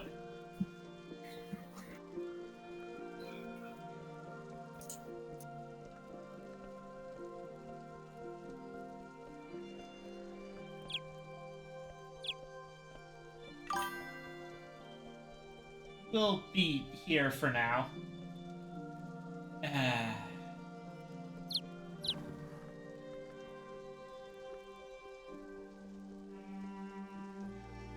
Yee-haw. Bass. Bass, bass, bass, bass, bass, bass. I go with bass. I think Copper goes with bass. Either works, apparently. Alright, new idea. Beans! Sure.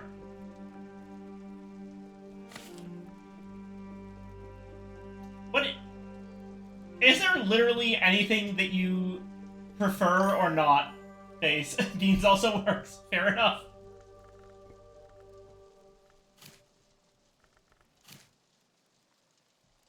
Considering with the first part of your username, I don't know if I should be treating it like an instrument or a fish. I think the latter half is a lot more applicable.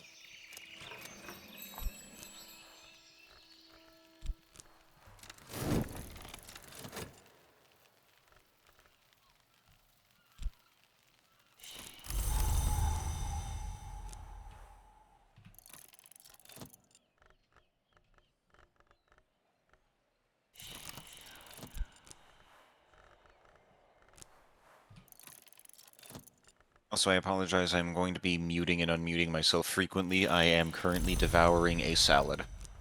Gotcha.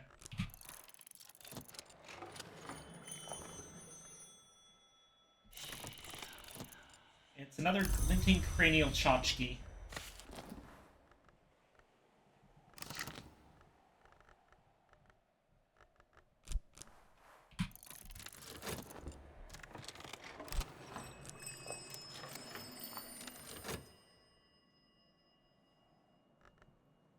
Also, I see some comments a little bit higher along the chat log about what kind of snake your snake half is. Yeah. Anaconda, right? Uh, yeah, I think so. I've never. The thing is, I've never actually thought of specific snakes. I'm just like snake on the other end. I imagine that lamias probably don't actually explicitly correspond to specific snakes, but broadly speaking, they fit into the idea of like constrictor or venomous or whatever. But they kind of do both either way. So yeah, anaconda or boa constrictor both work. I always figured that it was anaconda, just... One, that's the impression I got of you for, like, the past several years. Two, it fits way too well with the Anna from Anantashesha. Which, granted, I do acknowledge is from Hindu mythology, more than being an original thing. Yeah. But you see, if you have basilisk traits, then what you've got is more of a Gorgon. Yeah, that's its own thing. I have too many fucking skulls! Would you like another one? No! Listen, I just... Sure. I have a dome I can provide. I'm just gonna... Hee smiles. Listen, I'm gonna put it here for now, and eventually I'm going to put it in the ocean.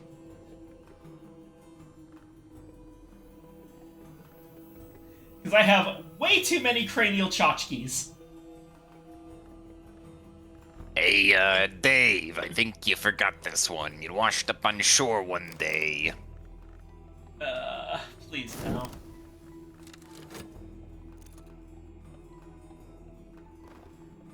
Also, that's... Lamia. That's a version of Lamia plural that I've never seen before. Always, usually, Lamias are people choosing to refer to a singular one to avoid the prospect.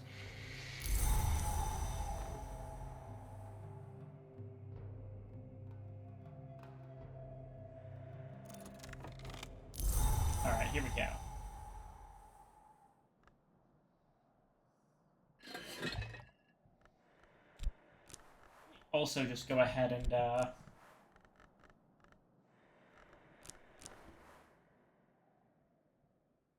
But here's the real question. How many Jizai have been consumed in the history of the Catholic Church? no idea.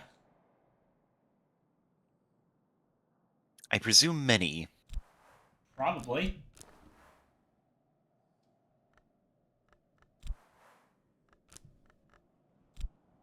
Now here's the thing.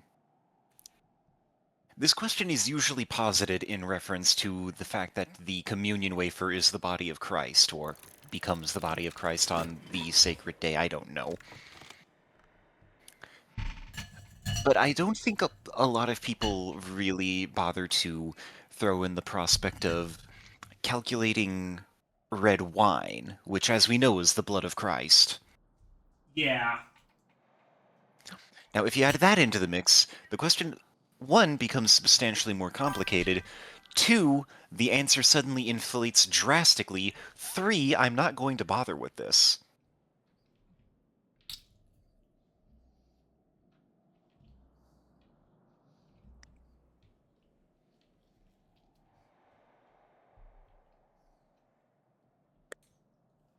I remember there's a, let me see if I can find it. There was a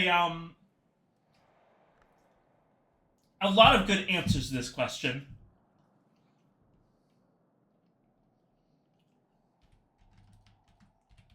See, I love hanging out with you because I can say random shit and then it turns into these fun little, these fun little trivia adventures.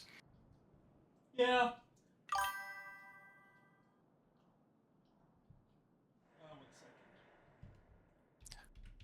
101,604 croutons and 51 bottles of wine. 51 bottles of wine on the wall, 51 bottles of wine. Christ. Hold on. Yeah, no, I could not be bothered to do basic math, much less calculating the quantity of Jesus that has been consumed in human history. That's for one full Jesus. Okay, that's not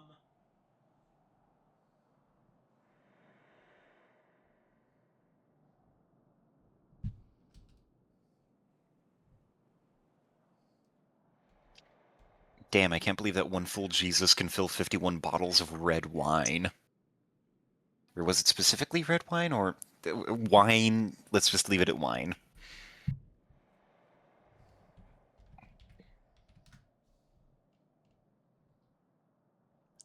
Assuming that the Roman Catholic doctrine of transubstantiation is correct, estimate how tall Christ our Lord must have been in order for his. So this is the reverse, actually. Estimate how tall Christ our Lord must have been in order for his body to furnish all properly consecrated communion wafers consumed to date. Justify your assumptions. Here are some excellent answers, for the record. Oh no. He is 6 feet tall, but infinitely dense. Oh. You're talking about a guy who has already demonstrated he knows the bread duplication glitch.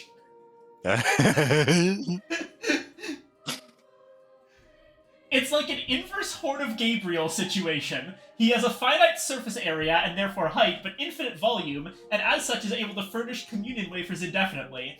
I'll leave the specifics of what exactly his finite height is to more capable mathematicians, though. Assuming the Roman Catholic doctrine of transubstantiation is correct means that every communion wafer is equivalent to the entirety of Christ, so I think this turns into some kind of really nasty calculus problem very fast. Oh god. How thick were the wafers? How, how how many C's do you say thick with when you're talking about communion wafers? 5? 10? Is it sacrilegious to make the physicist assumption of a spherical Christ in a vacuum with no internal cavities?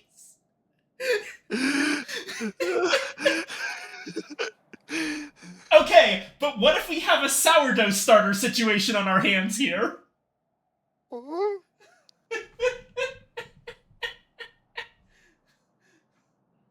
Looked it up. Yep, someone already did the math. 101,604 croutons and 51 bottles of wine. Totally trusting that person because I'm not doing it. That's for one full Jesus. So yeah, that's... like I said. Yeah, like I said, I'm not doing that shit either. That's too much for me. I can barely do basic math on a good day. I really like the idea of it being this, the inverse Horn of Gabriel situation. Though the idea that every communion wafer is equivalent to one Jesus and it turns into a calculus problem is also very compelling.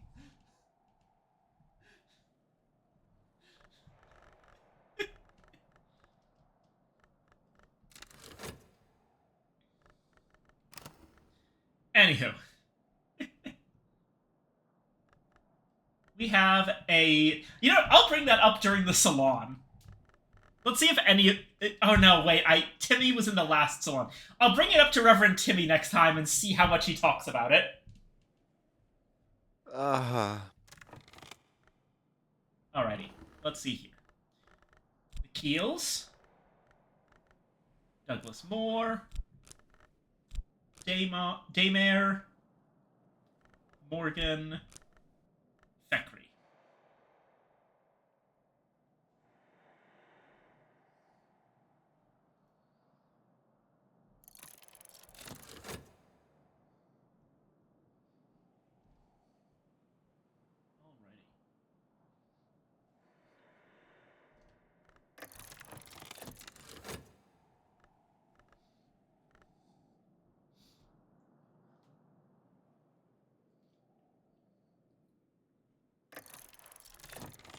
Say something witty.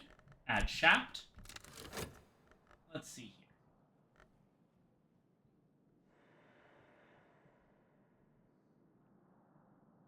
here.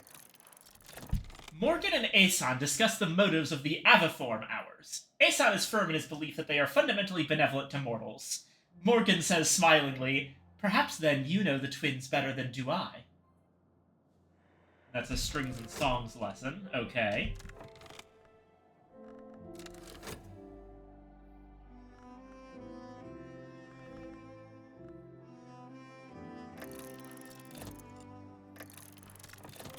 Metal. Morgan is a name of the twins! Oh god, I forgot about that. That's so fucking funny. I'm sorry, Aeson. Just take the L on this one. Yeah, I should probably check. Yeah, we've got Stone Remembered and Sympathy Carapace already. Aeson and Daymar are discussing an exhibition of paintings influenced, they suspect, by the work of Julian Cosley. Didn't much like it, Daymar pronounces. Bureau will shut it down soon enough. No great loss. Enough ugly things in the world. She pales in horror as she realizes she's talking to the ugliest person in the room. She starts to apologize. She starts to apologize for apologizing. Aeson chuckles like gravel. After a moment, Daymar chuckles too.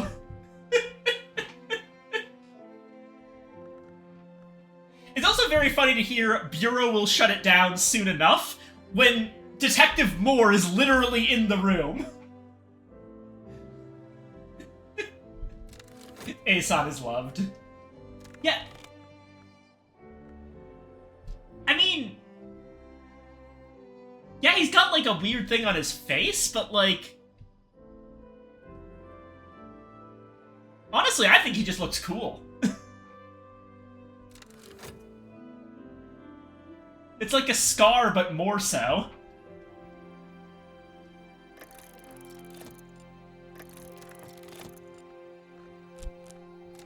Bet. And we have Xanthotic Essence.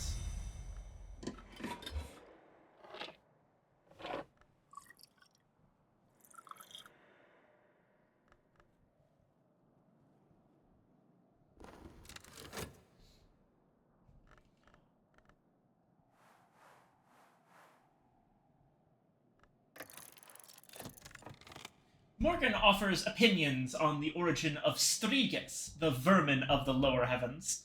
Aeson respectfully dissents. The Lionsmith may have changed them, but he never made them.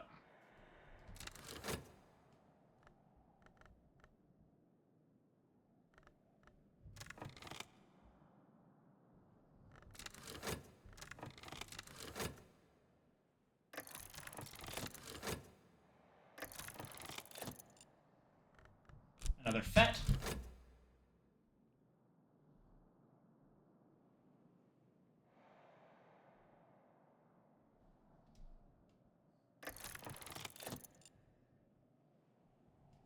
Douglas asks Aeson if it's true that he used to dig in the ground like a mole, whether he was born or made, whether he's ever ate anyone. Aeson answers the questions with courtesy. Not exactly, not born, and no. So, okay, he doesn't exactly dig in the ground like a mole. He was not born, so that implies that he might have been made, or he came about some other way. He doesn't specify that he was made, just that he was not born. And no, he's never eaten anyone.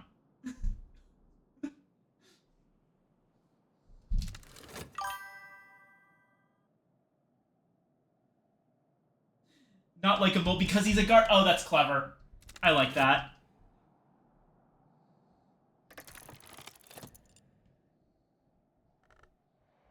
I should also...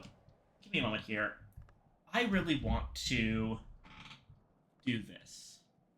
Okay. So.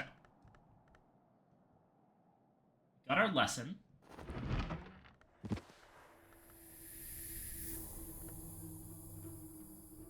Which ones are safe here? Core, Shapt, Whist, Arab, Faust.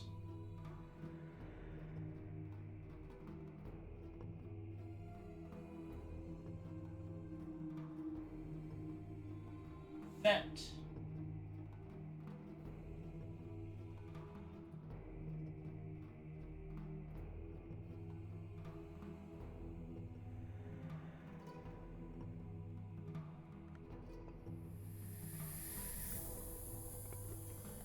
And metal. So as usual, health is safe. No one here does Trist things, so Trist is completely safe.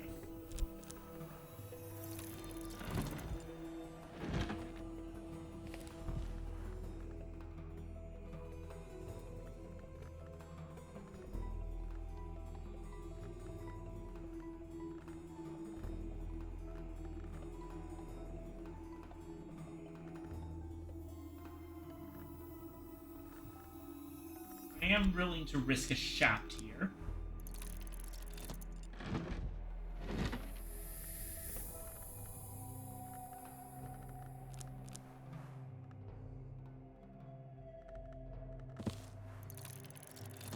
Three.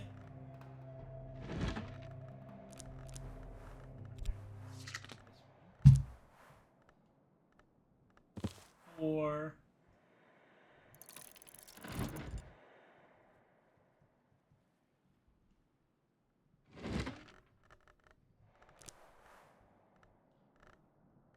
Storm is 5.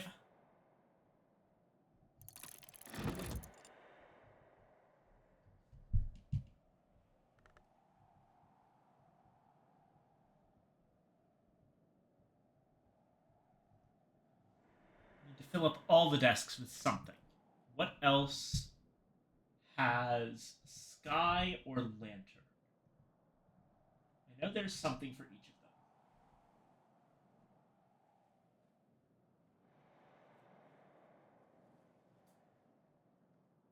Foresight has Lantern in it.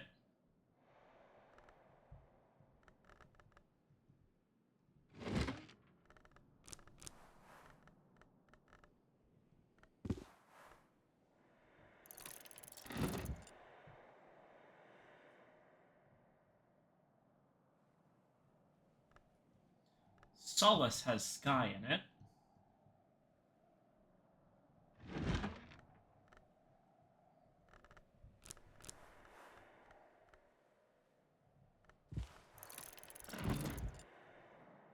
And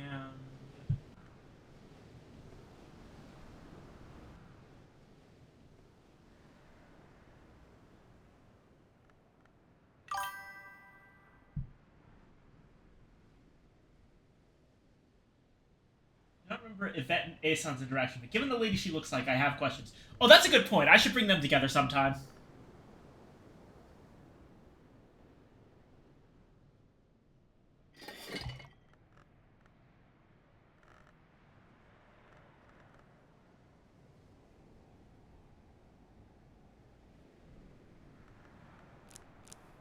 Risk a core here.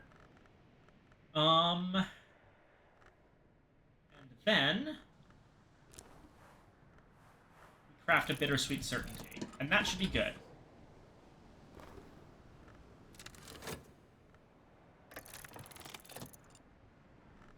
That again.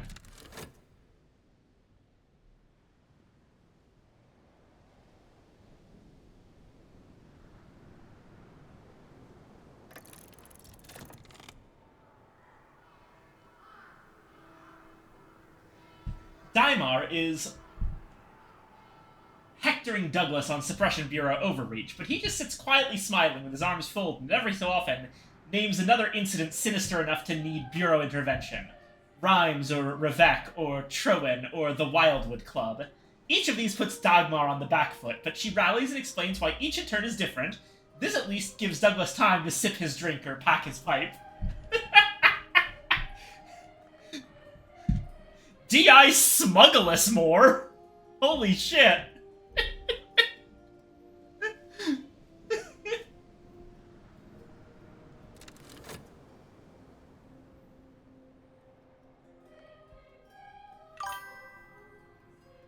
Master Rage Vader of the Suppression Bureau.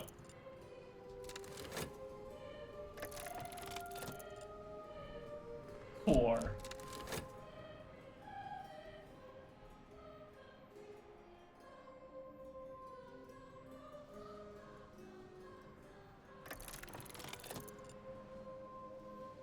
Aeson needs to travel to Zurich and wants to know whether Douglas, cousins of the duties, might arrest him. Douglas works through what he calls his abominations checklist. Regretfully, he tells Aeson that yes, they probably will. He suggests that Aeson not tell him which train he's catching.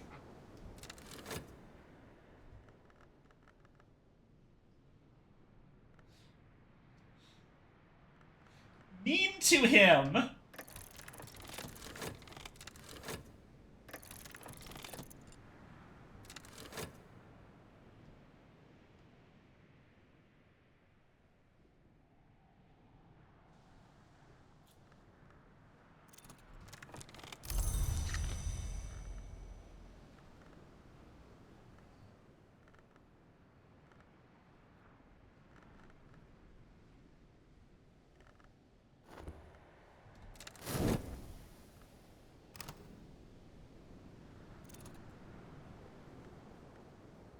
Alright. Here we go.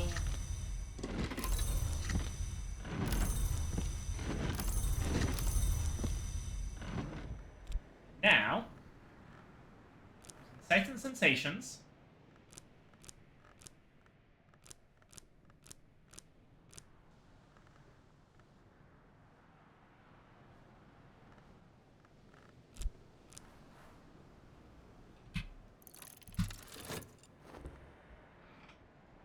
Laserian Lightsmithing is going to 9.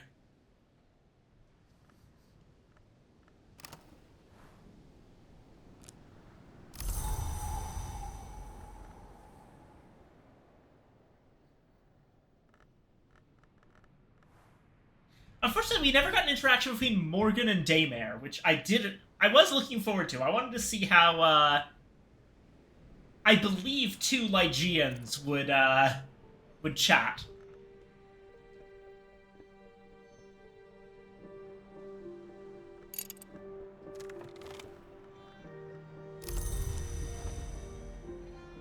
Okay. And now...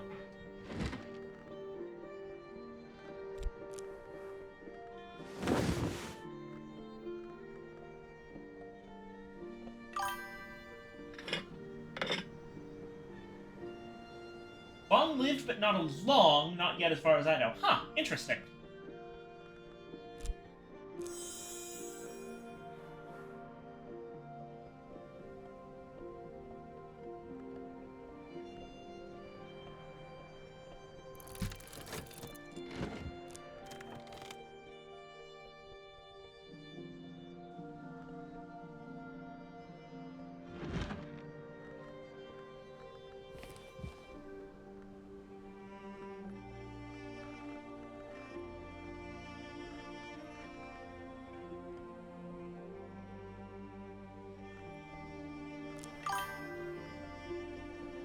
Daymare can't be secretary persistent. Ah, that makes sense.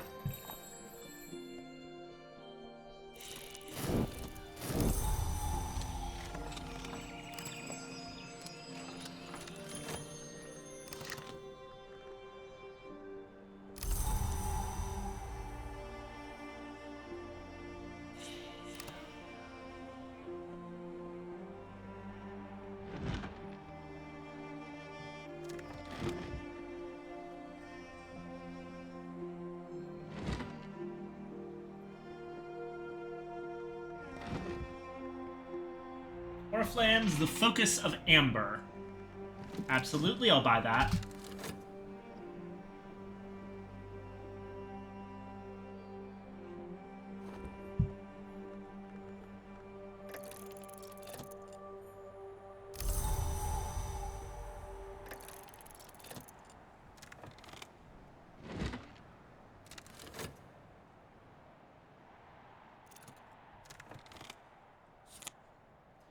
Here I recorded my thoughts on glazery and lightsmithing, and it is an 18 mystery book.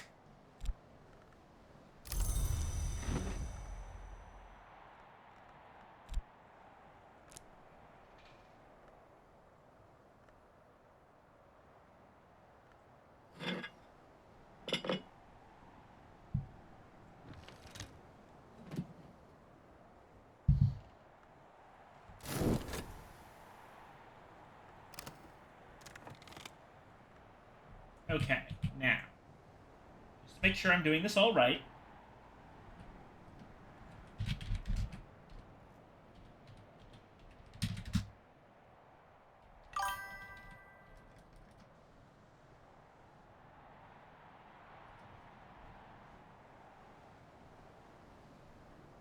Just in case someone needs an eldritch amount of lore on lenses, coatings, and light filtration.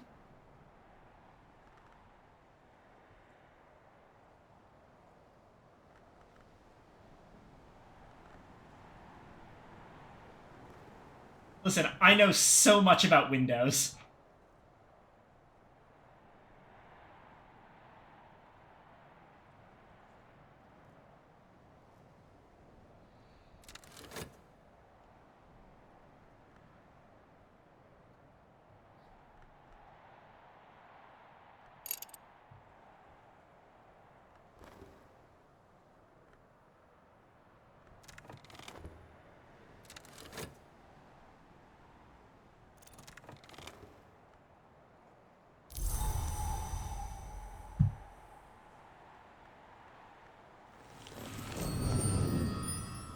Hello, Serena. So, I've been doing some research, and I think I finally got that information that you wanted.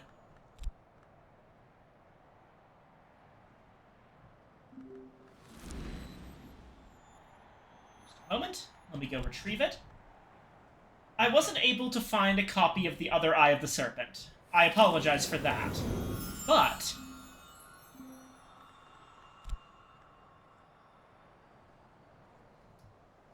here is literally everything I know about Glazerian lightsmithing. They are building a Shadow of Gearby in the Royal Dockyards, a herald of the Chandler. I must take action. It is a little treasonous, I grant you. I am still technically a subject of His Majesty, but I hope very much that you will help me. Do you have Signifer on lightning? I recall a technique there that may allow my emissaries to open the wretched thing's flaws. Or perhaps we can use an approach from Glazerian lightsmithing. Oh, here's everything I know.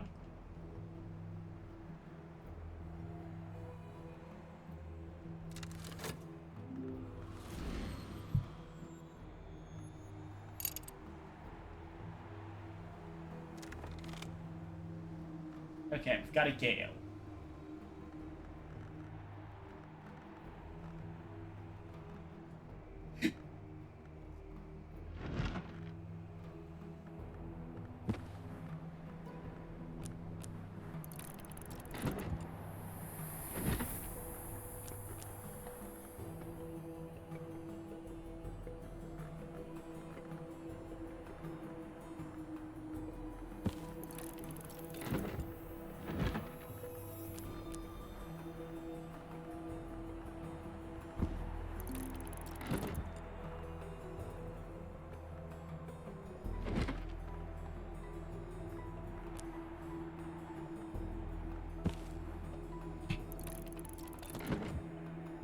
That one. And for Edict's Liminal.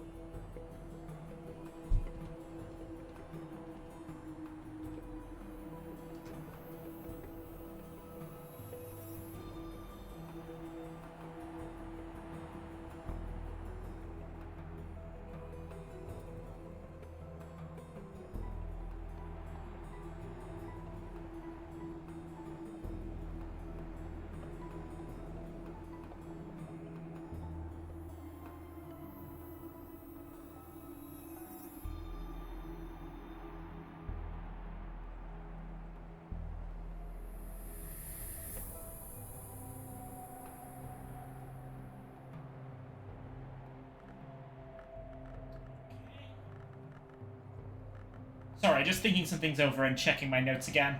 Um, yeah, I'll also start building up for. Oh right, there's an edict of. Oh, that's perfect. I want that in Sand Stories. 4 moon things, basically.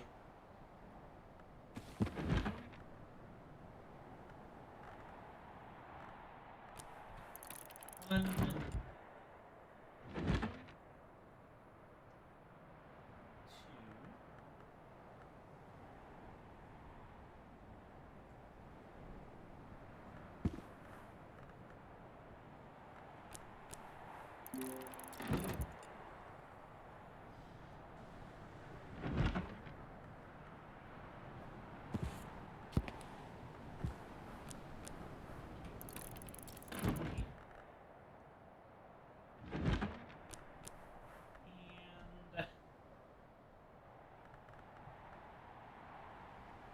And four. That should be good.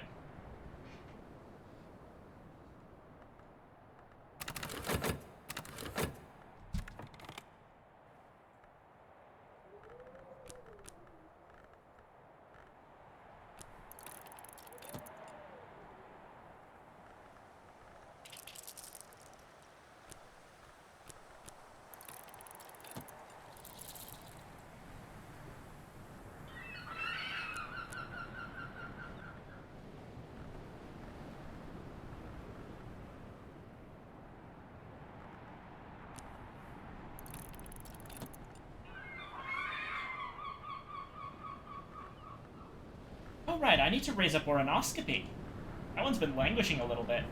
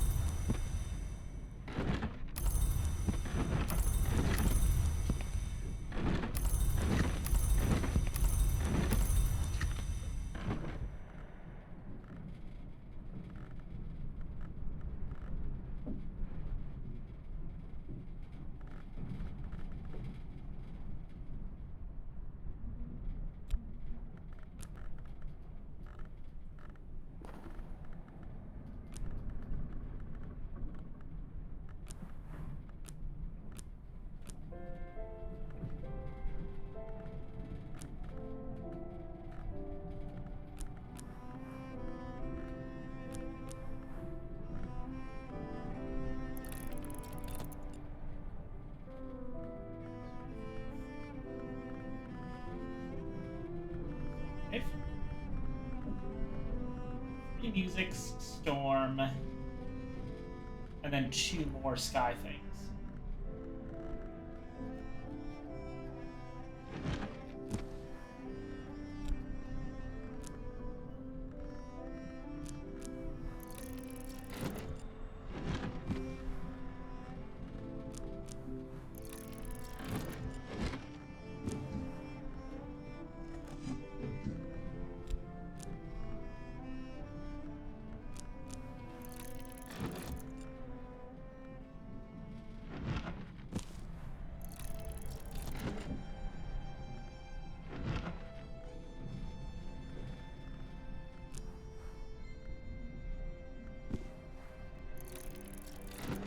Sorry, it doesn't have to be a sky thing, it can be heart as well.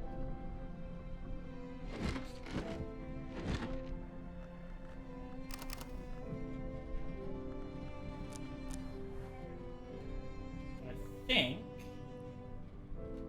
satisfaction should do it.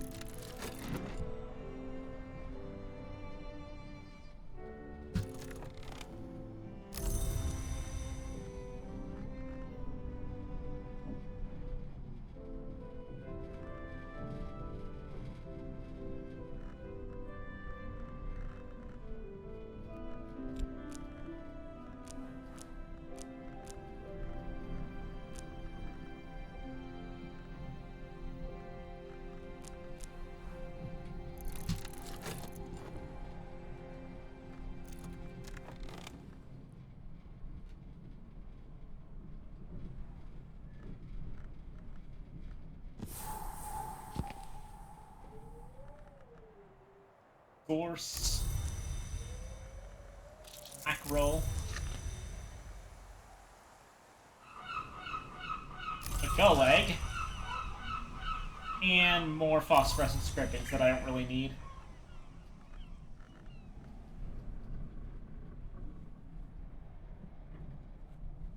I really don't need the gorse either. I've got way too many of these.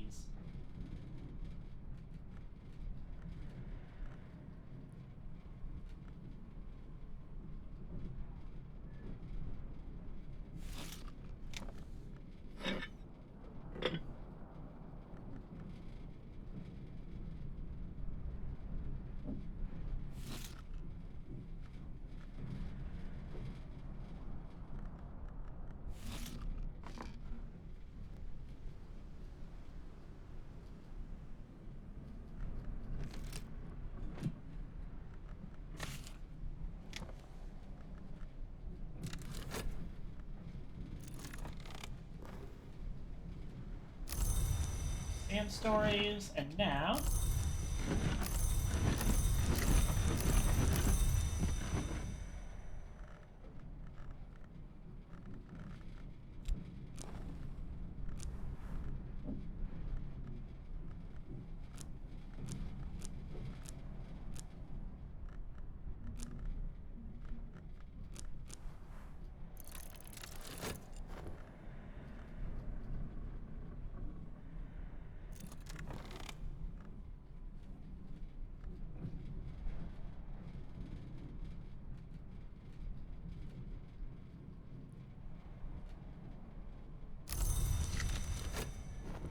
yeah. Strings and songs getting bigger should also help us out in the long term.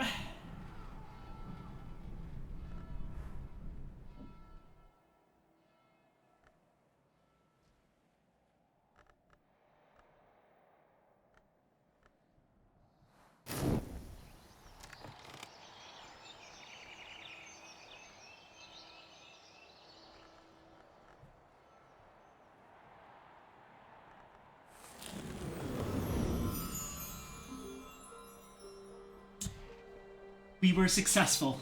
Philosopher still burns, but he is crippled. And questions will be asked in Parliament, I think. There was blood, Librarian, and there will be more blood, but I hope now that we have averted war. Fear Chandler.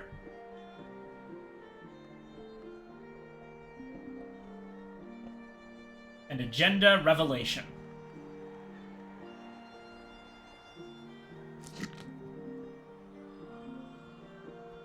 The Endeavor named Philosopher is badly wounded, and the nature of the new King's project has been laid bare for those with eyes to see.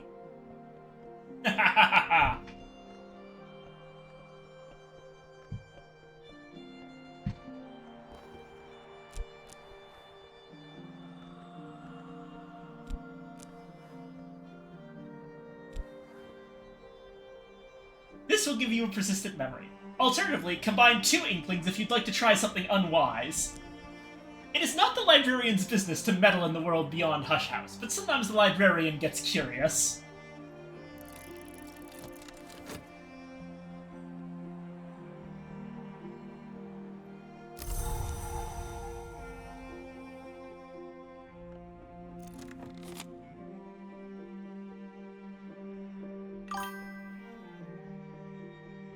Couple big Inklings makes a librarian act unwise.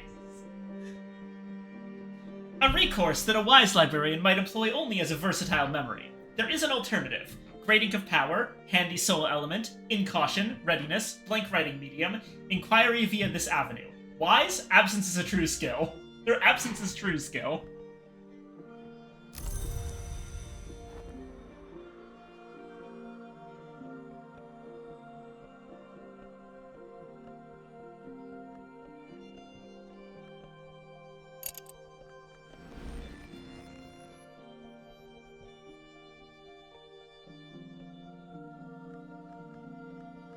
Alrighty,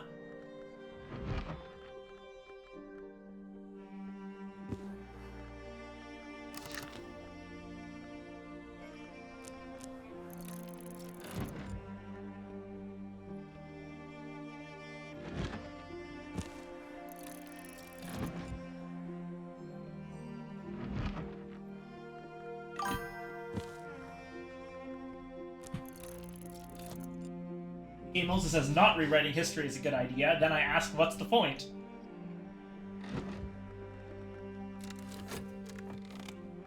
Yeah. Okay, so after we do that one, next up would be... What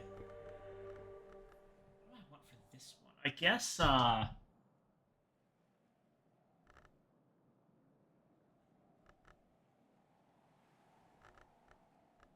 preliminal meter?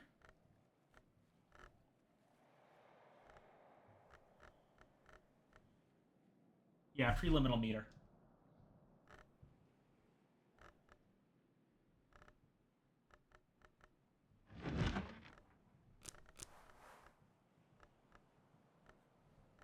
Pattern.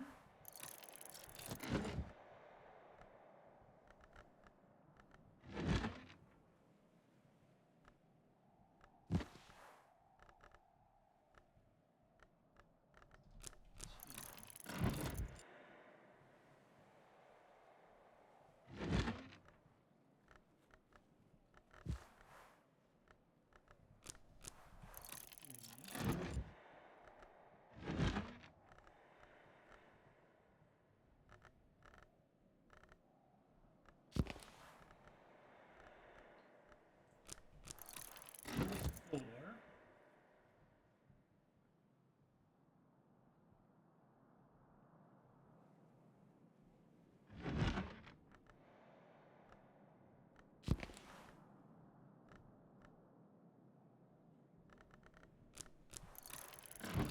5.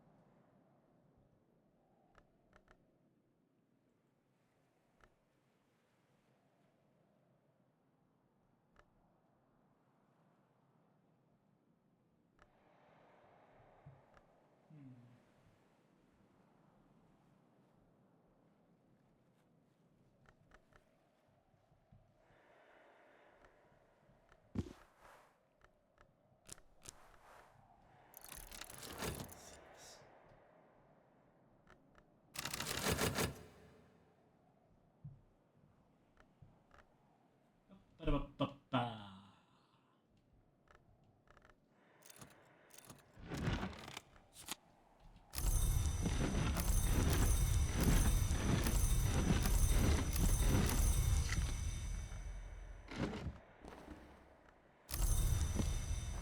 Okay.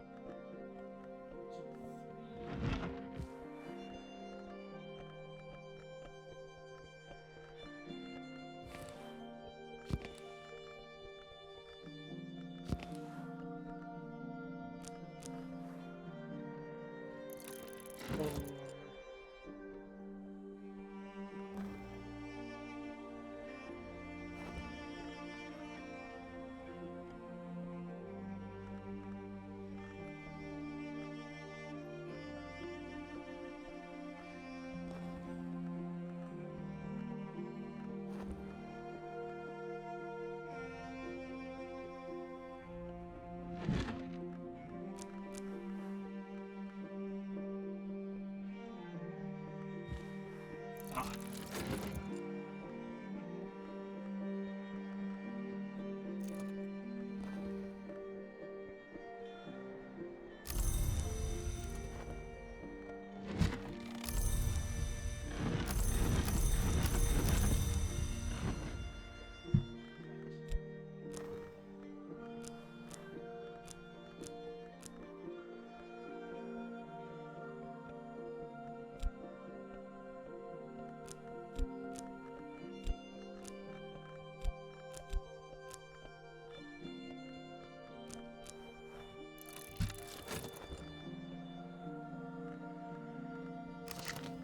Alright, Oronoscopy's up to 6.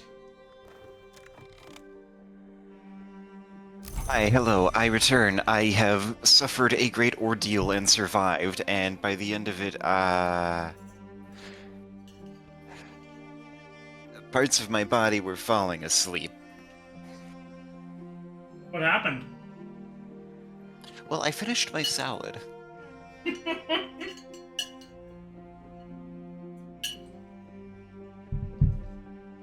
I see. Truly, you have suffered more than anyone in the entire world. Well, see, it's more what happened after. Alright, what happened after?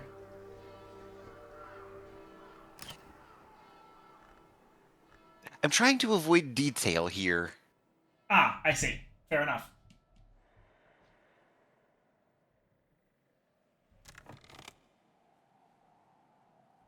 Oh, we can apparently still do a thing with Serena. I thought that we were done.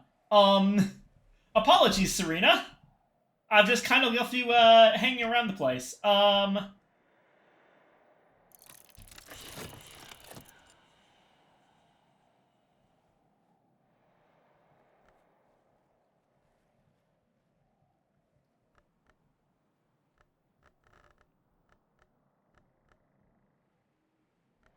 Here, you at all interested in the Sunset Passages?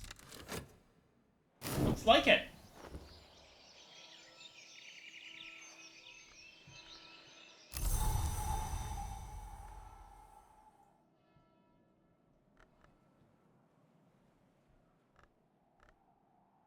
Clouds.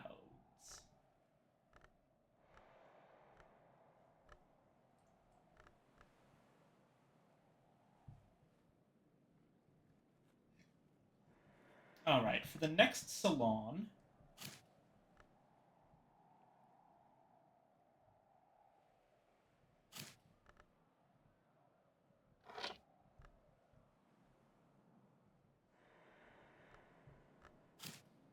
we'll be having King's Luck Pie,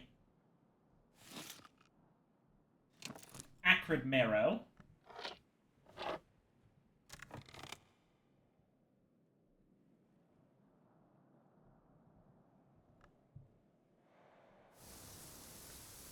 oh, I should probably be harvesting some grapes.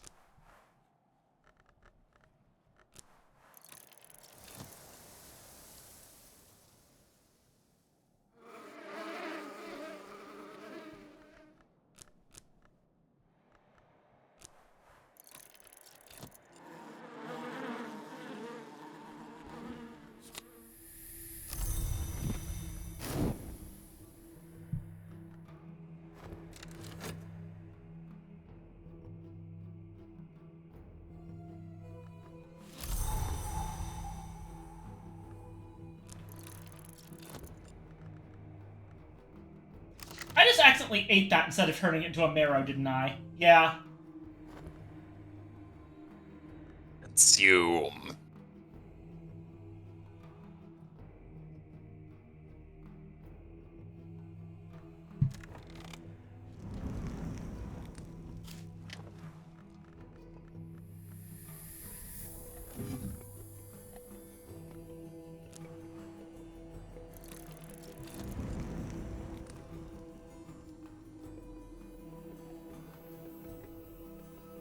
Let's see.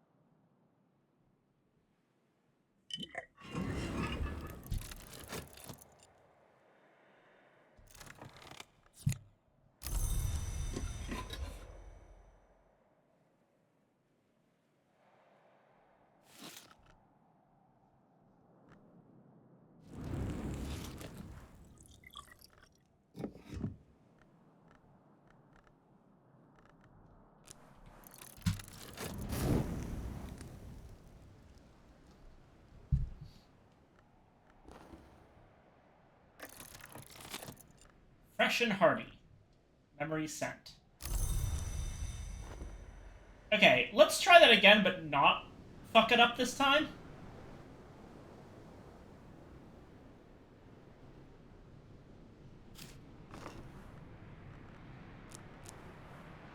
This is a marrow.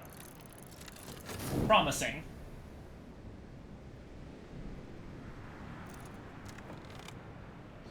Hail marrow.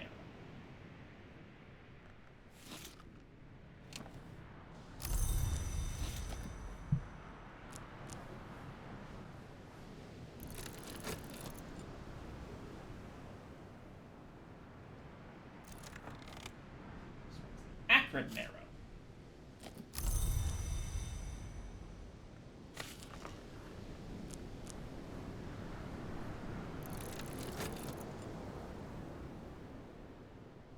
This one is another acrid marrow.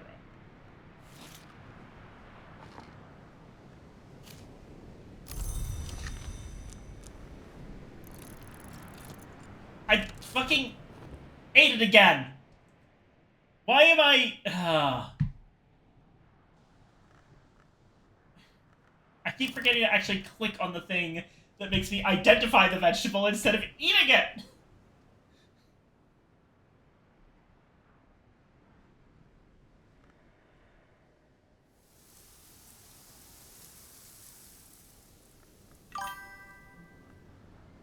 Hungry, hungry librarian.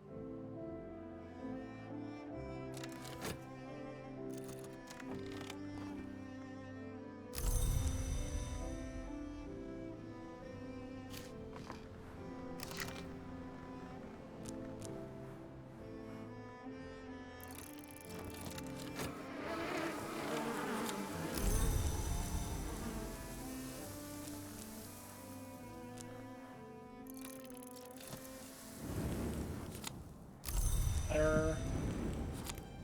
No.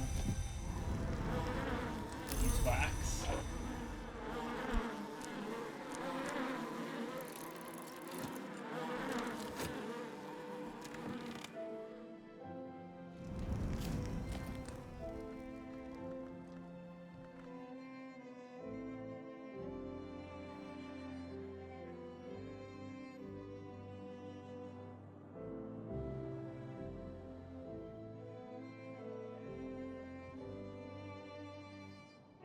Batter plus dripping plus bowl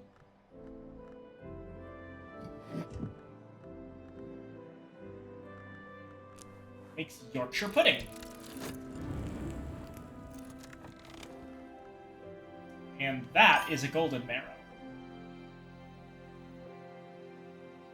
I love the concept of grapes. They're just good food shaped. Yeah, I really like grapes.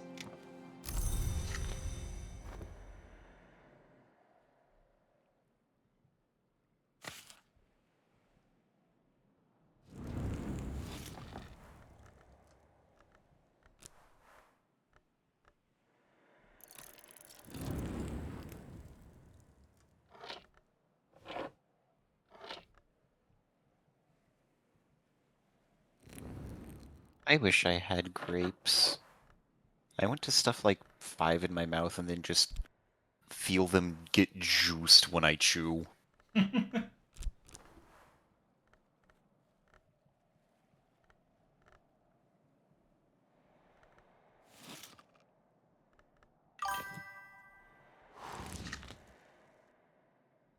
Sully. Yes, I know I am.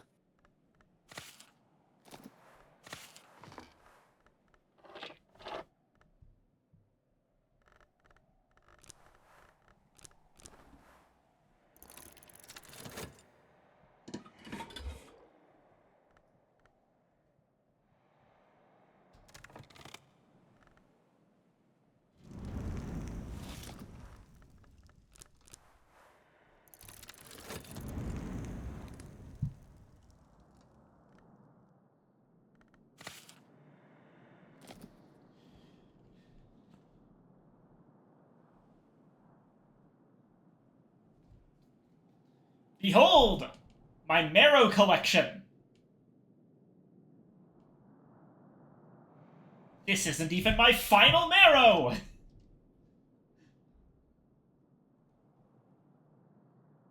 God, it's still so weird to say marrow when my brain wants to say squash.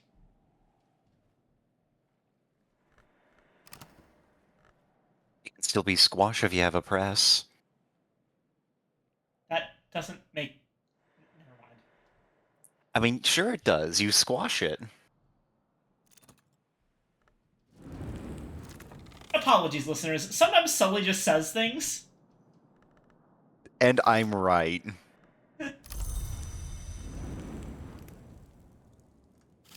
SMH my H.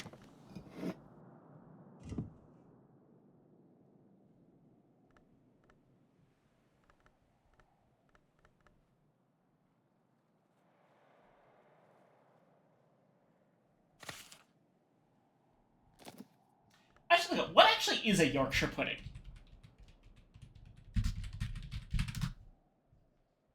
Well, you find that out. I'm gonna go get myself some rice. I'll be right back with dinner too. Nice.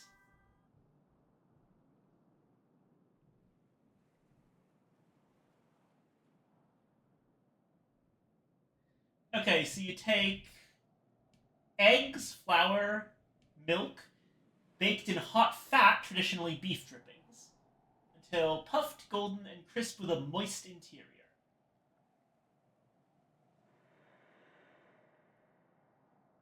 Okay, so they're basically just dinner rolls, but cooked in fat and with gravy poured into them.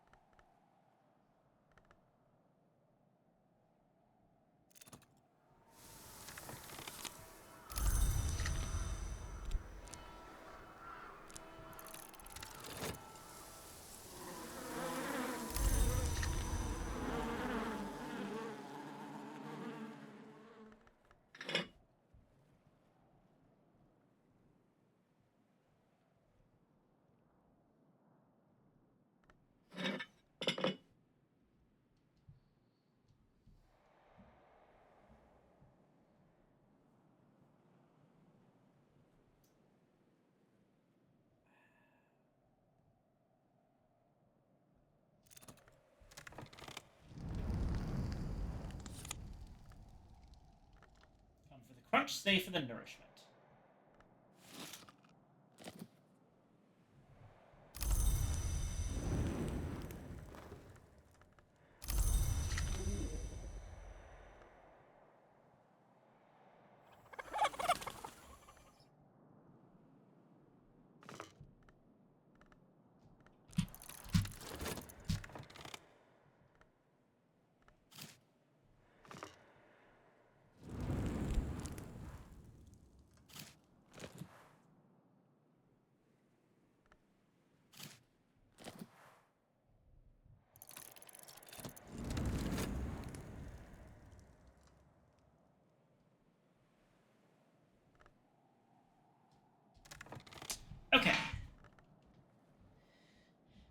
we got a full meal on our hands. Stuffed acrid marrow, King's Luck pie, egg croquettes, Yorkshire pudding, and grape salad.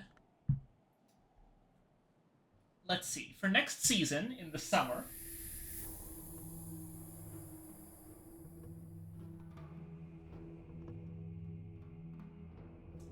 Aeson and Yvette. That's a definite one. So we'll need some moon. Or actually, Yvette will eat anything. Do any of these have moon? No, none of them have moon. Okay.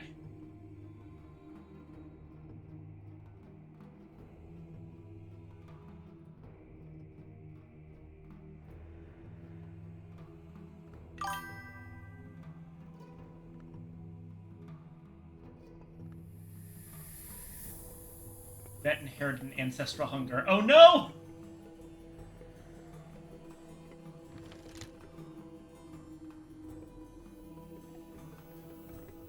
Okay, here's the plan.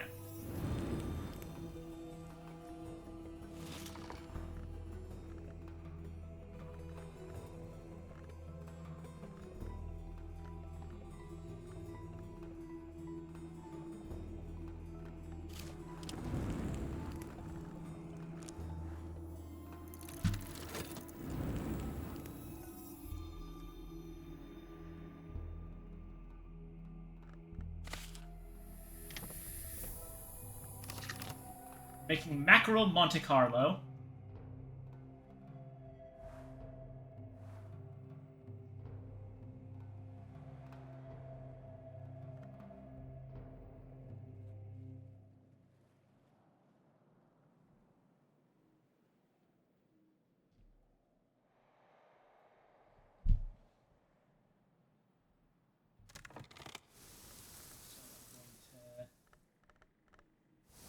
Grab some extras of those tomorrow.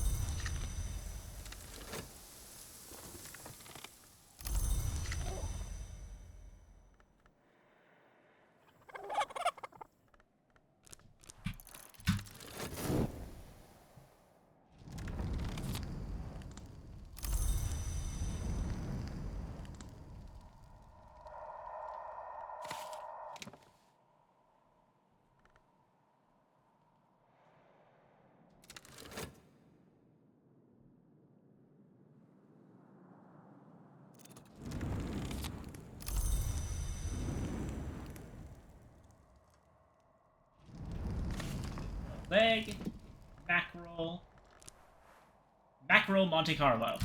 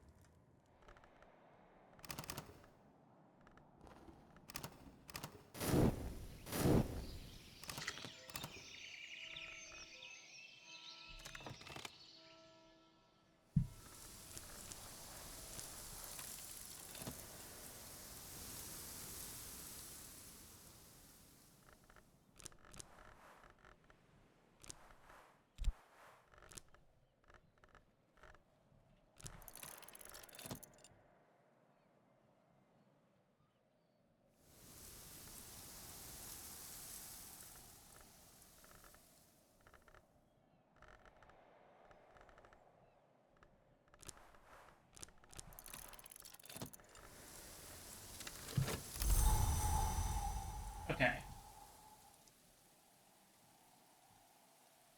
Fekri and Yvette. Then how about, who have we not invited in a while and who would go well with those two?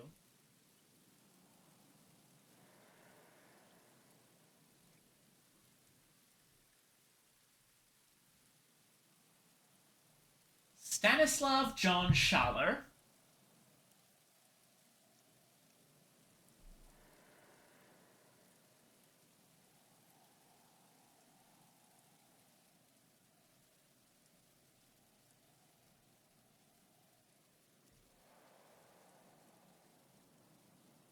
And Mr. Peter Agdistis. Or no, hold on. If that's the case, not the King's Love Pie. Not yet.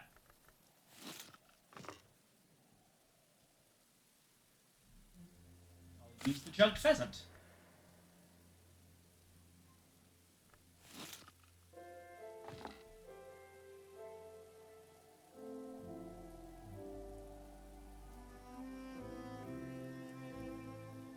Yeah, that sounds good to me. Okay. Let's write the invitations. As for the villager, I think it's around time for us to invite Denzel again.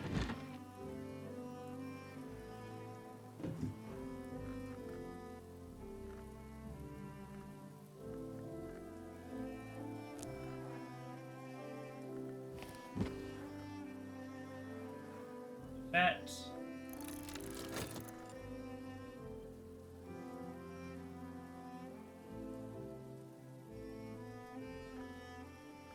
There's wet inside my water bottle pack. Well, that doesn't sound very good.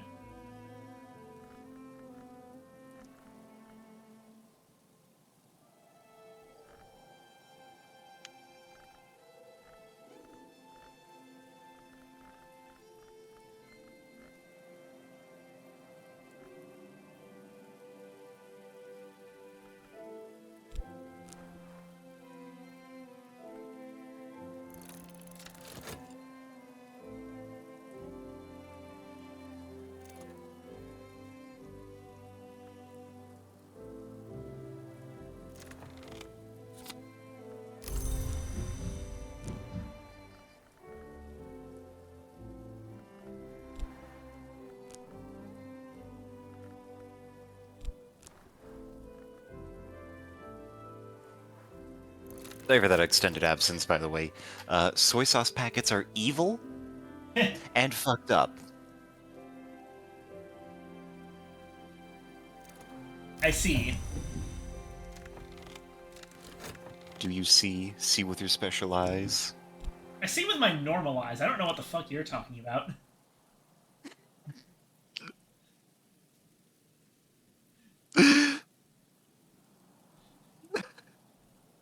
It wasn't that funny.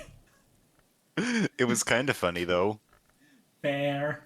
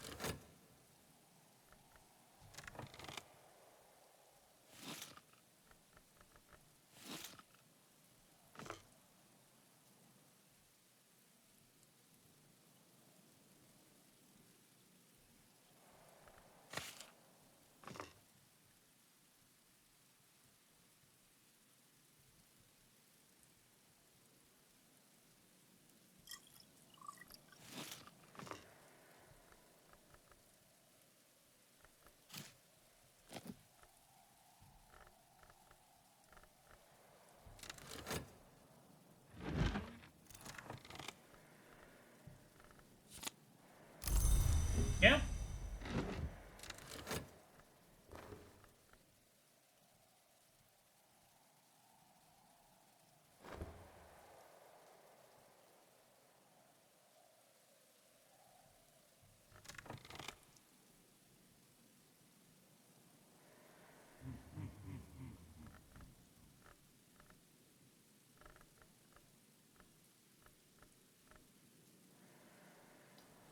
This is probably a good time to read the Cucurbit Prisoner Records, 1927.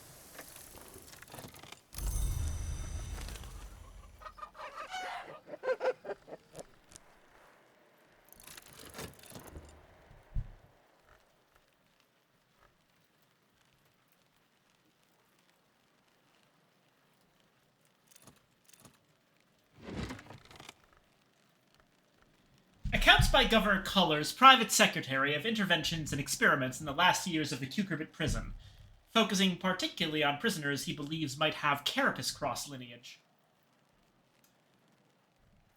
2 prisoners suspected of oniric crimes are encouraged to access their inner Carapace cross tendencies and develop the attributes of the Seglas kind, sickle-formed pseudo-crustacea. Regrettably, they lose the ability to breathe air, and one dies and Collars releases the other into the sea. Huh. So, Seglas kind might be like crab or lobsterish.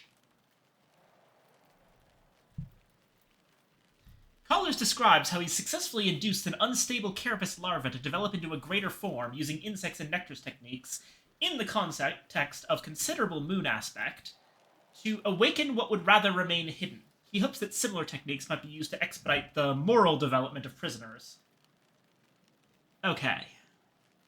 I see. Moon with insects and nectars.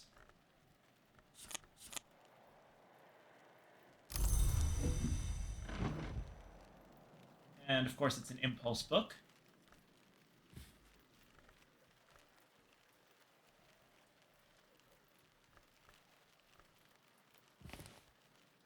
Which we are out of room for, but I have an excuse for now.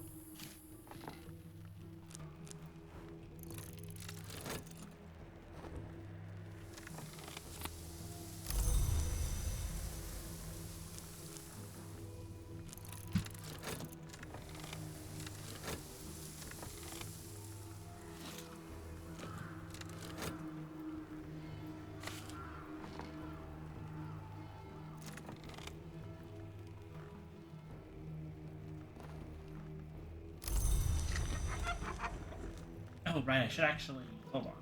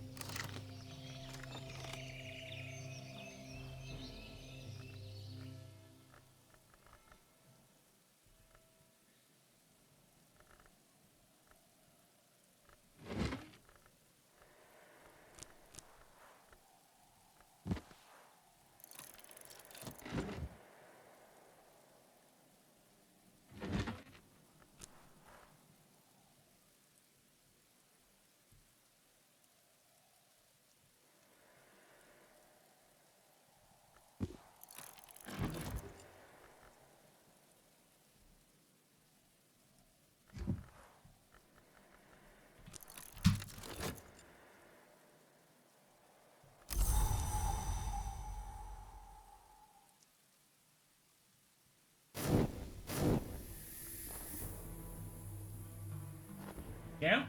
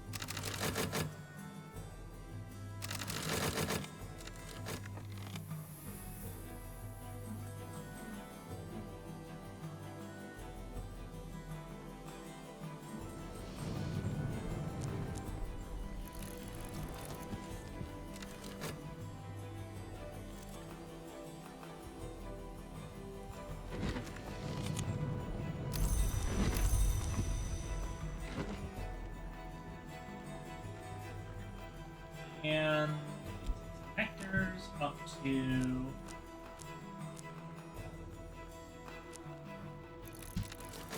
four.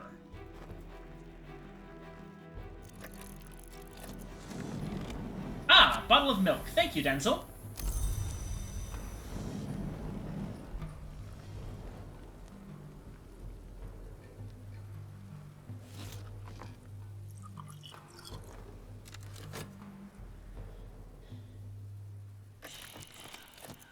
The Affair of the Second Skin. Unfortunately, not one of the ones we need, which is exactly why.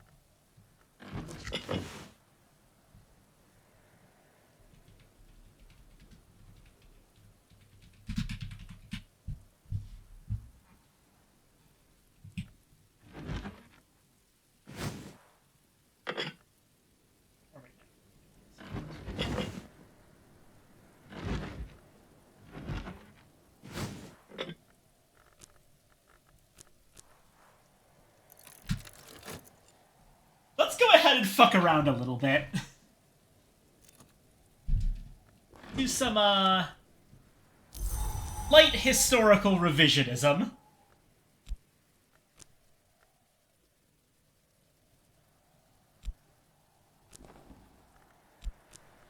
The Affair of the Second Skin. Immortals change more slowly than most of us, but even immortals change sometimes. In the city of Marrakesh, the Levite Abacassis has begun a dramatic and dangerous metamorphosis, one that's alarming friends and enemies alike. Let's see.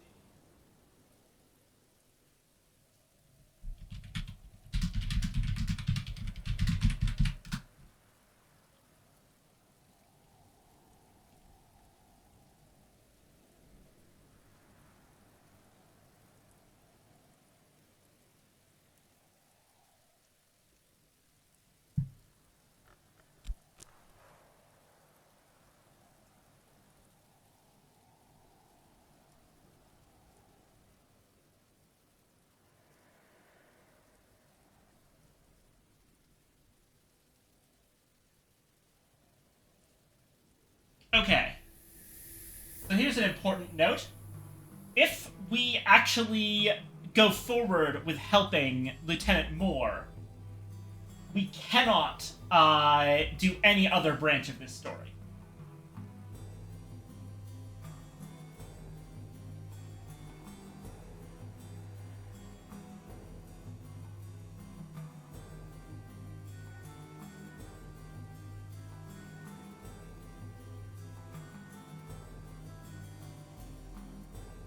So, basically, we can choose to not... this is one we'll have to study in depth. Oh, I have been watered and long-snacked. Hold on.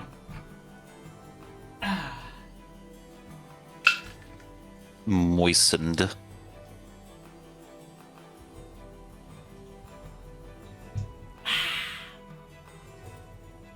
Here's the water, and...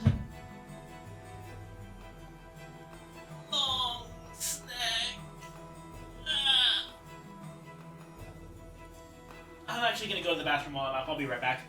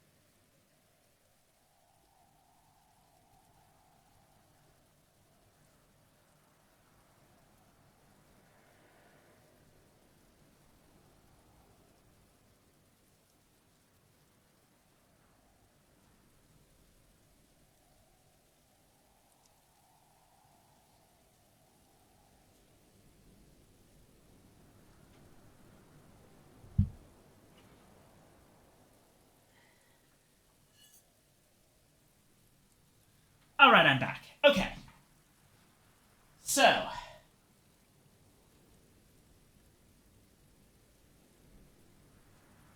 Let's first talk about what happens if we don't help any of the Edge people. If we don't help Arthur, Lala, and or Azita. The other ones left are Dr. Aladdin and Strathcoin. And they look like they are basically the same.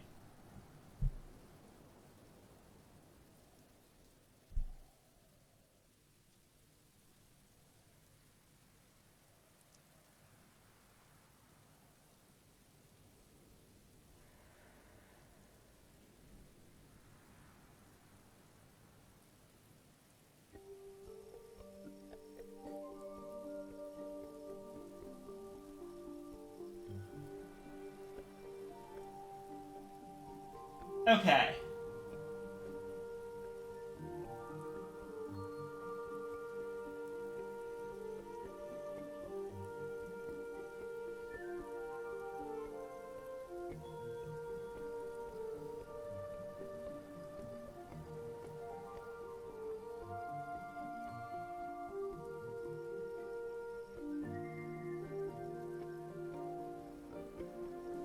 So with either of them, we can end up helping Zachary Wakefield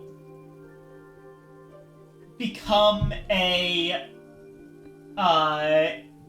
Carapace cross, effectively.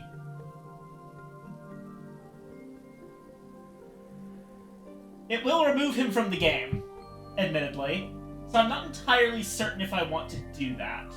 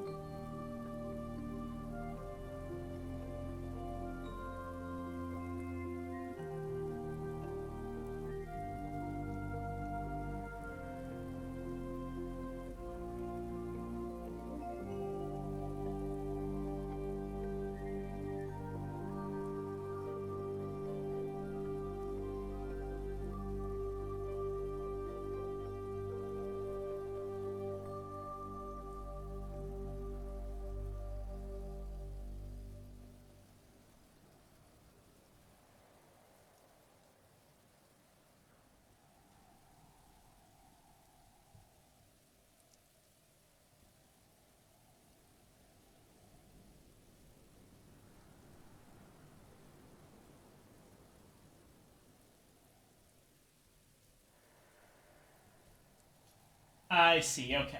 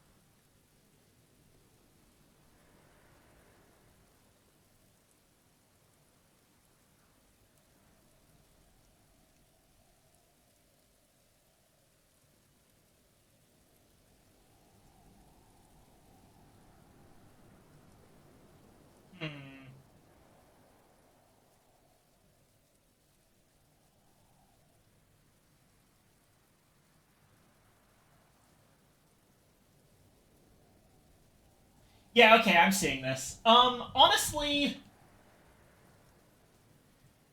all of this nonsense with the affair of the second skin, this seems like something I really just don't care to be involved with.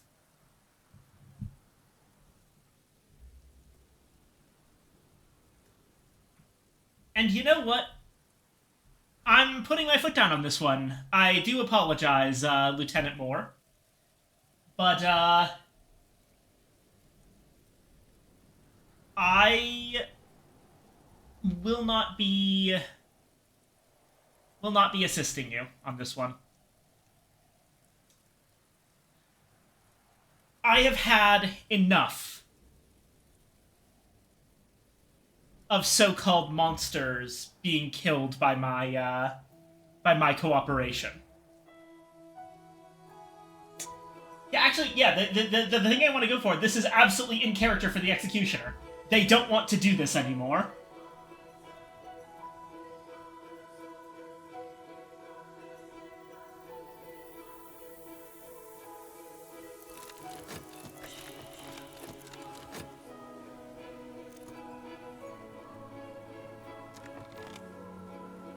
Labites are much favored at the Labyrinth of Lions. Abecassis himself made a pilgrimage there not so long ago. When they break faith with the Lionsmith, the duty often falls to me and my companions, the duty to bring them to the Labyrinth for punishment.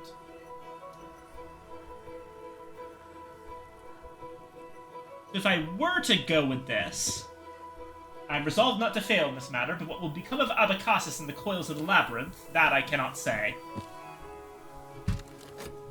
Yeah, no, we're not doing that one. Oh! Hey there! The affair of the Endless Guest. An inhabitation of worms is never to be taken lightly.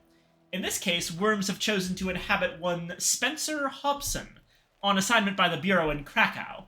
Hobson has remained unusually articulate for an inhabitee, and apparently he considers the worms his, guest.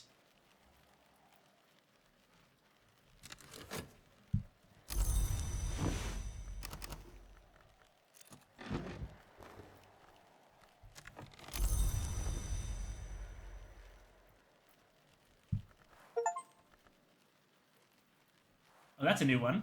I've never seen that one before. But, like, okay, that's the main character of Traveling at Night, right?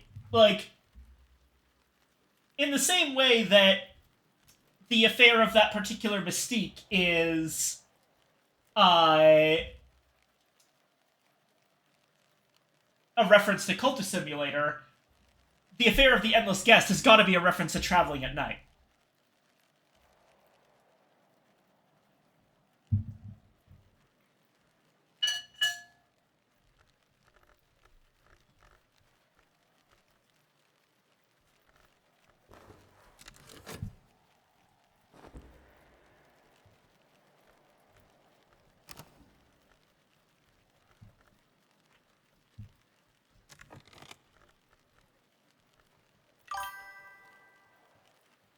Could also be about the exile.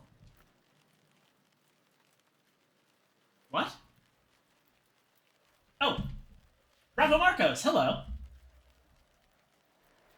Welcome back, nice to see you. I don't think so. I'm pretty sure, hold on.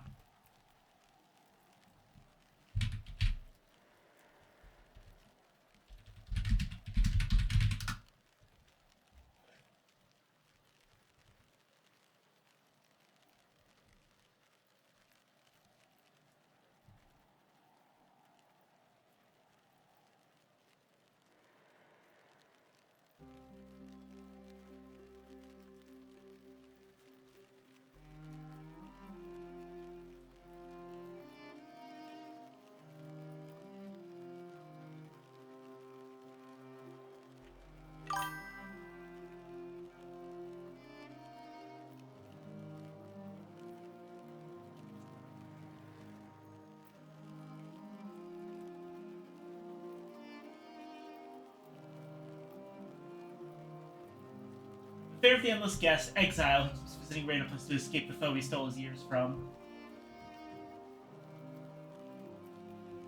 Yeah, no, but it specifically... Okay, no, I just looked it up, and yes, I was absolutely right. The main character of the upcoming Traveling at Night is explicitly the same Spencer Hobson as the guy here who got inhabited by worms.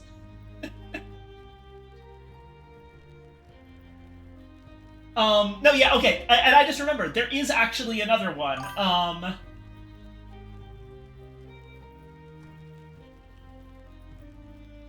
There's a different there's a different incident that is specifically referencing exile.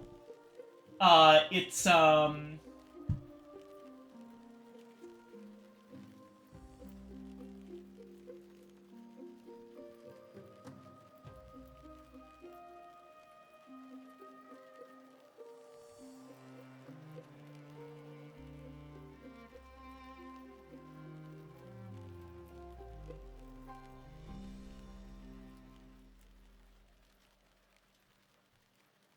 yeah, I think the implication is that the affair of the forgivable debt is a reference to Exile's Reckoner War.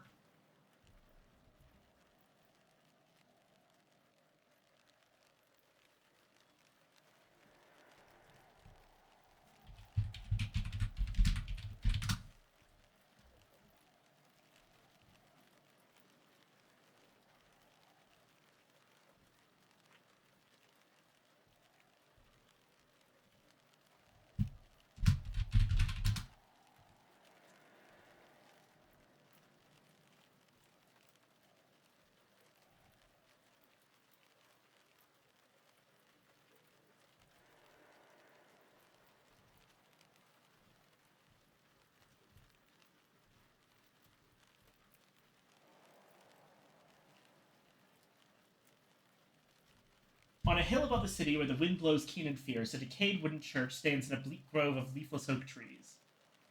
Yitzchok tells me there's something in there I'll find useful, but he warns me, I looked in all my books for this Saint Marzana. Where did I find her? Nowhere.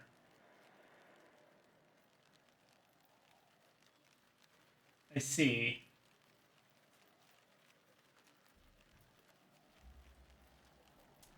Anywho.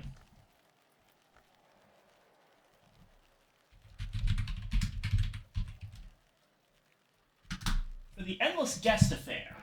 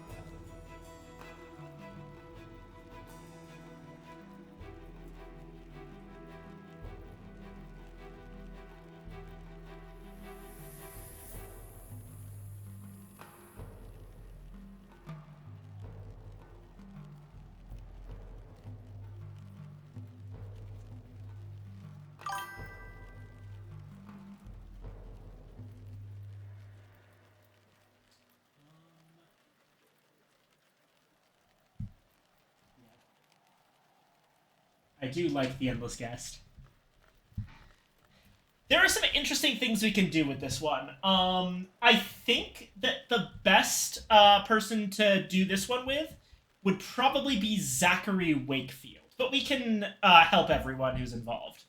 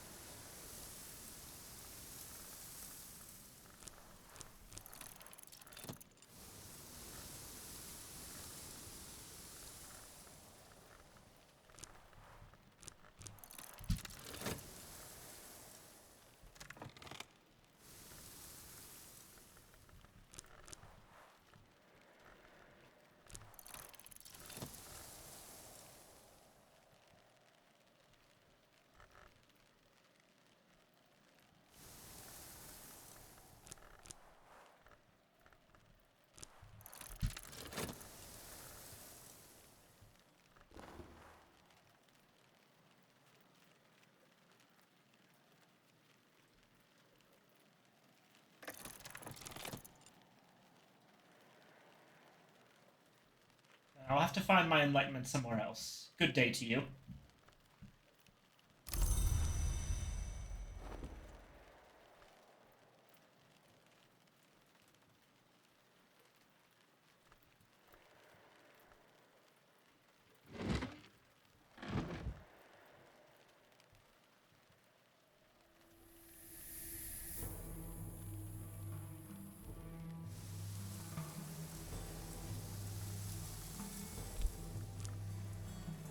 Okay.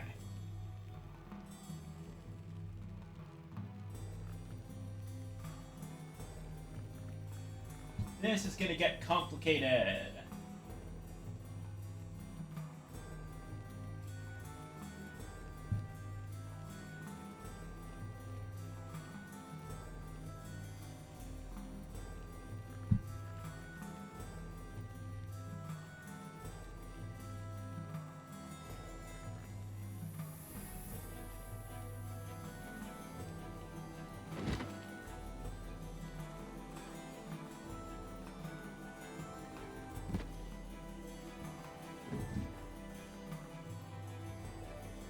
Okay.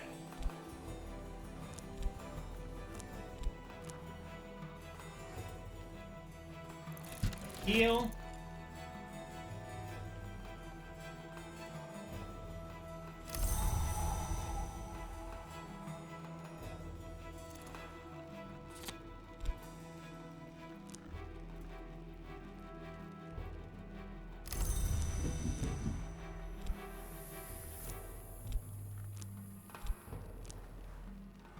Daymare.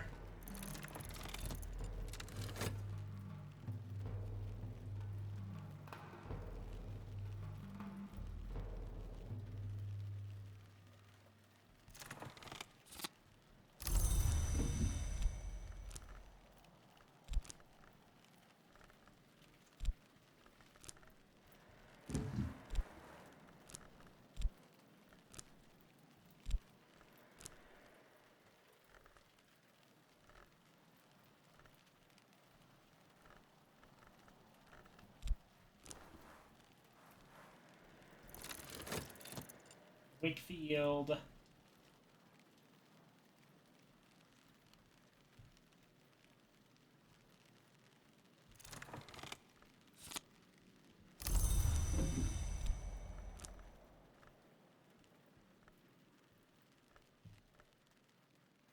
And then also need Southie, but she's in the next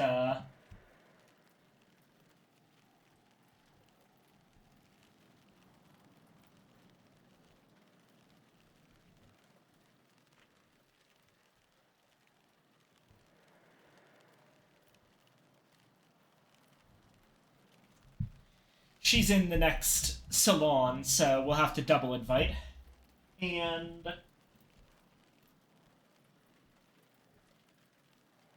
Diem, Haima, Strathcoin, Bukhara.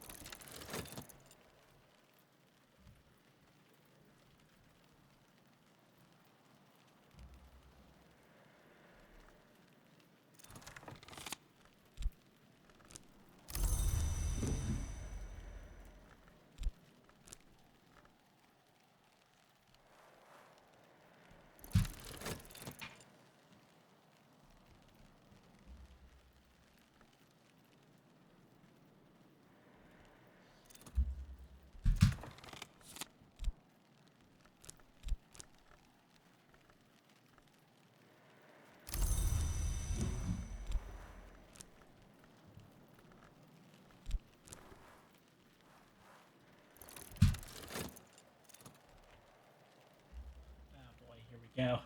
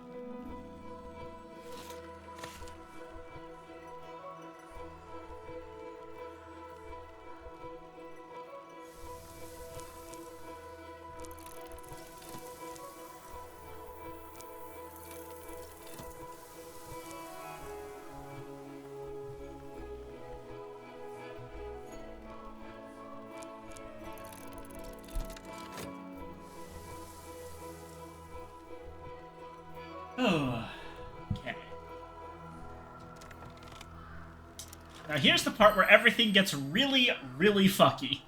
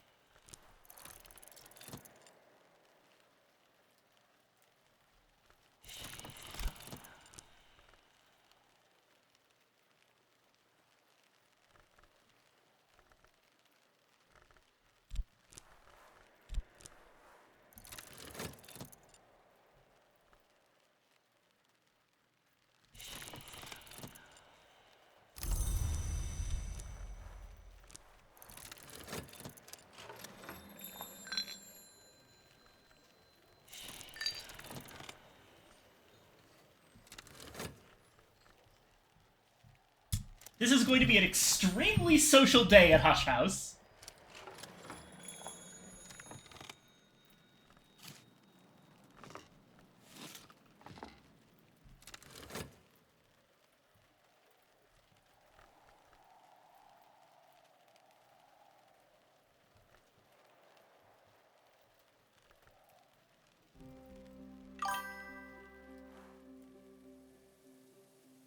Zach gets to discuss his dear friend's personal issues with everyone. No! Okay. Here's part of the trick. I'm going to start things off. I'm here about Hobson. The Bureau's invited me to interview him, assess him. I don't think I want to, but I don't think I can pass up the opportunity.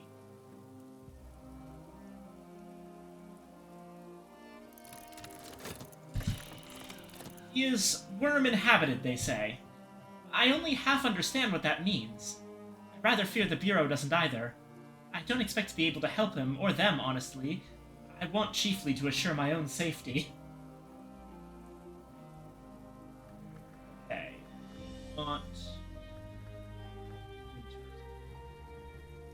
Lady Eva's Repose. I'm so sorry I keep giving you these books on your grandma. I have some idea now of what precautions I might take. I hope it'll be enough. Thanks, librarian.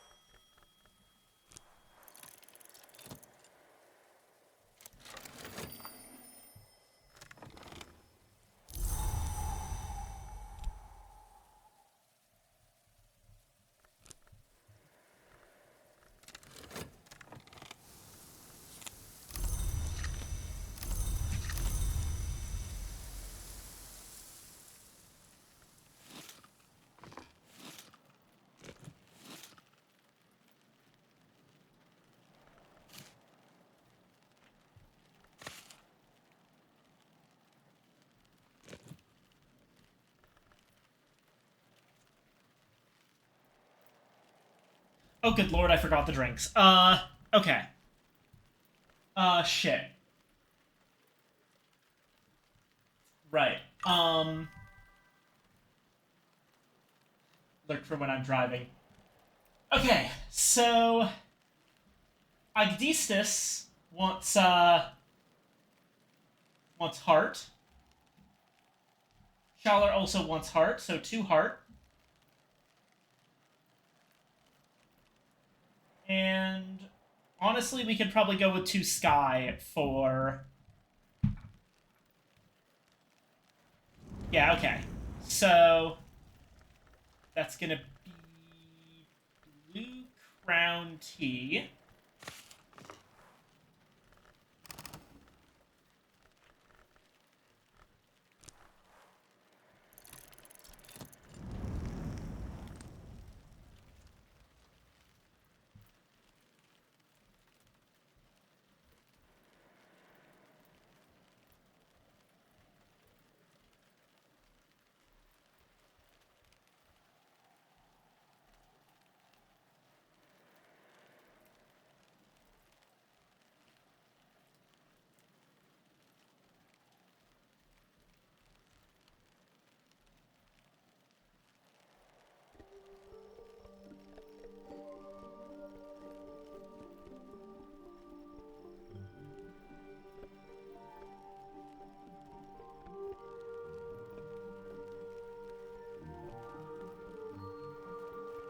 Okay.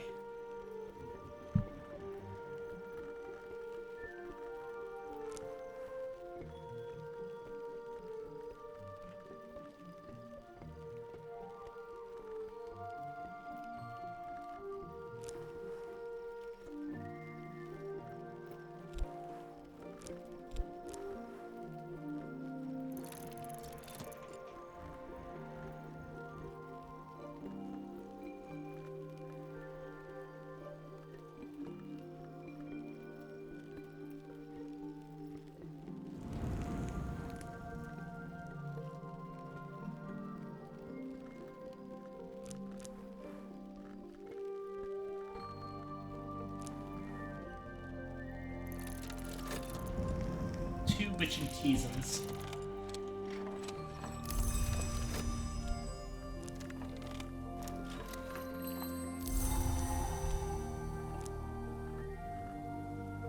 Alright, I really hope that what I'm about to do works.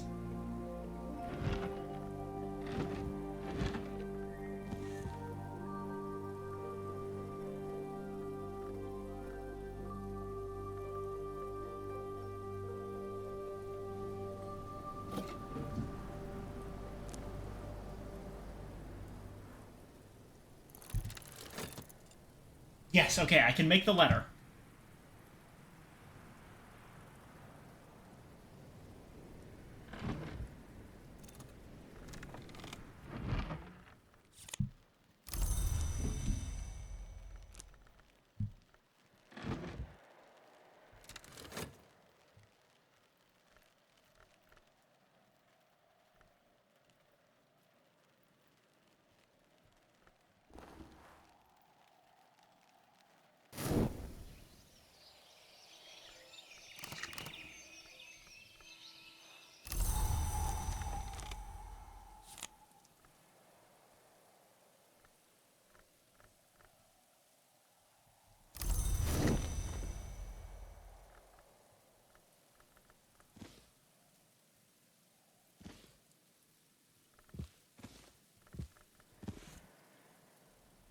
This just fit! No, come on!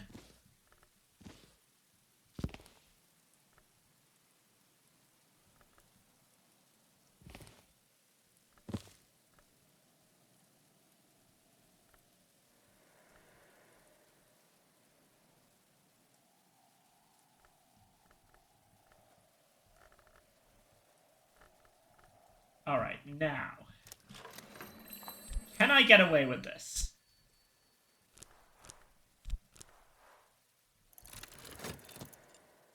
Please, please let this work. Oh no. No, no, no, no, no, no, no.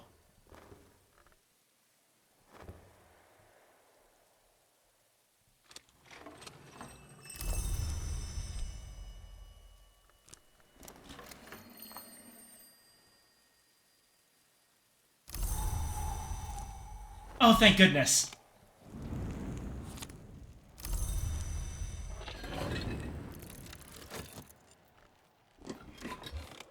Okay, Dr. Aladdin.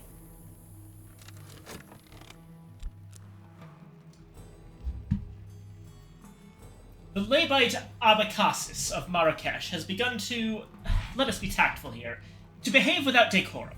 I wish to understand why.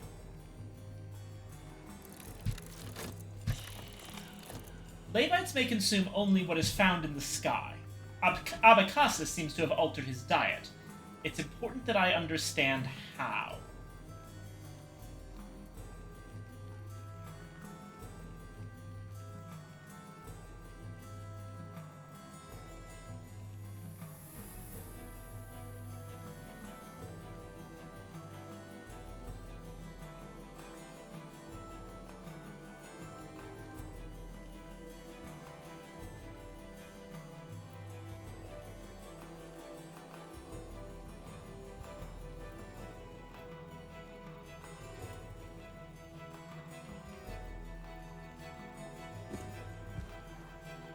Echidna, the Lygian, she who suckles serpents. Yes, I am aware that serpents do not generally suckle. I believe now that Abacassis has chosen to drink of what she provides. I do not know if there is anything to be done about that, but thank you, librarian.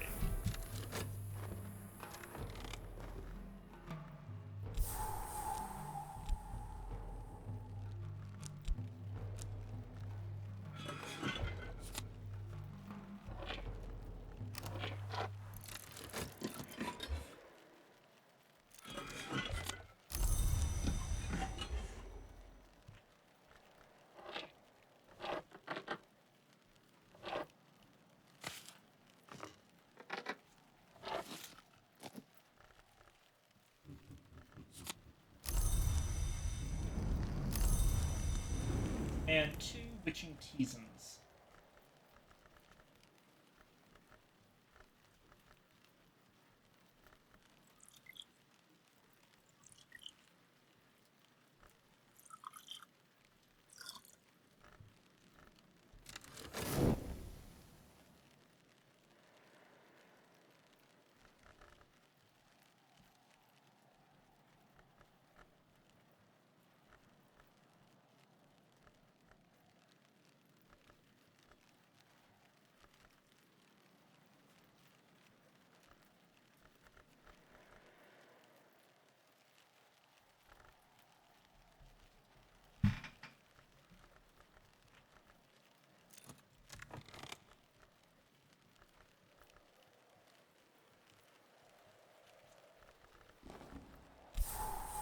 Alright, Dr. Southey is back, which means that we have managed to pull this off.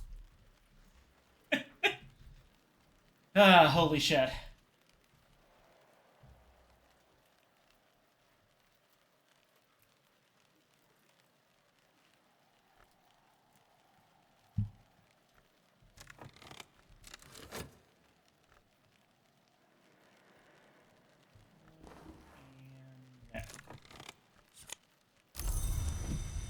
Yeah.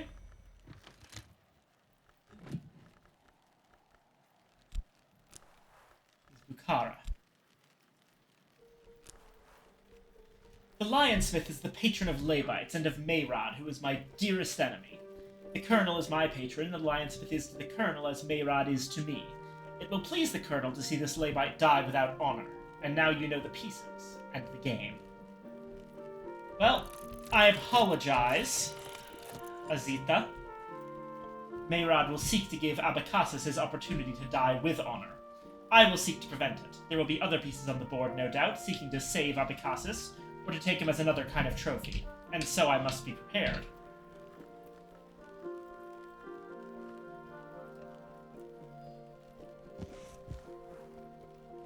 Armed, I am prepared, I am resolved. This part of the game gives me no pleasure at all, but I did not expect eternity ever to be gentle. I made my choice, and so did Abacassus. Goodbye, librarian. No. I will not participate in this.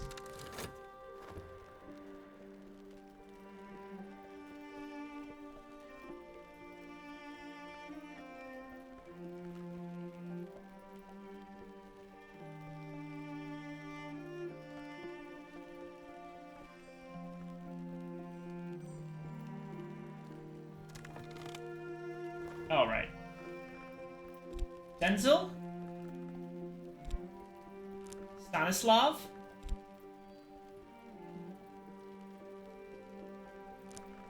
Asan? Yvette? Mr. Peter Agdistis. Wait, hold on. First course, side dish. Side dish. I didn't provide a pudding. Fuck.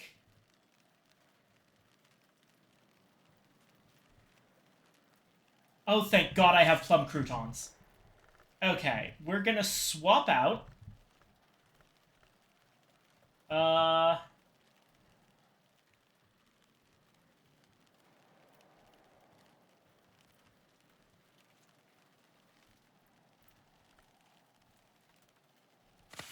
Swap out the grape salad with the plum croutons. I'll use the grape salad later.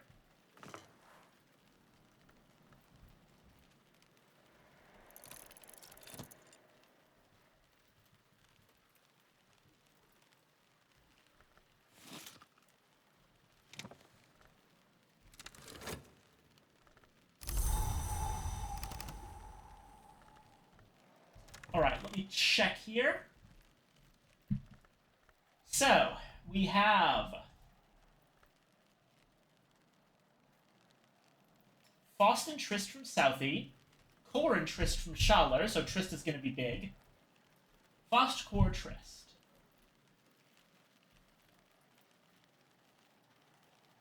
Faust, Metal, Cor, Trist, adding Fekri.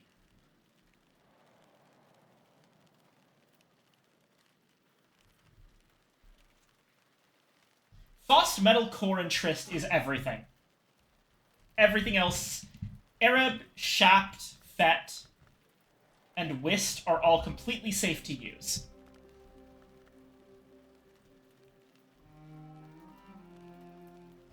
Here.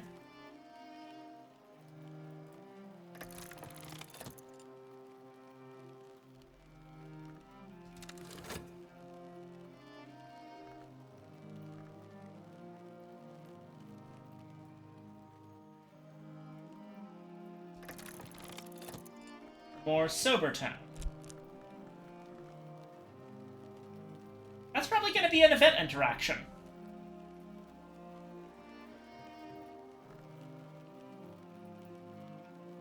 Will, in the meanwhile.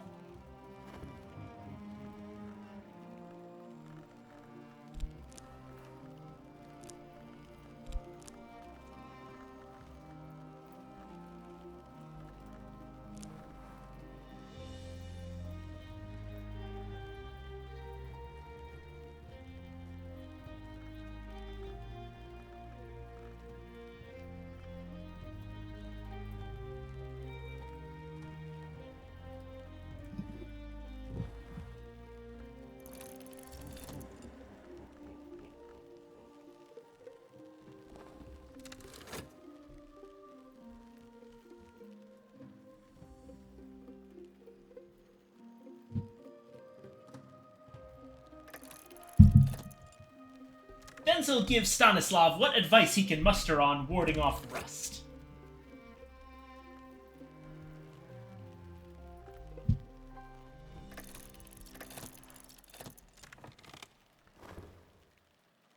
My move, then.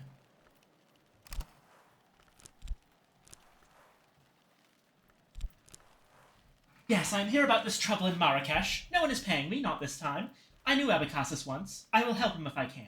I will put him out of his misery if I must. Let me just check one more time just to make sure I can't help her.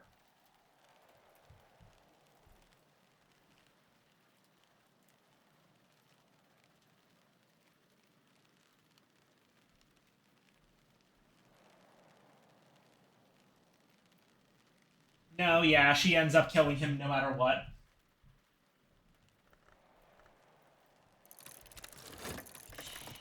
I hope Abacassus can still be reasoned with. If not, I must be ready.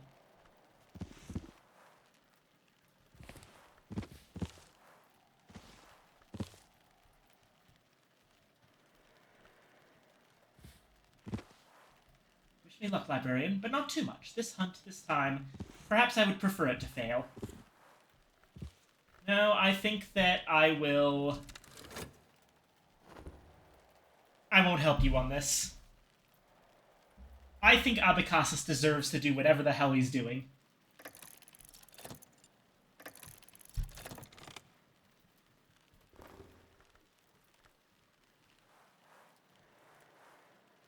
Oh, fuck!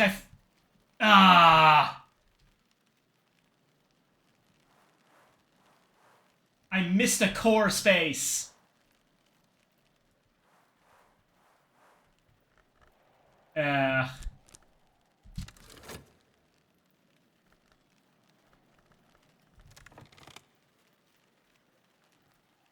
What could core possibly have been?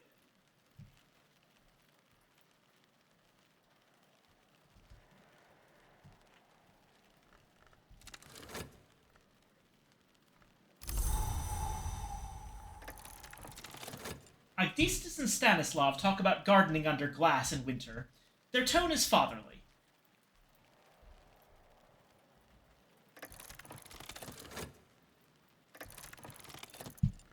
Tryst?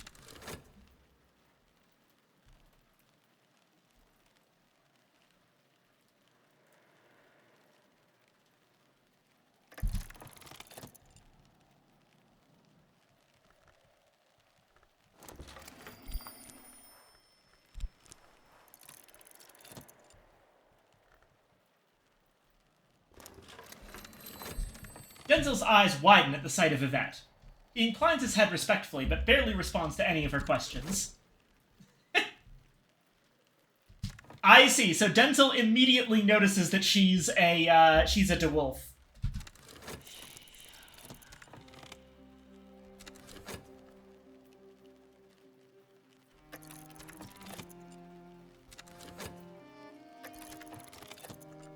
Okay, core.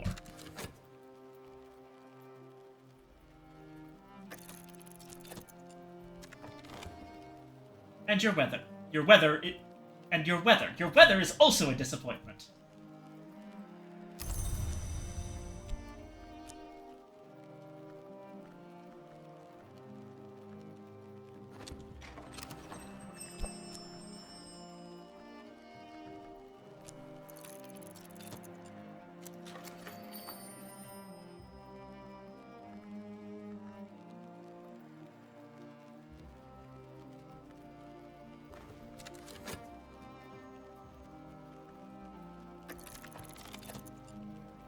Stanislav solicitously advises Denzel on a poultice for his lumbago.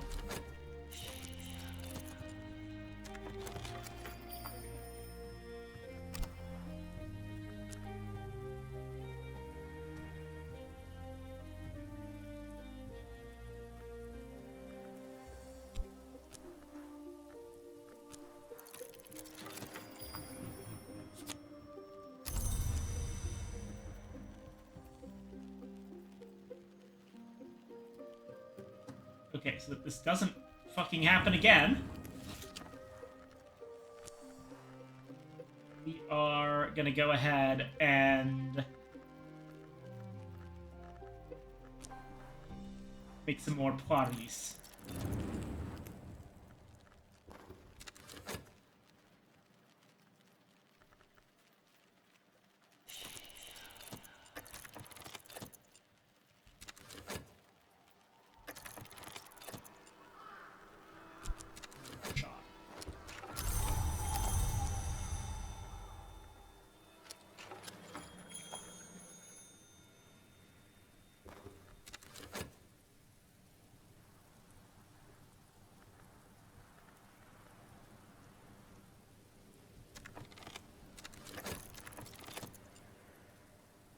Yvette does her best to put Denzel at his ease. He is plainly very wary of her. He remains polite but taciturn even by his own taciturn standards. He does eventually admit that in Gran Krug there is a tradition, tradition, T-R-A-I, tradition, that it is bad luck to insult or to buy from or to drink with a pale-haired woman. Huh.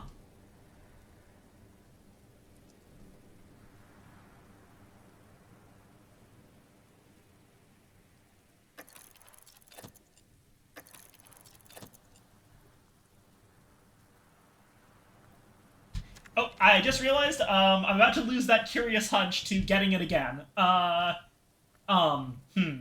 do I do with it?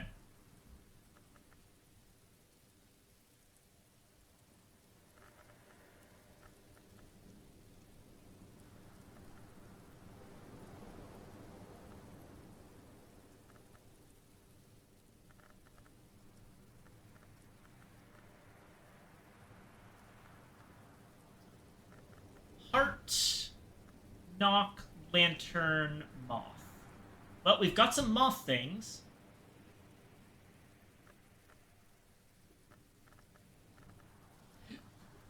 Okay, I'm gonna read this White Jade tablet.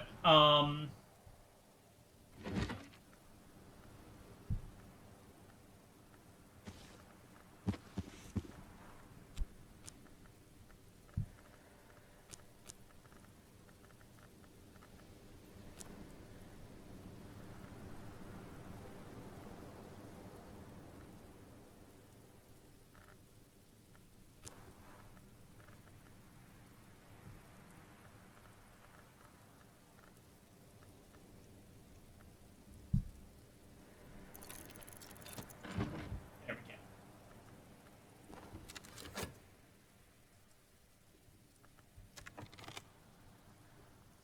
That bit with Denzel, that gave us a fear memory instead of anything else.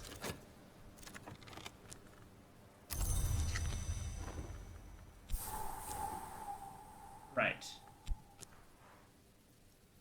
You have heard the rumors about me, no doubt. You will understand that I am sympathetic to any who undertake a pilgrimage of flesh. Lebites are rare. Fallen Lebites rarer still. If Abacassis continues to change, what will he become?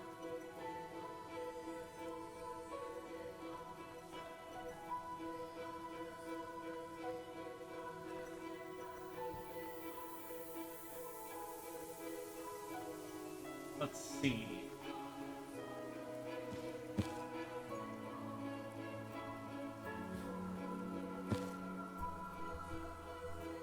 Ah! Strathcoin has graduated to the next level of scale.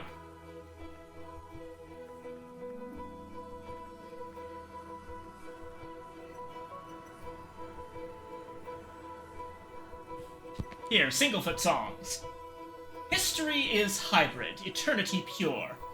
I wish I could protect Abacassis. I would have liked to speak with him.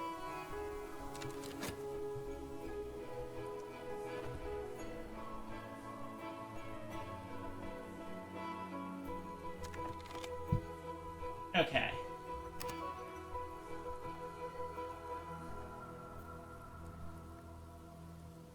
Got 4 lessons instead of 5, which is unfortunate, but oh well.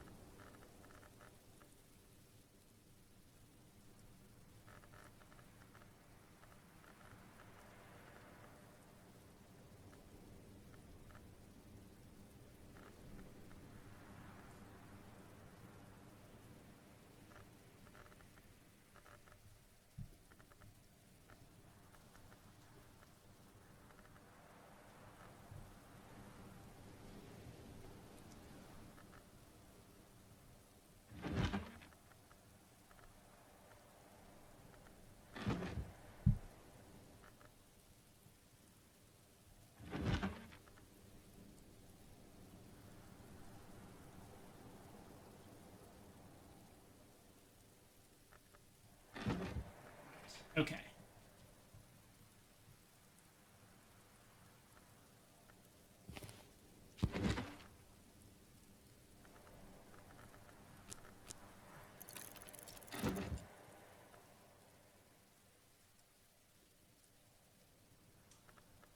Need to do that. There already was one. We are 6 hours deep, and my brain's starting to fry again. Unfry your brain. No. Fry a shrimp instead. Eh. Yes, I am telling you that a shrimp fried this rice. Okay. Um.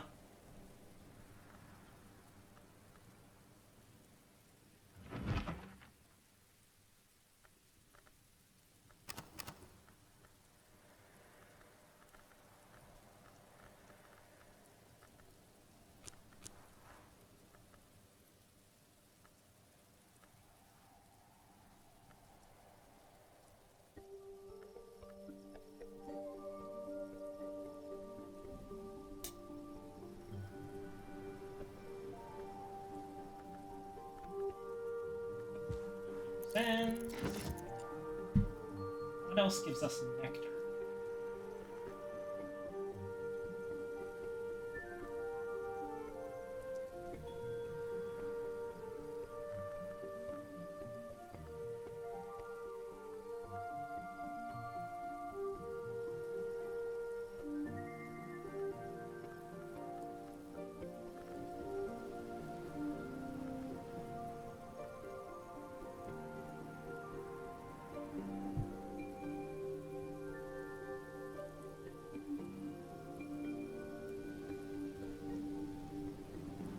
Scent. Right.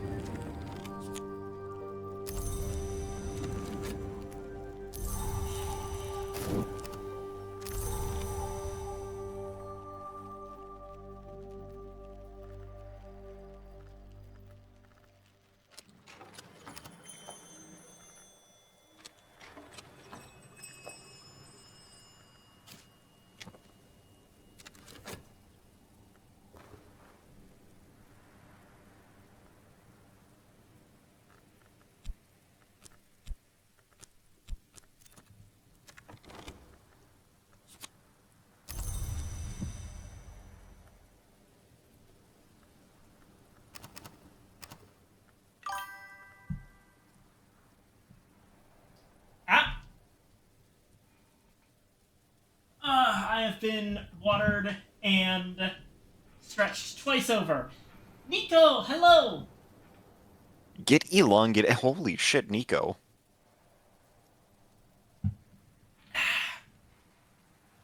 Alright, that is water number one. And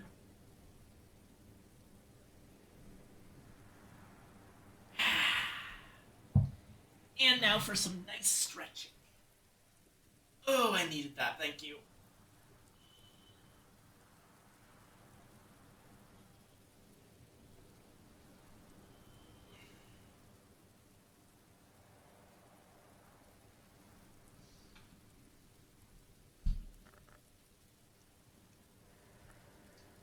Ah.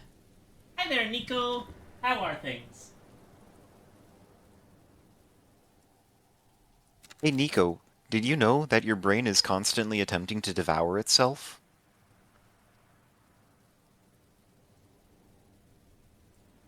Yours specifically, no one else's. We don't know why. Just one of those weird little things. What about the 63-ish species of bacteria in the human belly button?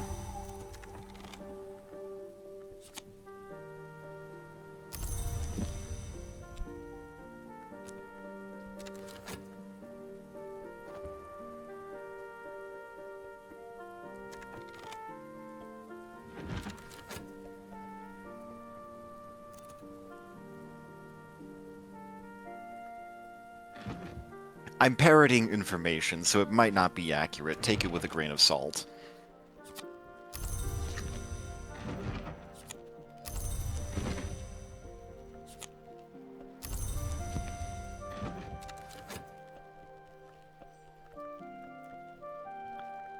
Joke's on you, I want to be a himbo. Yeah. You're a bit too late there. I can smell you. Wow, Nico! Ew. You're already a himbo. Yeah, well, you know what? You know what? I blew up Malaysia. Anyway, hi, how are you two doing? I am doing well. Good, good. Currently dealing with giving people some advice on well, a certain incident that's going on in the world that I may have accidentally written into existence. So there's a guy, and he's got worms in him. That's the incident. Damn. Worms. The thing that's interesting is not actually that there's a guy with worms in him. That's actually not that uncommon. It's that he's still alive and sane. Damn. Alright, Dagmar. Nasty business with the worms. Nasty. You ever run across Hobson? Horrible little man. Still, nasty. Alright. Bureau's got Hobson in a box, they say. Bureau wouldn't know a box from a box room, say I. Box room, box room. As you were, I thought I'd pop over to Krakow, make sure everything's properly sealed. I just want to get my introsism straight first. Box room. Alright, let's see. Knock, right. What are some knock books?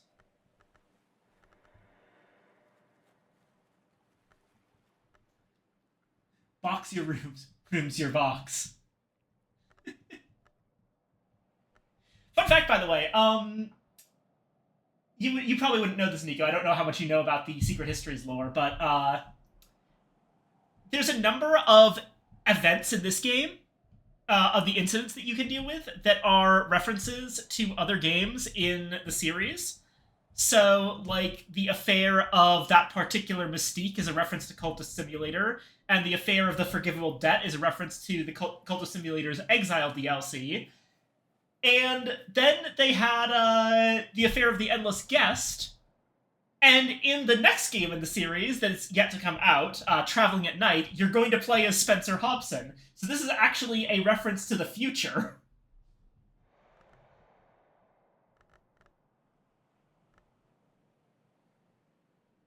Alright, Daymare, can you read Latin? Yes, you can. The Raptures of Forcules is what you want. Seal it up like Christmas, see if I won't. Pip, pip, pip, pip. Box room!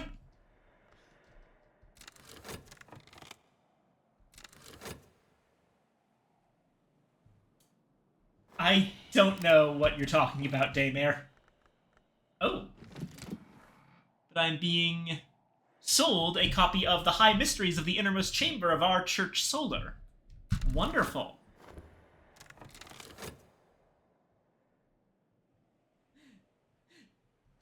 Dagmar has all her marbles.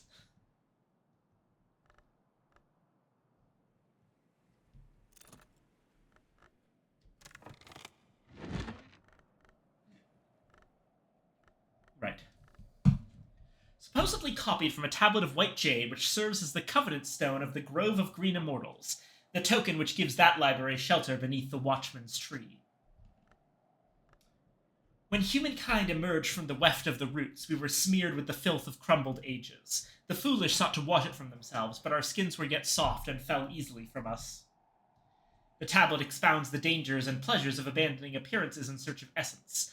Along the way, it reveals the secret of Skin-Shuck mead, which can be brewed from honey by application of the rites of the roots, if enough moth aspect is present. Ooh.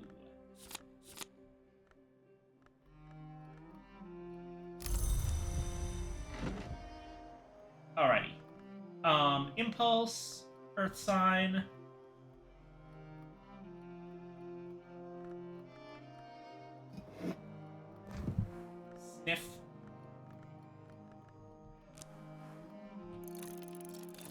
And...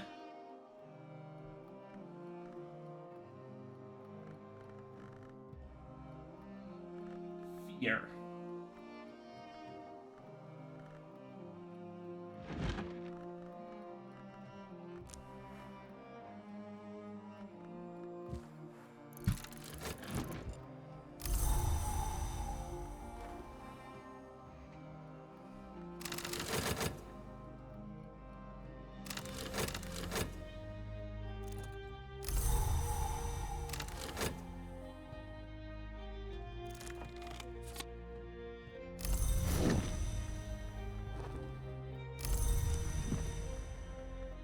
Alright, Princess Coquille.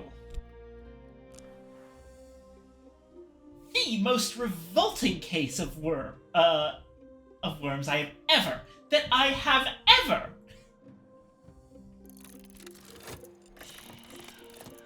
The local duties have it in a box, so we know where the things are, but what interests me, darling, is where they came from.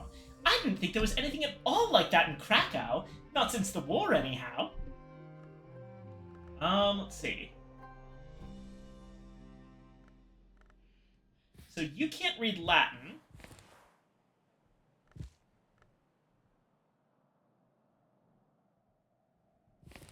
Here's Traveling at Night Volume 3. Hopefully this helps. Do you know, all the stories do seem to put the sword Ebrahel in Krakow. And now I'm beginning to think that makes a sort of sense. Thank you, darling.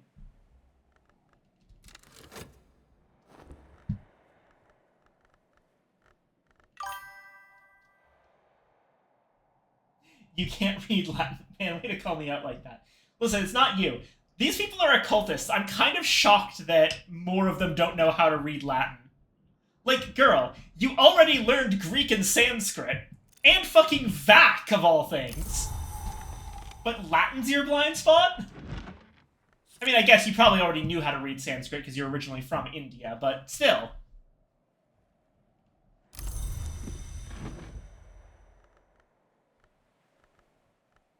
Latin isn't as fun as Greek. That's fair. That is extremely fair.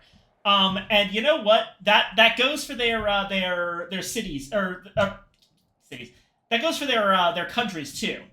Rome is way worse than Greece. I'm not biased.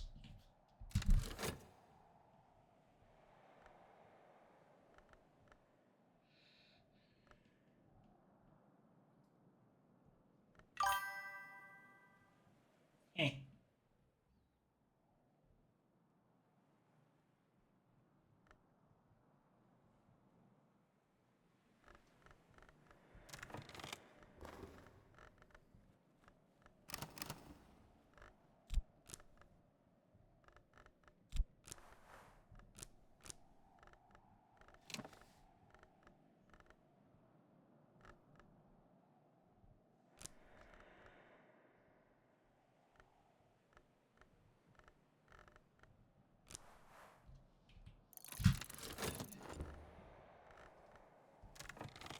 Oh, it's a sunny day. That means I can actually probably, read this when it comes out.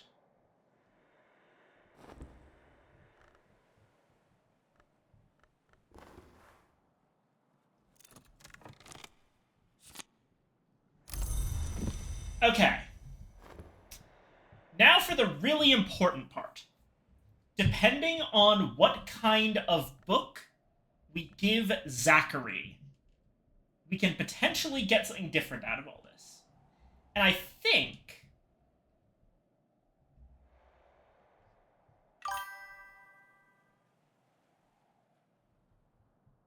I recommend out, not down.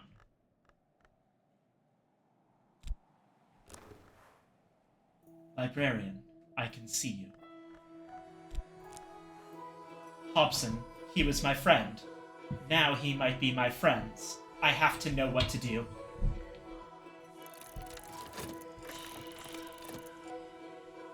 There's always out and there's always down. Okay, I see what you mean.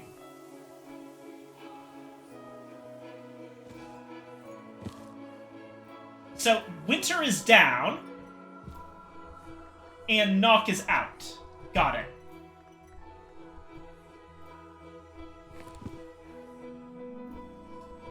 So, why do you specifically recommend out?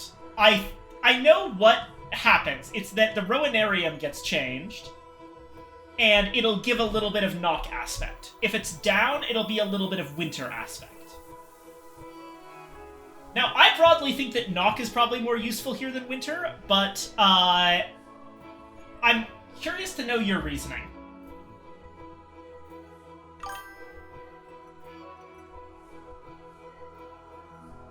Shrine upgrade. Do you have any other reason to go with winter? I mean, I'm planning on upgrading the shrine with knock anyway. I was just going to think, like, you know... What does the Rowanarium have?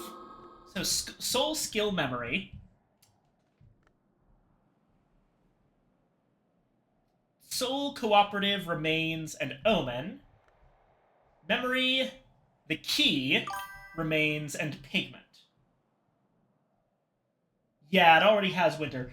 No, but apparently it'll actually give some of the aspect in and of itself. Like, it not only will accept knock, but it'll give a little bit of knock as well. Or give a little bit of winter as well. But honestly, I think knock's still broadly better here.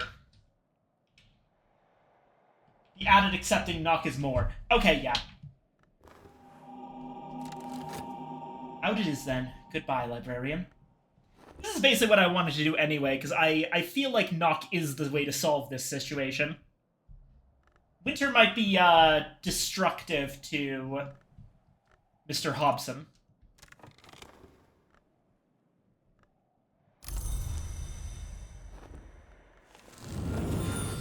Oh yes, we've got to do something with Crack Track, by the way. We're basically done with preservation, so...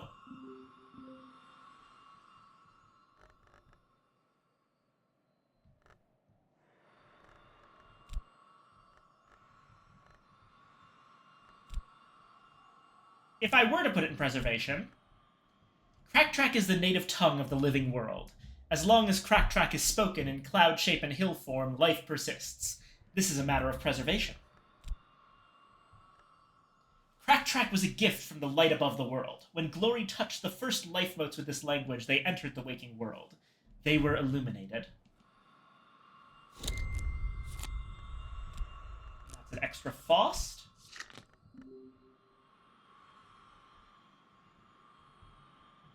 There's our illumination.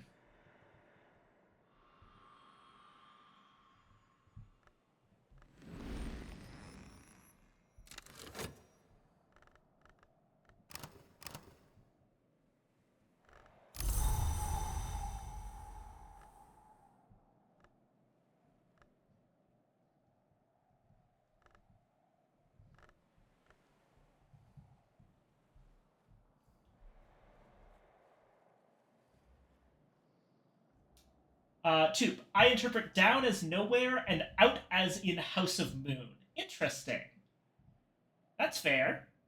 I suppose we might learn more about what the hell happened here when we actually get traveling at night.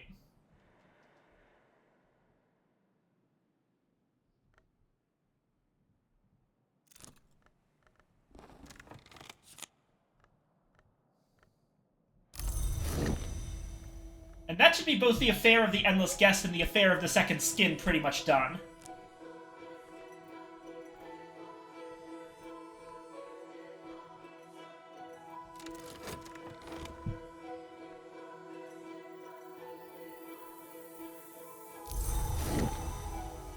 Okay, let's see here.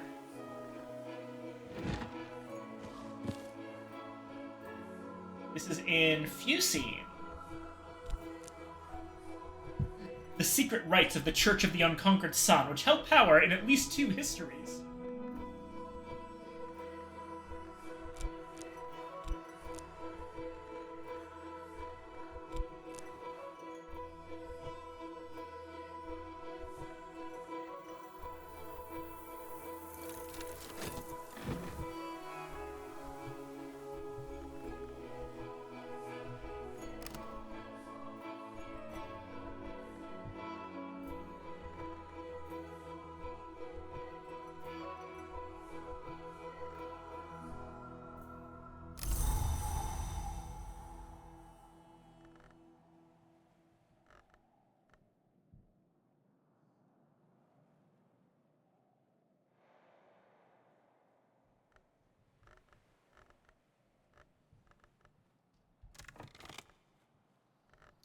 should probably make my decision at this point.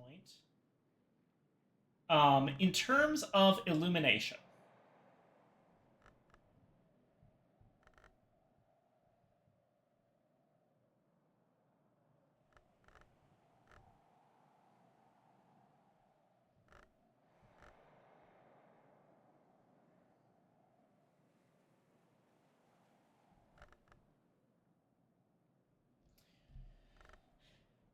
Do a little bit of personal organization here.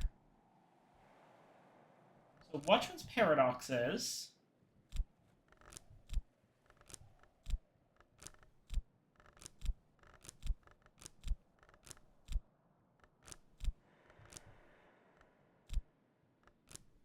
This is available for both Illumination and Nyctodromy.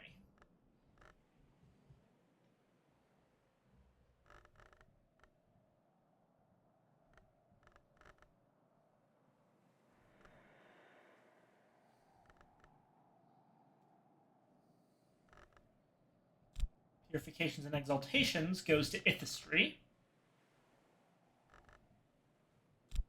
Preliminal Meter to Ithistry.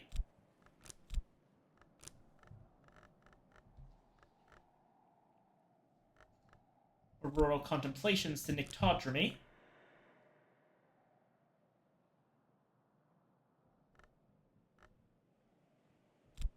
Disciplines of the Hammer to Nyctodromy.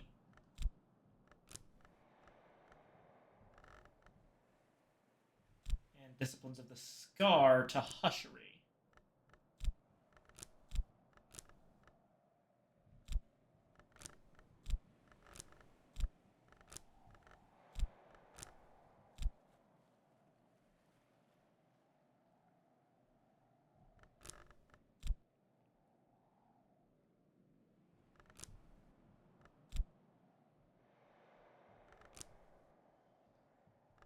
Then there's, so these are all, I think, all of the things that could still go in Illumination and aren't there already. So, 3 of those, or at least 3, need to go into... Yeah, 3 of them need to go into Illumination. Now, that can actually unlock the last shortcut of Hushery, which would allow us to put 4 things into Hushery. Now, what can go in Hushery still? Sights and Sensations is already there. Revelation is already there.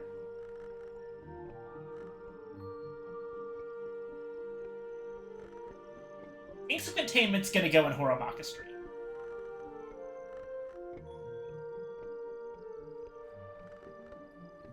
Oronoscopy could go in Horomachistry or Hushery. Let's put it down here with the Scar.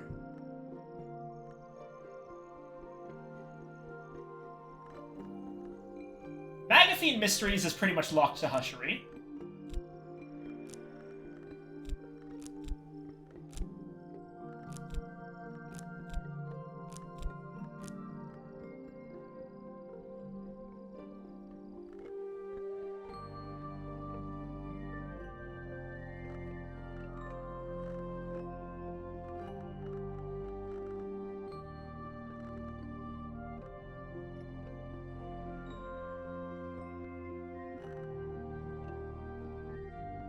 Glassblowing and Vessel Crafting could go Ithistry or Hushery.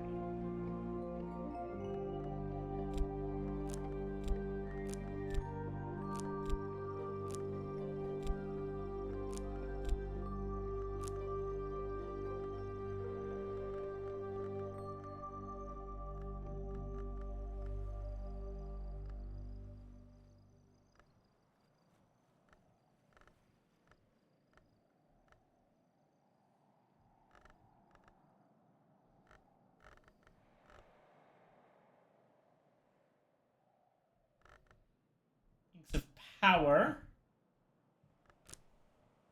Horomachistry, or Hushery.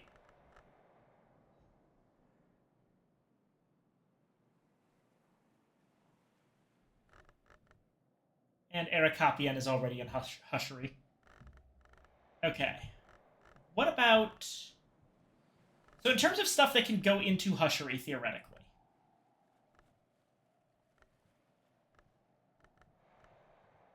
There's like 4 possible things.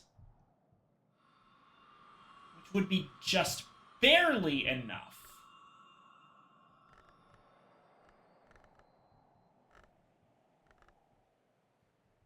But that might do things to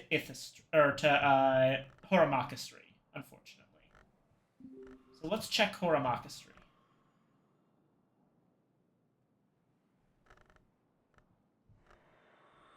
Sky Stories could go into Horamakastri or Birdsong.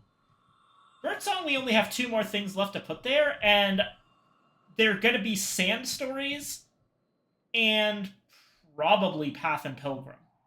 So we don't have to worry about Birdsong. Sky Stories can go into Horamakastri safely.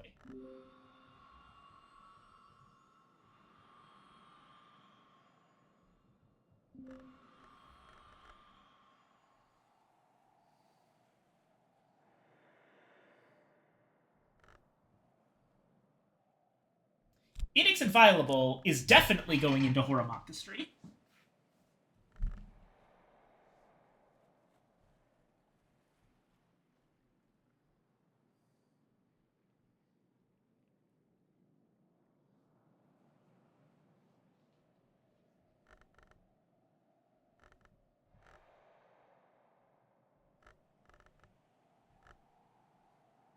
Inks of Containment is definitely going into Horamakastri. Okay, we actually might be able to pull this off.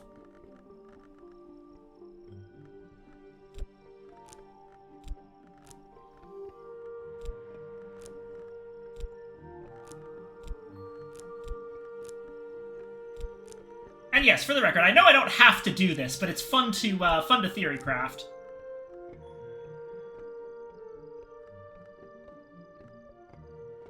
So, okay.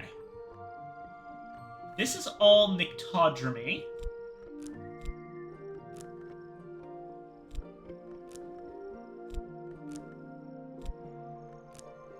This would all be Hushery.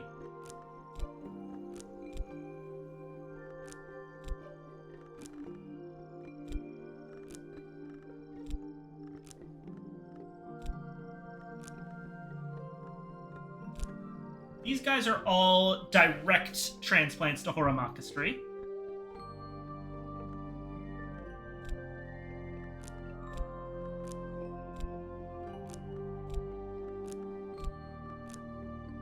Down here we have some potential Ithistry.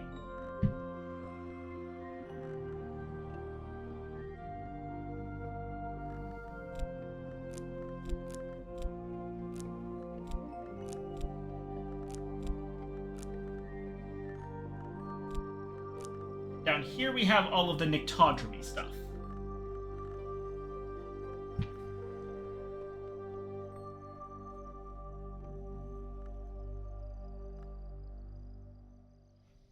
There's also one more note. There's actually a skill that we're missing. Anbarian Lapidary.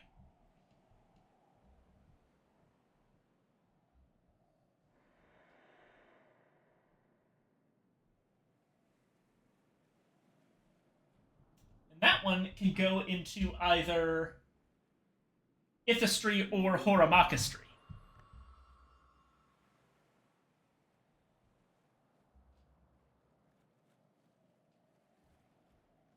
So that could also be a really important thing to note.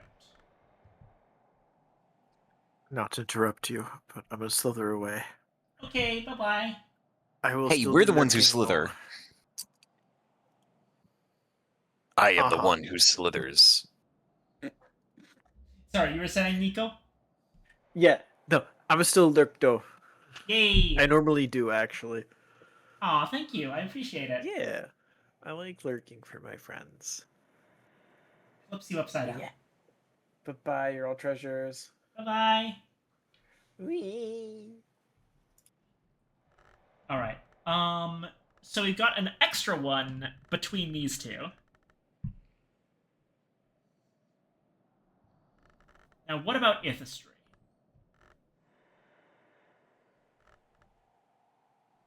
Well, putrefactions and calcinations is definitely going into Ithistry. It can't go anywhere else. Transformations, liberations is already there.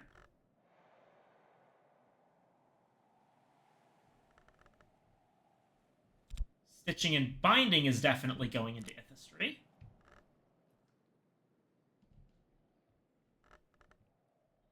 Spices and savors can go into Ithistry or the Bosk. Oh, we gotta make a spot for the Bosk.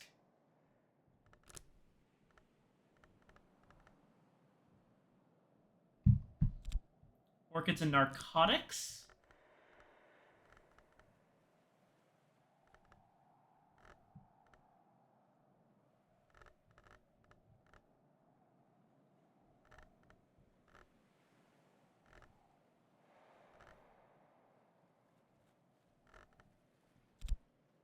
Leaves and thorns.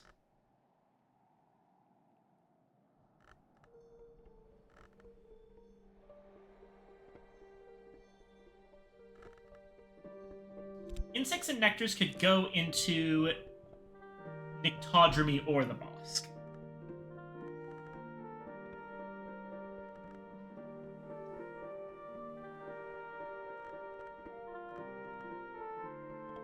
Same with furs and feathers.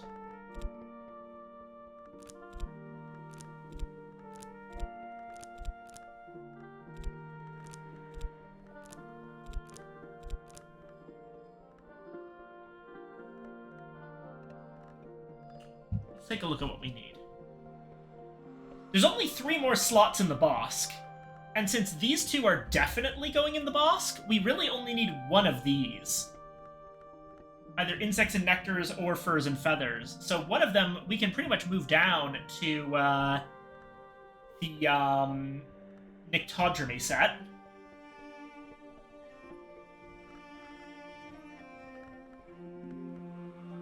And Nyctodromy only needs 3.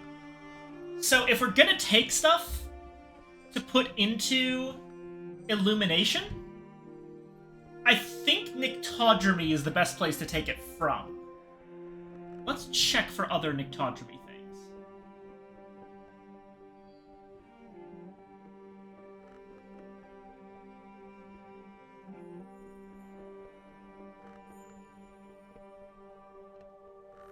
Yeah, so...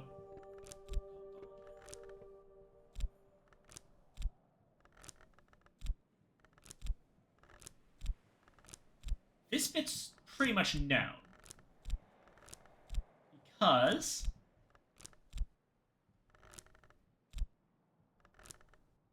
I'm trying not to cover anything up entirely.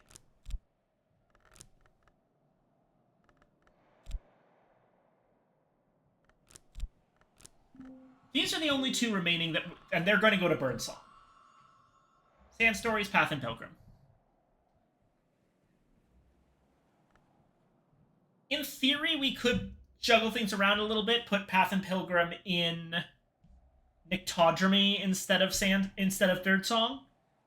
That might be viable. Either way, like...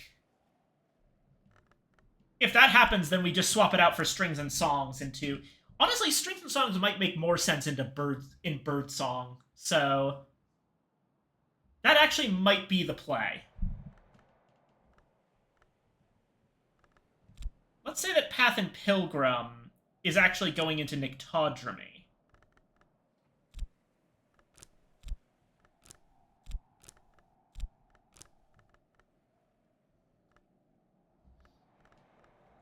And then these 2 are Birdsong. So, that's Birdsong done. The Bosk is pretty much done. Let's say that we put in insects and nectars.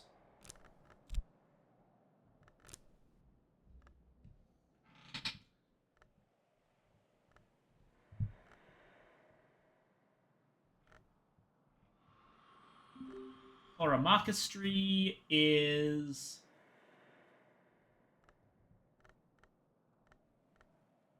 Bind with Anbury and Lapidary, Horamakastry's done.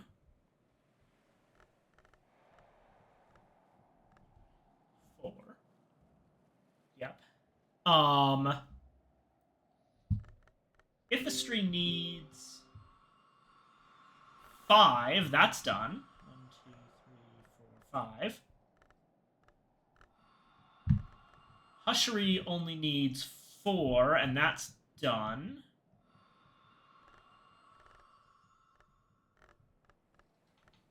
1, 2, 3, 4.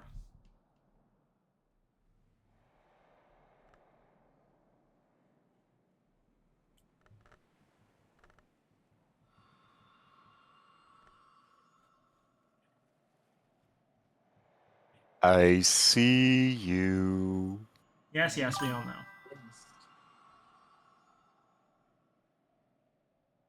If Snex were to... Oh, hello! Hello, Aurora. Hi. Oh, sorry, guys. That's Aurora, not Evangeline. If Snex were to add a new skill, what would it be called? Honestly, I'm happy with Serpents and Venoms.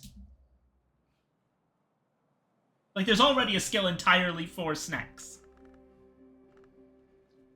Okay, so some combination. You know, depending on the inflection that you use when you say that, when you utter the word "snex," it sounds like something else that is also good. Yeah.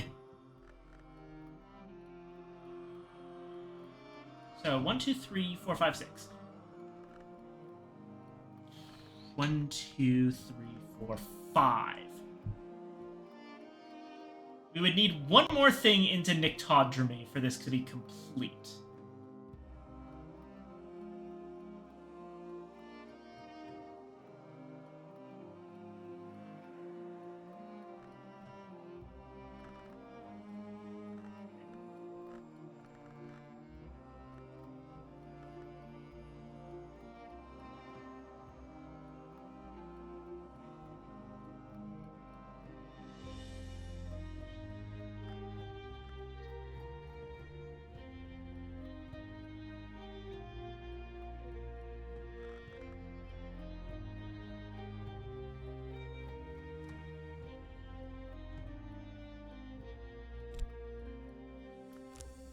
Solutions and separations might be the trick.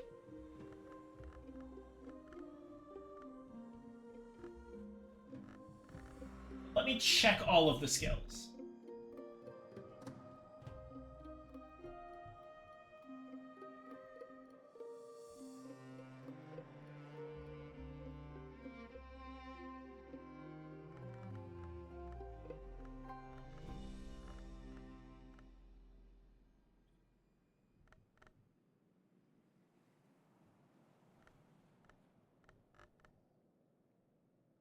Wait.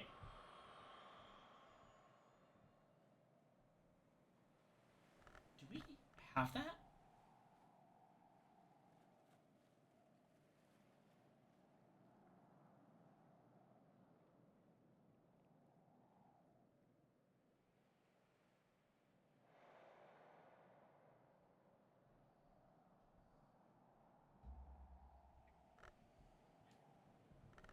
Am I crazy?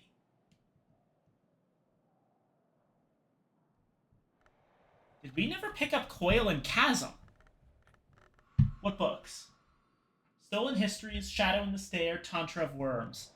Oh my god, we never picked up Coil and Chasm from the Tantra of Worms. Wait, do we have the Tantra of Worms?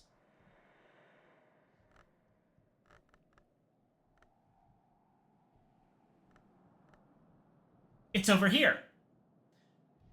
This is a completely new skill. It's Coil and Chasm, which can be put into Nyctodromy. Which means... Okay. We've got this. I think that we can max out and get a level 9 skill in every single branch of the tree.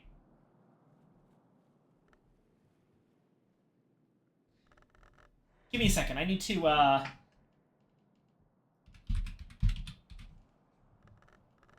pull up Notepad to write this down.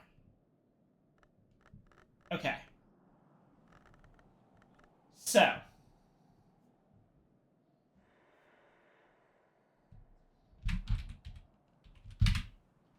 Birdsong. Sand. Stories.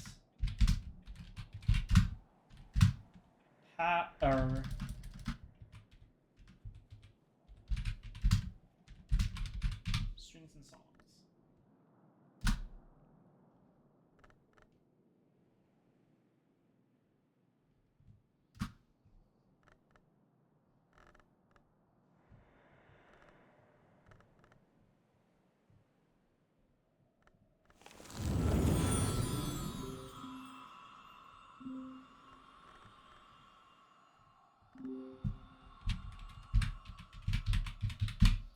Horamakastry.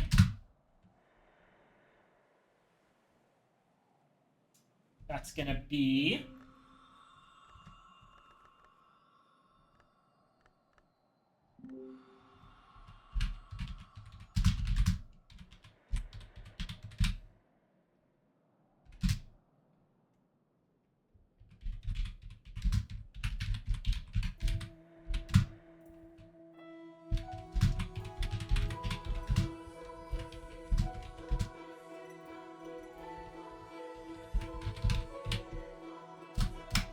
Handbrain Lapidary, Edicts Inviolable, Sky Stories, Inks of Containment. Okay, Ithistry.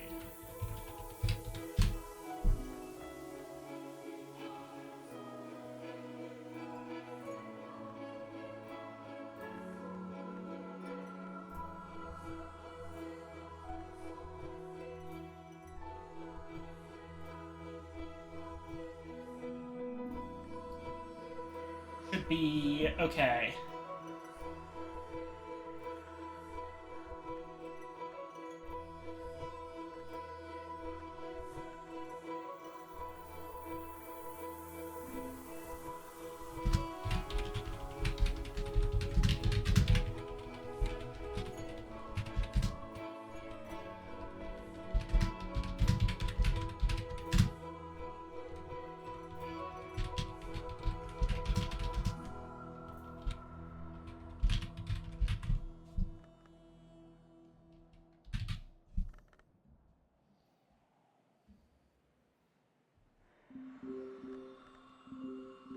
Then, yeah, probably preliminal meter and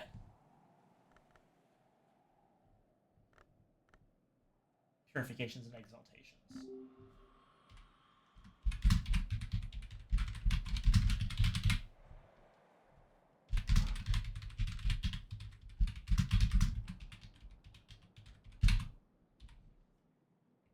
Okay.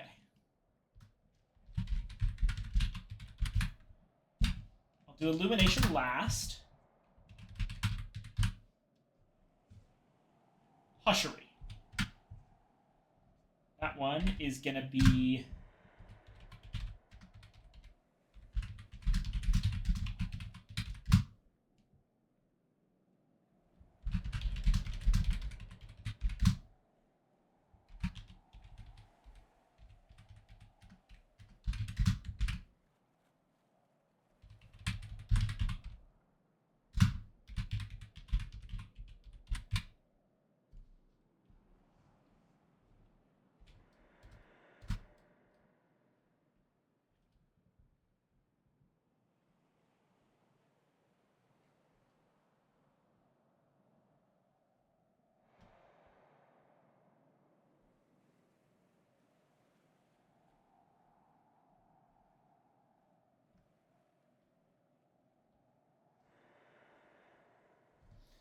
There's also some... Essentially, Oronoscopy, Hushery, and Ithistry can kind of go in a little circle.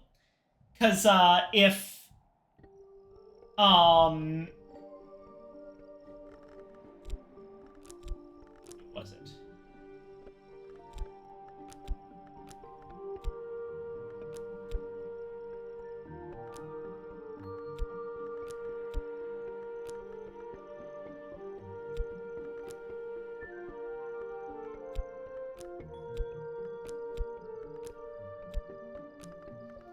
basically, if we put glass blowing and vessel crafting in Hushery, put Oronoscopy in Horamakastry, and then put Anbury and Lapidary in Ithistry, that can all change around, and that probably makes a bit more sense.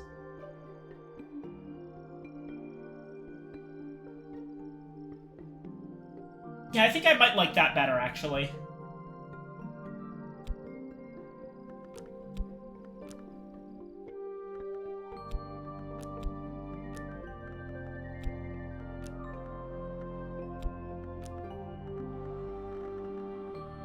Yeah, let me make that change.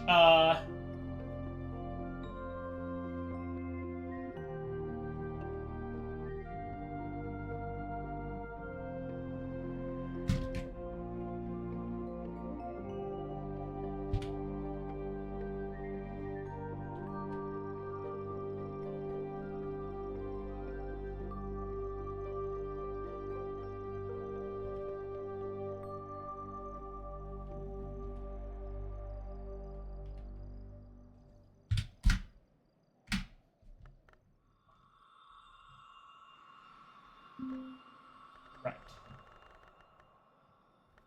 These are where these go.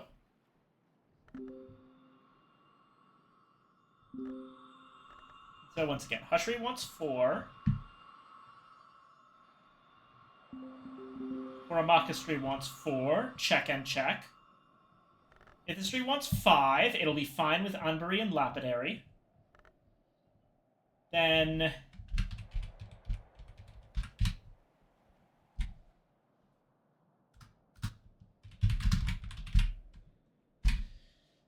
the Bosk is gonna be...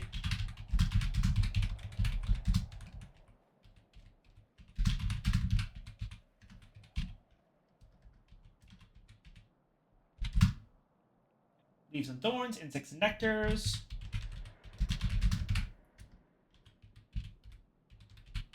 Orchids and narcotics.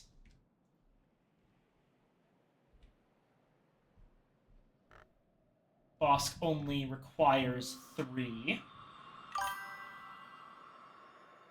Very productive snack of hours this stream. I know, right? Once I finish this up and finish the day, I'll probably be done for the evening.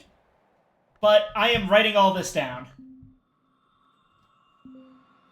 And now for Nyctodromy that only requires 3.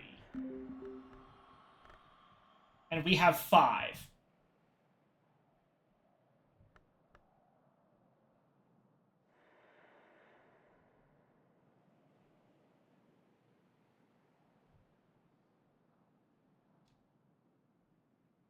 Six, actually. Right, it only requires 3 and we have 6.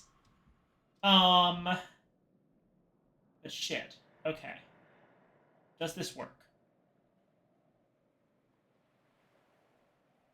Well, okay.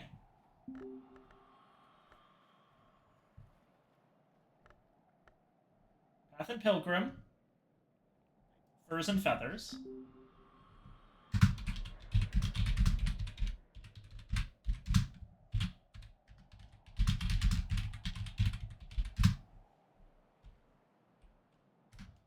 Those ones are obvious.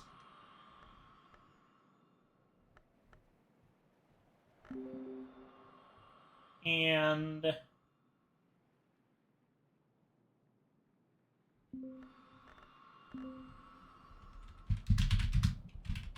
Coil and Chasm. 1, 2, 3. Right, yes. Okay. This works. And finally, for Illumination, it's not on the thing, but we need 4, and our setup is Auroral Contemplations,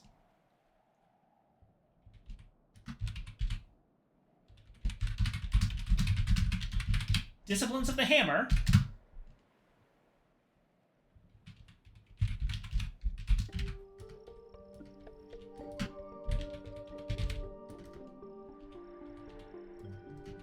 Watchman's Paradoxes, and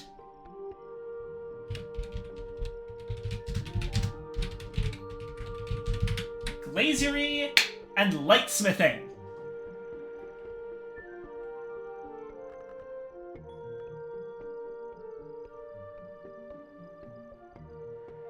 Documents.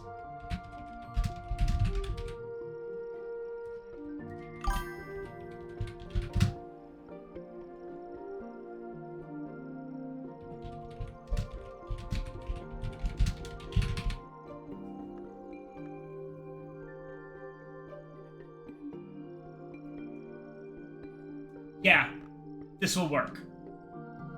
Okay. Back to our normal method. Right, so.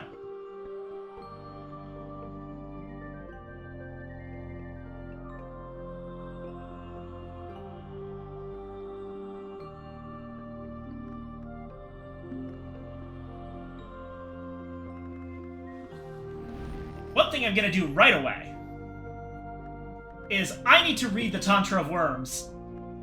Because I didn't even realize that there was a skill that I had access to that I just never bothered to get. That was me being an idiot.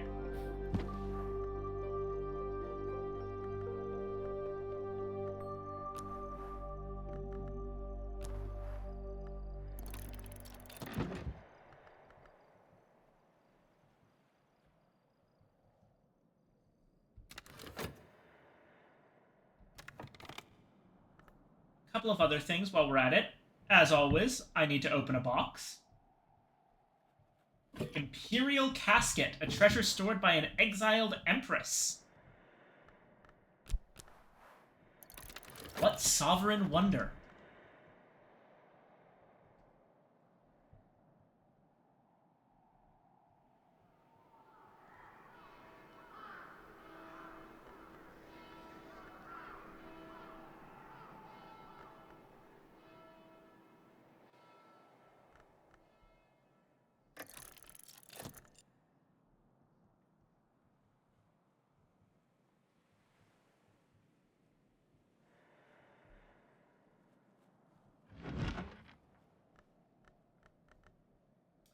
The church chiefly worshipped the sun in splendor, the original undivided sun, but this text also includes the devotions of its aspects as the chilly winter dawn and the departing sunset, as well as the meniscate, the sun's night self.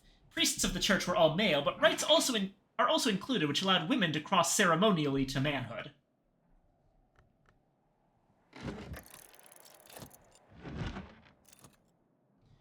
The Tantra... Trans rights. Yeah.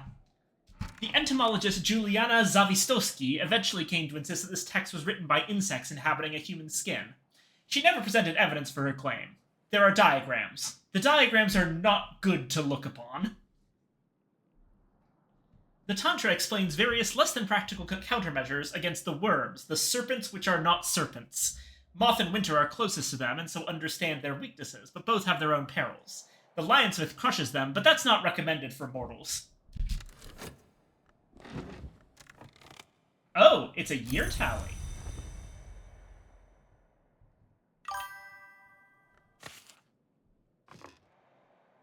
Or the Hobson method of just letting them infest you, I see. I guess that works for him?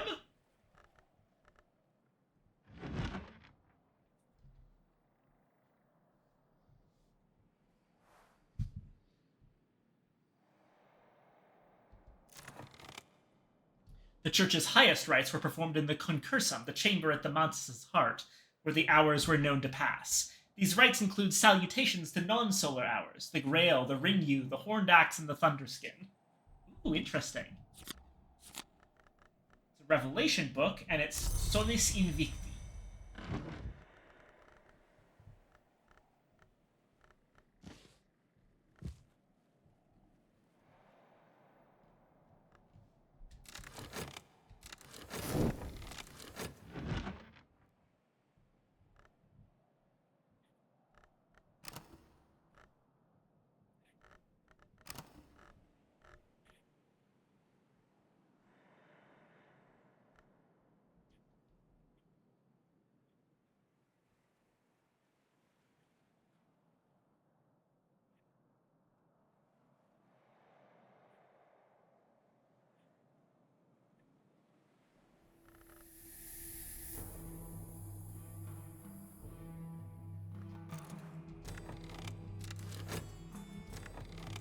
The worms have always been eager to inhabit us. Here are the practices which make us inhospitable to them. There are diagrams. The diagrams are not good to look upon, and none of the practices they show would allow the subject to survive. Fear, coil, and chasm.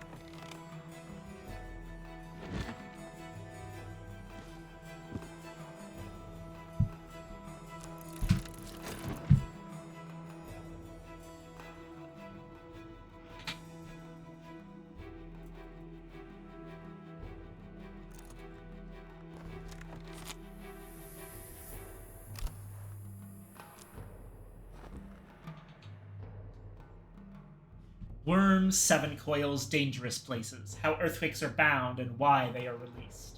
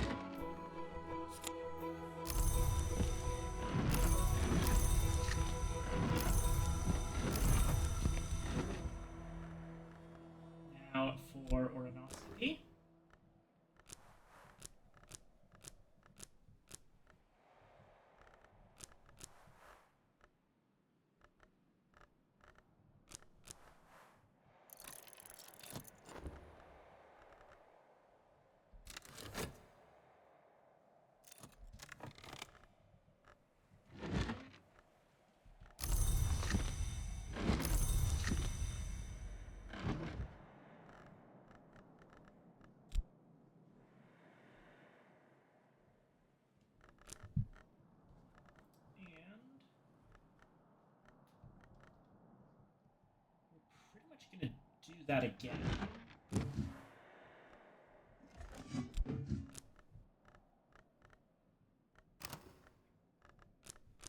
Trist. Shaft.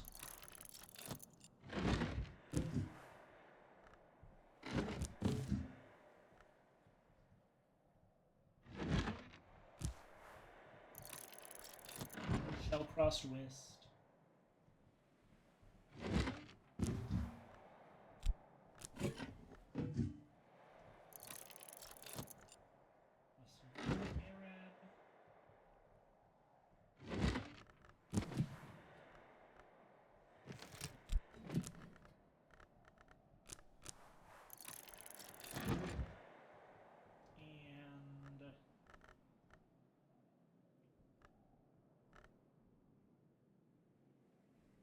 Oh, wait. Well, I guess Aronoscopy's going up another level.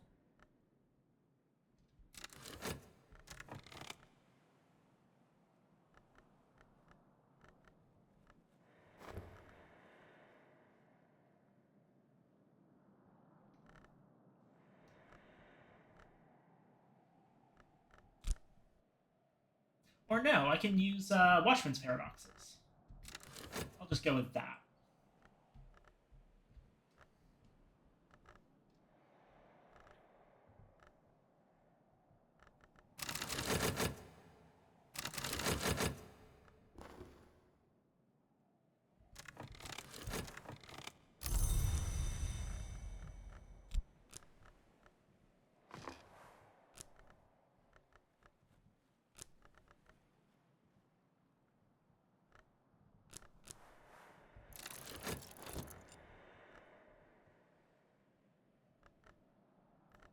Yeah.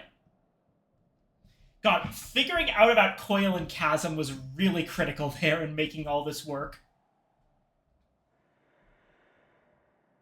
And yeah, I know we had solutions and separations, but still. Coil and Chasm is way better because we can only put it in one place.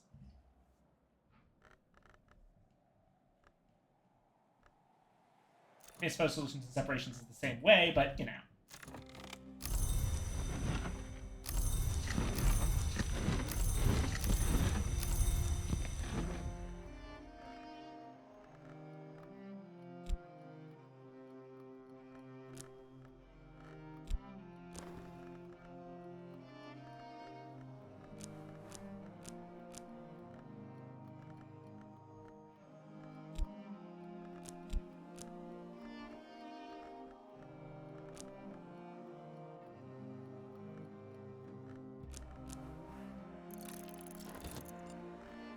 Okay, Savage him.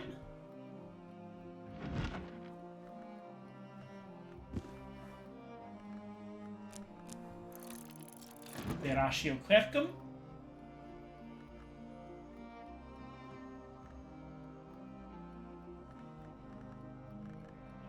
One level of fear.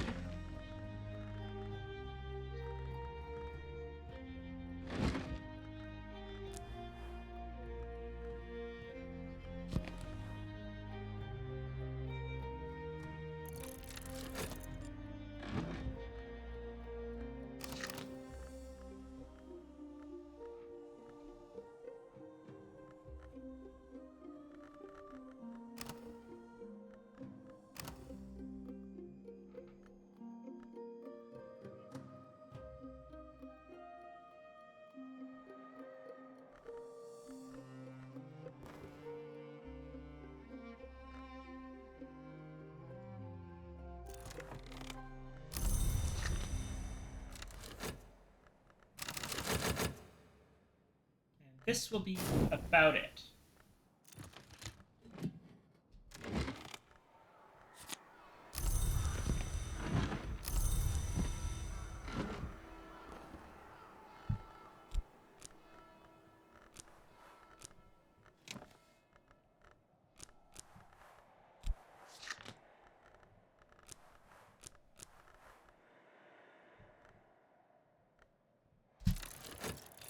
When the fuck did midnight happen? About an hour and a half ago. Damn, about half an hour ago.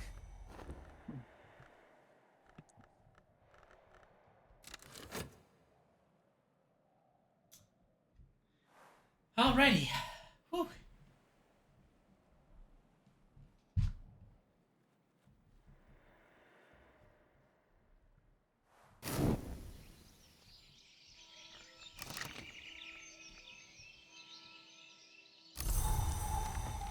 Today's weather is cloudy. This is, I think, where we should wrap up.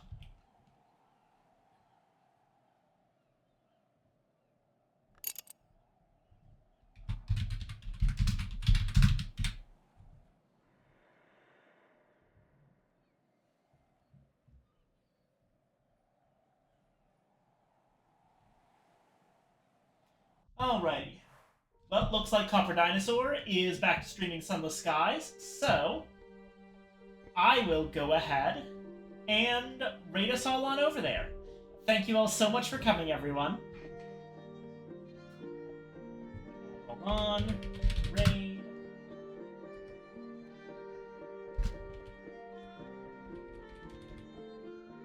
Copper.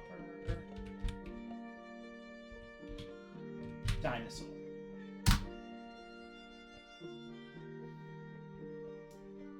I don't know if there's going to be a board game stream this week. Things are a bit complicated schedule-wise on my end, but I figured I wanted to get the Book of Hours stream done at least. I'll update you as the week goes on, and we'll see where it all goes. Alright. Love you all. Have a good night, everybody. Good night, everybody. And... raid.